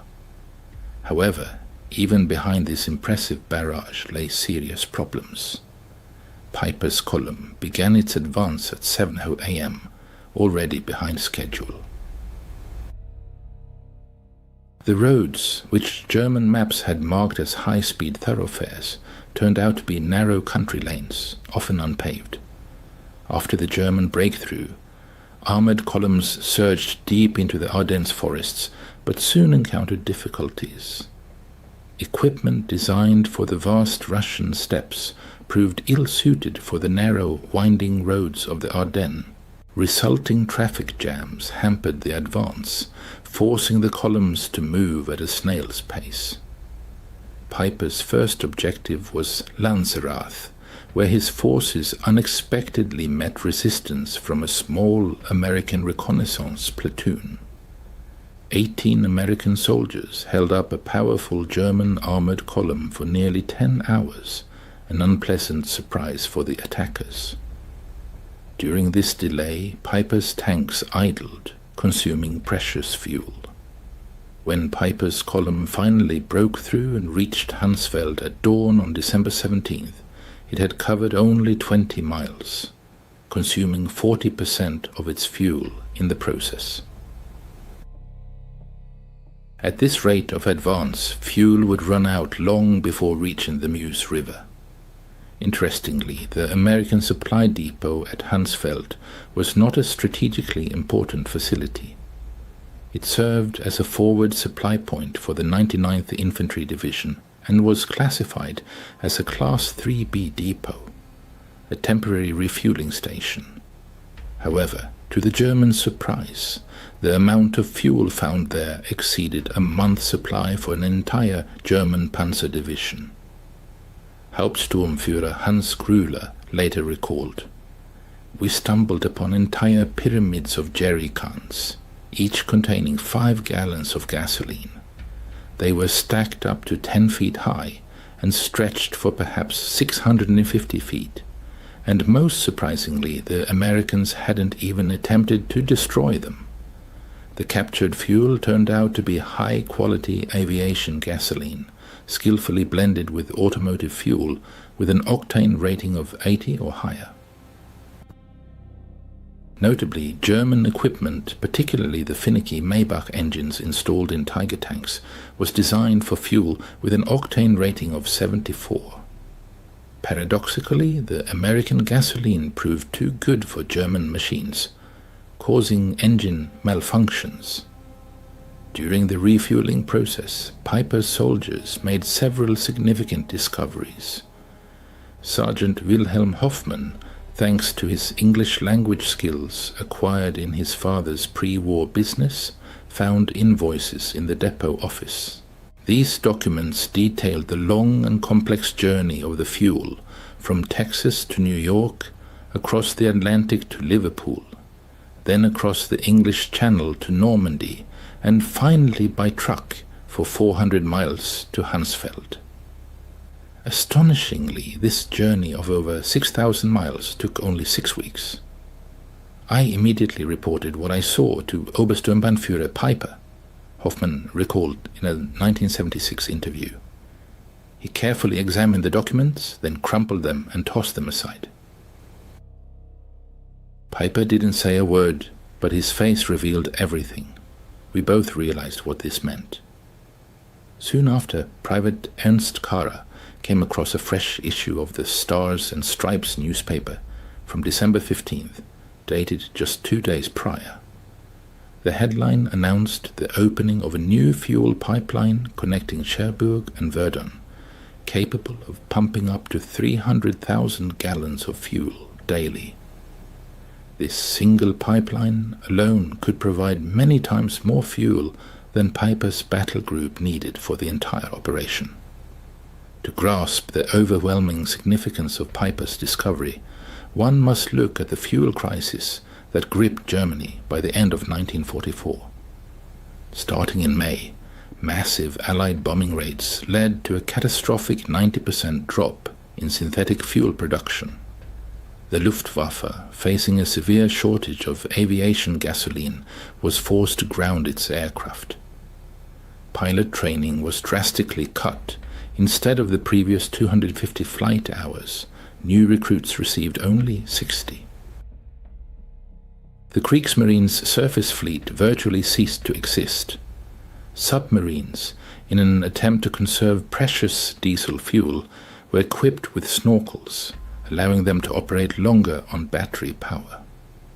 On the home front, German citizens had not seen personal automobiles since 1942. Gasoline had become such a valuable resource that even the theft of a few liters on the black market became a subject of Gestapo investigations. Farmers were forced to return to using horse-drawn plows. At the very same time, the United States, with its untold reserves of black gold, accounted for 67% of global oil production. The East Texas oil field alone produced more oil than all of Nazi-occupied Europe. American oil refineries operated at full capacity, and Standard Oil even experimented with new petroleum products simply because they had an abundance of crude oil. After capturing the impressive 50,000 gallons of fuel at Hansfeld, Piper's armored columns surged forward like predators sensing prey.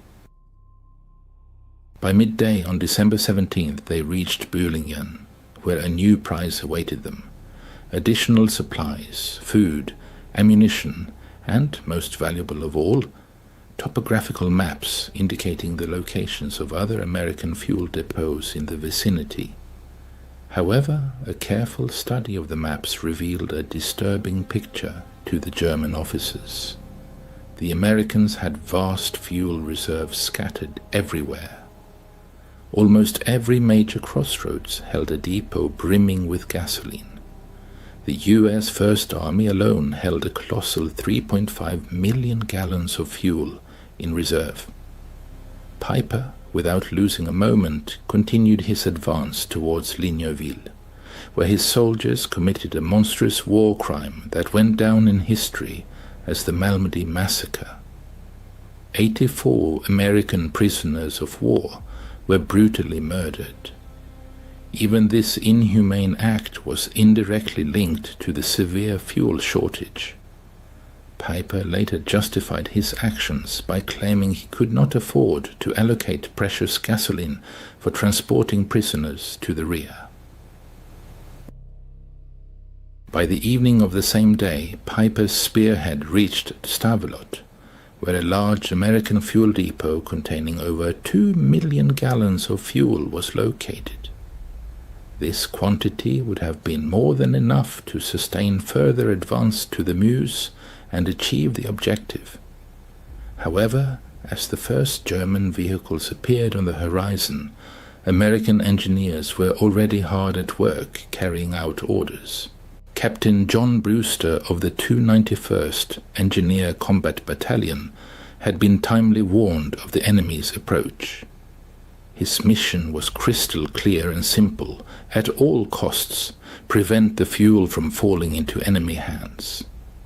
In December 1944, at the height of the German offensive in the Ardennes, American engineers demonstrated resolve, depriving the enemy of valuable resources. The depot at Stavelot, holding 289,000 gallons of gasoline, became the scene of dramatic events. On December 17th, as Piper's vanguard approached the depot, Captain Brewster ordered the destruction of the supplies. Engineers laid gasoline trails between the stacks of jerrycans, and then Technical Sergeant Paul Solis threw a white phosphorus grenade. According to Solis, the explosion was instantaneous and colossal, a wall of fire erupting 100 feet into the air. Soon, the entire depot became a blazing inferno. Piper's arriving tanks saw a column of black smoke rising 1,000 feet. The fire raged for 3 days, destroying enough fuel to power Piper's entire division to Antwerp and back. Untersturmführer Weber recalled how a stunned Commander Piper, standing on his tank's turret, silently watched the flames, then uttered, "They can afford to burn 2 million gallons just to deny them to us. What are we doing here?" Throughout the Ardennes region, American engineers carried out similar operations to destroy fuel depots. At Trois Ponts, 1.1 million gallons were destroyed, and at Spa, 2.5 million gallons. In total, during the first week of the offensive, the Americans deliberately destroyed over 8 million gallons of fuel, an amount exceeding what Germany had allocated for the entire operation. These actions, though painful in terms of resource loss, played a crucial role in thwarting the German offensive plans. The Allied forces' incredible ability to consume millions of gallons of fuel daily was due to an unprecedented supply system that surpassed all German command's understanding. The legendary Red Ball Express became a symbol of this logistical might, delivering a colossal 412,000 tons of supplies, using a fleet of 6,000 trucks operating 24/7.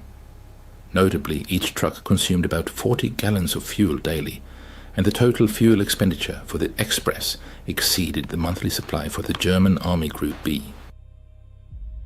By December 1944, the motor transport service employed 230 companies operating on clearly defined routes, daily delivering approximately 20,000 tons of various goods, including 3,000 tons of fuel. Colonel James Snyder, the First Army's Chief of Logistics, highlighted the system's efficiency in his December 18th records. Yesterday's fuel receipts totaled 147,000 gallons, 1,923,000 gallons were issued, resulting in a net increase of 224,000 gallons in reserves. But an even more impressive element of the system was the pipeline network. Operation Pluto enabled pipelines to be laid directly across the English Channel, ensuring the transfer of up to 1 million gallons of fuel daily from Britain. This network continued to expand inland. The Cherbourg-Paris line supplied 800,000 gallons daily, and the Saint-Lô line 650,000 gallons. Ultimately, by December 1944, Allied forces in northwest Europe consumed 7.5 million gallons of fuel per day, while receiving 8.2 million gallons. This allowed them not only to sustain ongoing operations, but also to build up reserves in anticipation of new offensives. As Piper's battle group advanced deeper into Belgian territory on December 18th, the critical nature of the German army's fuel shortage became increasingly evident. At Schoppen, German forces captured another fuel depot, but these supplies proved insufficient. Approximately 5,000 gallons of gasoline were consumed in just 3 hours of intense fighting. Heavy Tiger tanks consumed a colossal 2.5 gallons of fuel per mile in combat, while Panther tanks used 1.5 gallons per mile. In the challenging terrain of the Ardennes, with its difficult roads and rugged landscape, fuel consumption increased by another 40%. Hauptscharführer Otto Dingler, responsible for maintenance in the 1st SS Panzer Regiment, noted with concern in his records, By midday on December 18th, we had consumed 67,000 gallons of fuel since the start of the offensive. We managed to capture about 55,000 gallons, which is clearly insufficient to cover our needs. We are facing a severe deficit. Thanks to enemy radio intercepts conducted as part of Operation Ultra, American command was aware of the critical fuel situation within German forces, particularly Piper's battle group. General Courtney Hodges issued a decisive order to all units. The enemy is in dire need of fuel. All gasoline supplies threatened by enemy capture must be destroyed to deny them the ability to continue their offensive. On the same day, American key C-47 transport planes made 316 sorties, delivering much-needed supplies to the besieged town of Bastogne. Among other things, 160,000 gallons of fuel were delivered, an amount significantly exceeding the total fuel available to Piper's entire battle group. Thus, the Americans were supplying the encircled garrison with more fuel than was available to the attacking German forces. By December 19th, as Piper's unit encountered fierce resistance in the Stoumont area, the fuel shortage reached a critical point. Combat vehicles remained immobile, not due to enemy fire, but due to empty fuel tanks.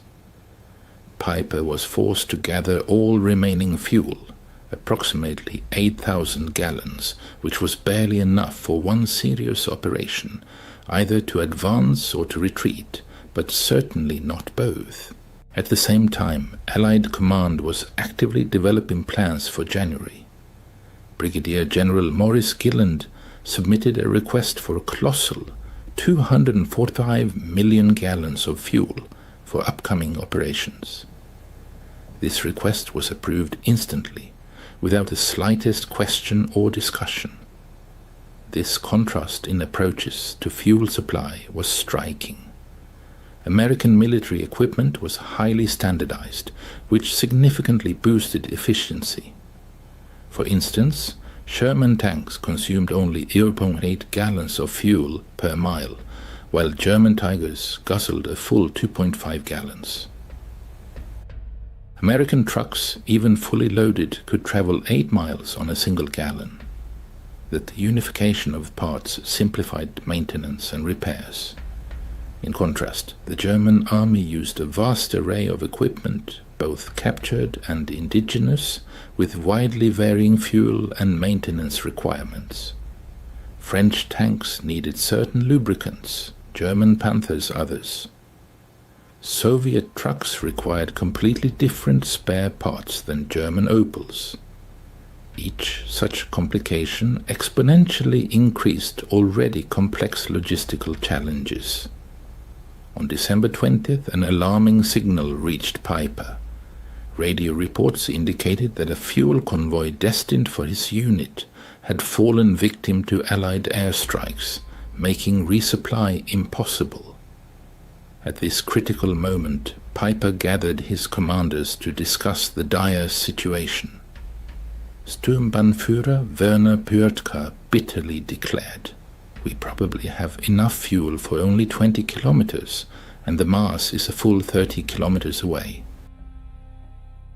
According to Hauptsturmführer Grüller, the Obersturmbannführer regretfully stated, "Gentlemen, we are facing an enemy who burns more fuel in a day than we have received for the entire operation just to deny it to us. What we captured in Hansfeld seemed like a miracle to us, but for them it's a negligible trifle. Under such conditions, we cannot win." This bitter realization permeated the ranks of the German command.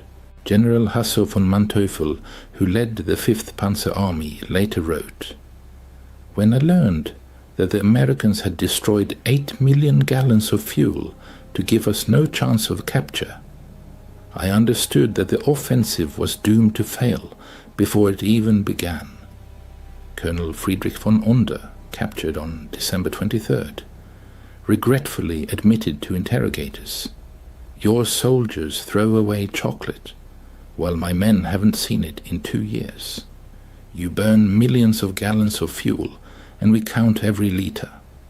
How can we fight against such unimaginable abundance?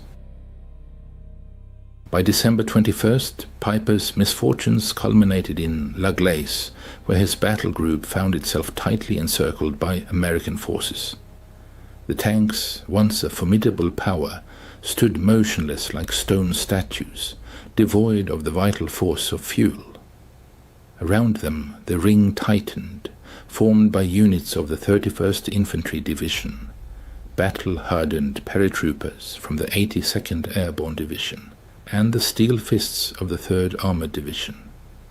The American Armada, like an insatiable beast, consumed colossal volumes of fuel, 340,000 gallons on December 21st alone. Meanwhile, Piper desperately tried to conserve every drop, possessing a paltry 1,000 gallons. Private First Class Richard McKinney, like a chronicler of those days, wrote home, ironically remarking on the situation, "We have the Germans surrounded. Their tanks are dying of thirst. Our captain jokes that we are burning more fuel, heating our coffee than they have left for their vehicles." This episode vividly epitomized industrial warfare at its zenith. The redeployment of General Patton's Third Army northward, requiring 350,000 gallons of fuel solely for the move, seemed an inconceivable task for the exhausted German war machine. However, American logistics, like a finely tuned clockwork, met this unimaginable challenge in just 3 days. On December 23rd, the skies opened and a flood of sunlight poured onto the earth. Allied aircraft, like a flock of predatory birds, took to the air, performing about 2,000 sorties. Each aircraft, like an insatiable demon, devoured fuel at a monstrous rate, forcing the Luftwaffe to watch enviously from the ground, grounded for weeks. P-47 fighters, like fiery chariots, burned 300 gallons an hour, and B-26 bombers, like winged leviathans, consumed 200 gallons an hour. One day of these massive air operations consumed more fuel than all that Germany could allocate to its offensive, underscoring the chasm between the industrial capabilities of the two opposing sides. On the night of December 23rd, 24, realizing the hopelessness of the situation, Piper abandoned his equipment and made a desperate attempt to escape. Of the impressive armada of 119 tanks and assault guns that had begun the offensive with such optimism, only 39 vehicles remained functional by then, and even they were unable to move. In a desperate effort to prevent the equipment from falling into enemy hands, the crews destroyed them using their last ammunition.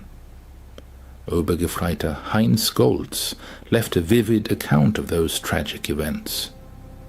"We collected the last drops of fuel from all vehicles, probably gathering about 200 gallons. The Obersturmbannführer personally rendered his command tank unusable. Millions of Reichsmarks invested in this equipment turned to ashes due to empty fuel tanks." Of the 5,000 soldiers who went into battle as part of Piper's battle group, only about 770 returned. Despite this, they managed to advance 60 miles into enemy territory, capture several depots, and open the eyes of the German command to the scale of Allied logistical support. News of these discoveries made by Piper's group spread like wildfire through German headquarters. By December 26th, Field Marshal Walter Model received detailed reports on captured American supplies. Model's chief of staff recorded his reaction to the news. The Field Marshal reread the figures twice. 50,000 gallons in Hansfeld, 2 million burned in Stavelot, 8 million destroyed to prevent capture. After that, he said, "It seems we are fighting the wrong war. Hitler, informed of this on December 28th, categorically refused to accept reality. Albert Speer recalled, Hitler stubbornly insisted that all these figures were nothing more than propaganda. Even when shown photographs of burning Stavelot, he claimed they were just Hollywood special effects. However, ordinary soldiers perfectly understood the seriousness of the situation. Corporal Wilhelm Hoffmann wrote to his wife, "The Americans destroy more fuel daily than we receive monthly. They drive tanks like we march on foot. This war is lost." The fuel crisis that manifested during that period was merely a symptom of a deeper and all-encompassing reality. By 1944, the United States of America had reached the peak of its industrial might, accounting for 50% of all global production. Production lines operated at an incredible pace.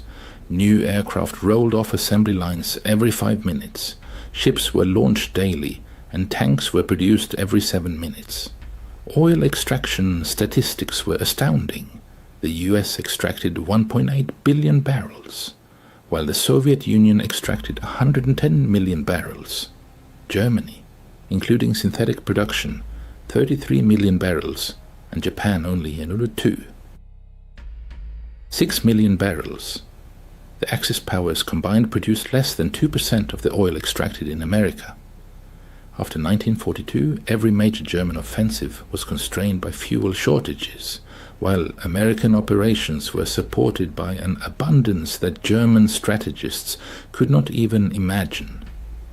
Lieutenant Colonel Chester Hansen recorded an eloquent episode that occurred on December 27th. A logistics officer reported that due to unfavorable weather conditions, fuel deliveries had dropped to 500,000 gallons per day. Concern arose, but soon someone noted that this amount exceeded the total volume of fuel allocated by Germany for the entire offensive. German prisoners of war captured in the Ardennes were not so much amazed by American firepower as by its extravagance. The sight of American soldiers discarding uneaten rations or using gasoline for heating had a demoralizing effect that surpassed the impact of artillery bombardments. Unterscharführer Reichel admitted during interrogation, "We knew your production figures in theory, but when we saw your soldiers throwing away more than we ever had, it became a reality. Every German who witnessed your indifferent abundance understood that the war was lost." This information spread through letters, despite censorship. Feldwebel Ernst Müller wrote, "The Americans wash their clothes in gasoline. They feed dogs chocolate. They have artillery salutes for Christmas. We cannot fight such endlessness." The psychological impact of this abundance undermined German notions of racial superiority. How was it that the Americans, whom Nazi propaganda branded as decadents, possessed untold riches, while representatives of the master race barely scraped by? This question ran like a red thread through the entire Nuremberg trials, where German commanders repeatedly pointed to logistics, or rather the catastrophic lack of fuel, as a key factor in their defeat. Field Marshal Keitel, testifying at the tribunal, admitted, "In 1940-41 we had operational superiority, but by 1944 we were unable to move troops due to an acute shortage of fuel, while the Americans moved entire armies like chess pieces on a board." Piper, convicted of atrocities at Malmedy, frankly stated, "Every decision we made after December 17th was made under the pressure of the fuel crisis. We could neither maneuver nor pursue the enemy, nor retreat in an organized manner. The Americans, on the contrary, enjoyed complete freedom of movement, while we counted every liter." General Guderian bitterly stated, When Piper captured 50,000 gallons of fuel, it was of immense significance to him, but for the Americans it meant absolutely nothing. At that moment the war was lost. This story, like an epitaph, marks the twilight of the era of industrial warfare. Victory was forged not so much by the courage of soldiers on the battlefield as by the statistics of industrial production. The romantic aura of war dissipated in the Ardennes, buried under piles of empty fuel tanks. According to Dr. Richard Overy's calculations, by 1944, the ratio of industrial production between the Allies and the Axis powers in key categories exceeded 5,1. For petroleum products, this gap reached a staggering 50,1. Neither superior training nor brilliant tactics could overcome such a colossal advantage. America produced 324,150 aircraft during the war, while Germany produced only 119,907. American factories produced 88,410 tanks, German factories 46,857. But the most eloquent figure is the volume of oil processed. In 1944 alone, America processed 1.8 billion barrels, while Germany, with great difficulty, could extract only 33 million. December 24th, 1944, marked a turning point. As the remnants of Piper's group, abandoning 39 tanks, 70 half-tracks and 177 other vehicles, fought their way on foot through American defensive lines, the true scale of the disaster became evident. The capture of 50,000 gallons of fuel seemed like incredible luck, but it soon became clear that it was a drop in the ocean for an enemy who could afford to burn millions of gallons. Unterführer, analyzing the event of those days in 1975, recalled, "On the morning in Hansfeld, upon discovering the American fuel reserves, we rejoiced as if we had won the lottery. However, by evening, learning of the burning Stavelot, the realization of inevitable defeat set in. The Americans possessed such abundance that they could destroy what we were willing to die for. Our 50,000 gallons were insignificant, less than what one American armored division consumed in 2 days. It wasn't even 3 hours of work for the legendary Red Ball Express, just a margin of error in Allied daily consumption." Major General J. Lawton Collins later noted, "The Germans' desperate attempts to seize fuel exposed their fatal miscalculation. They naively believed that we valued fuel as highly as they did, considering it an indispensable resource. They were unaware that we had so much of it that we could afford to burn millions of gallons without jeopardizing our tactical advantage. Operation Wacht am Rhein collapsed, facing the relentless mathematics of industrial warfare. The offensive consumed about 2.8 million gallons of fuel, representing 40% of the total allocation, not counting captured reserves. At the same time, the American army expended 267 million gallons, almost 100 times more. The Wehrmacht lost about 100,000 soldiers, 800 tanks, and 1,000 aircraft. But the most devastating blow was the loss of illusions. Every German soldier who witnessed American abundance firsthand realized that Germany was not just fighting a war, but participating in an act of self-destruction. The tragic fate of Joachim Piper, a commander who had endured the crucible of war, ended in 1976 in France at the hands of unknown assailants. But long before that, in 1967, in a conversation with historian Henry Lyman, he acknowledged the fateful role of the discovered fuel depot. According to him, had it not been for this discovery, the German forces would have had a chance to retreat with honor. But the suddenly revealed disparity in resources, where American reserves seemed like a bottomless ocean and German ones like meager drops, ultimately buried any hopes for victory. This episode vividly illustrates an immutable law of industrial warfare, where logistics play a decisive role, overshadowing tactical stratagems. The might of production crushes even the bravest courage, and an abundance of resources becomes an insurmountable factor before which devotion to ideals pales. Despite the fact that a German soldier in 1944 might have surpassed his opponent in training and experience, this was not decisive. The American war machine, fueled by colossal industrial power, surpassed Germany in its ability to produce and replace losses.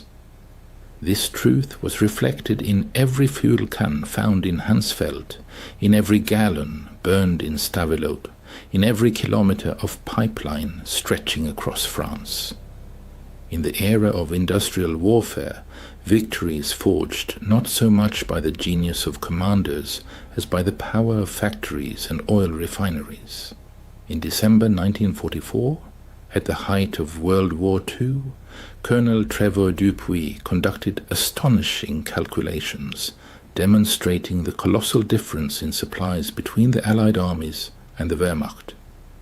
It turned out that each American soldier received about 67 pounds of various supplies daily, while a German soldier made do with only 3 pounds. American soldiers accustomed to abundance sometimes complained about excessive waste, while for German soldiers, American abundance seemed simply unimaginable. 40 years after those memorable events in 1984, veterans from both sides met in the Belgian village of La Glace, where Piper's Tiger tank is still exhibited in the local museum, frozen at the very spot where it ran out of fuel.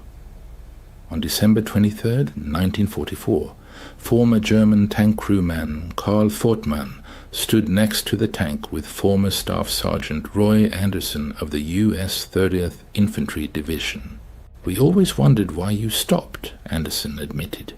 "We thought it was some kind of tactical maneuver." In response, Fortmann gave a bitter chuckle. "We stopped because our tanks were empty. You burned millions of gallons of fuel to keep them out of our hands. How could we fight you under such conditions?" Anderson paused for a moment, then said, "We never knew you had so little. We had so much, we didn't even think about it." In this short dialogue lies the whole truth of December 1944. One side measured its reserves in gallons, the other in millions. One fought for every can of oil, while the other burned entire oceans. The outcome of the battle was predetermined.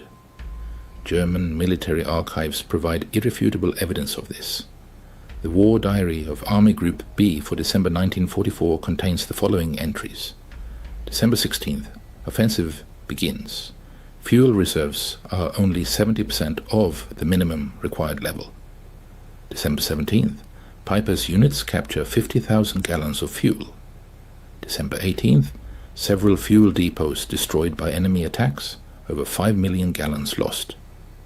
December 19th, units critically dependent on fuel supplies lose mobility. December 24th, Piper is forced to abandon his equipment due to complete exhaustion of fuel reserves. At the same time, the American First Army reported December 16th, reserve supplies total 3.7 million gallons. December 17th, 2.2 million gallons destroyed. December 18th, 1. 8 million gallons received. December 24th, reserve supplies total 4.1 million gallons. The Americans treated millions of gallons of fuel with astonishing indifference, while the Germans guarded every single canister. In addition to its significant volume, American fuel demonstrated undeniable technological superiority. U.S. refineries made breakthroughs in catalytic cracking, allowing them to produce high-octane fuel more efficiently than German hydrogenation technology. In particular, American 100-octane aviation fuel provided aircraft with a tangible performance advantage compared to German machines, which used 87-octane synthetic fuel. American engineers also developed unique additives that Germany could not replicate, such as tetraethyl lead, ethylene dibromide, and detergent additives. German engines, designed to run on lower quality fuel, often malfunctioned when using captured American gasoline. The fuel shortage profoundly affected every soldier's experience. Corporal Hans Müller noted on December 20th, marched 30 kilometers. No fuel for trucks which drive past abandoned American vehicles with engines running for heat. They leave the engines on. We walked in the snow. Medical services were paralyzed. Ambulances could not evacuate the wounded, and hospitals lacked fuel for generators.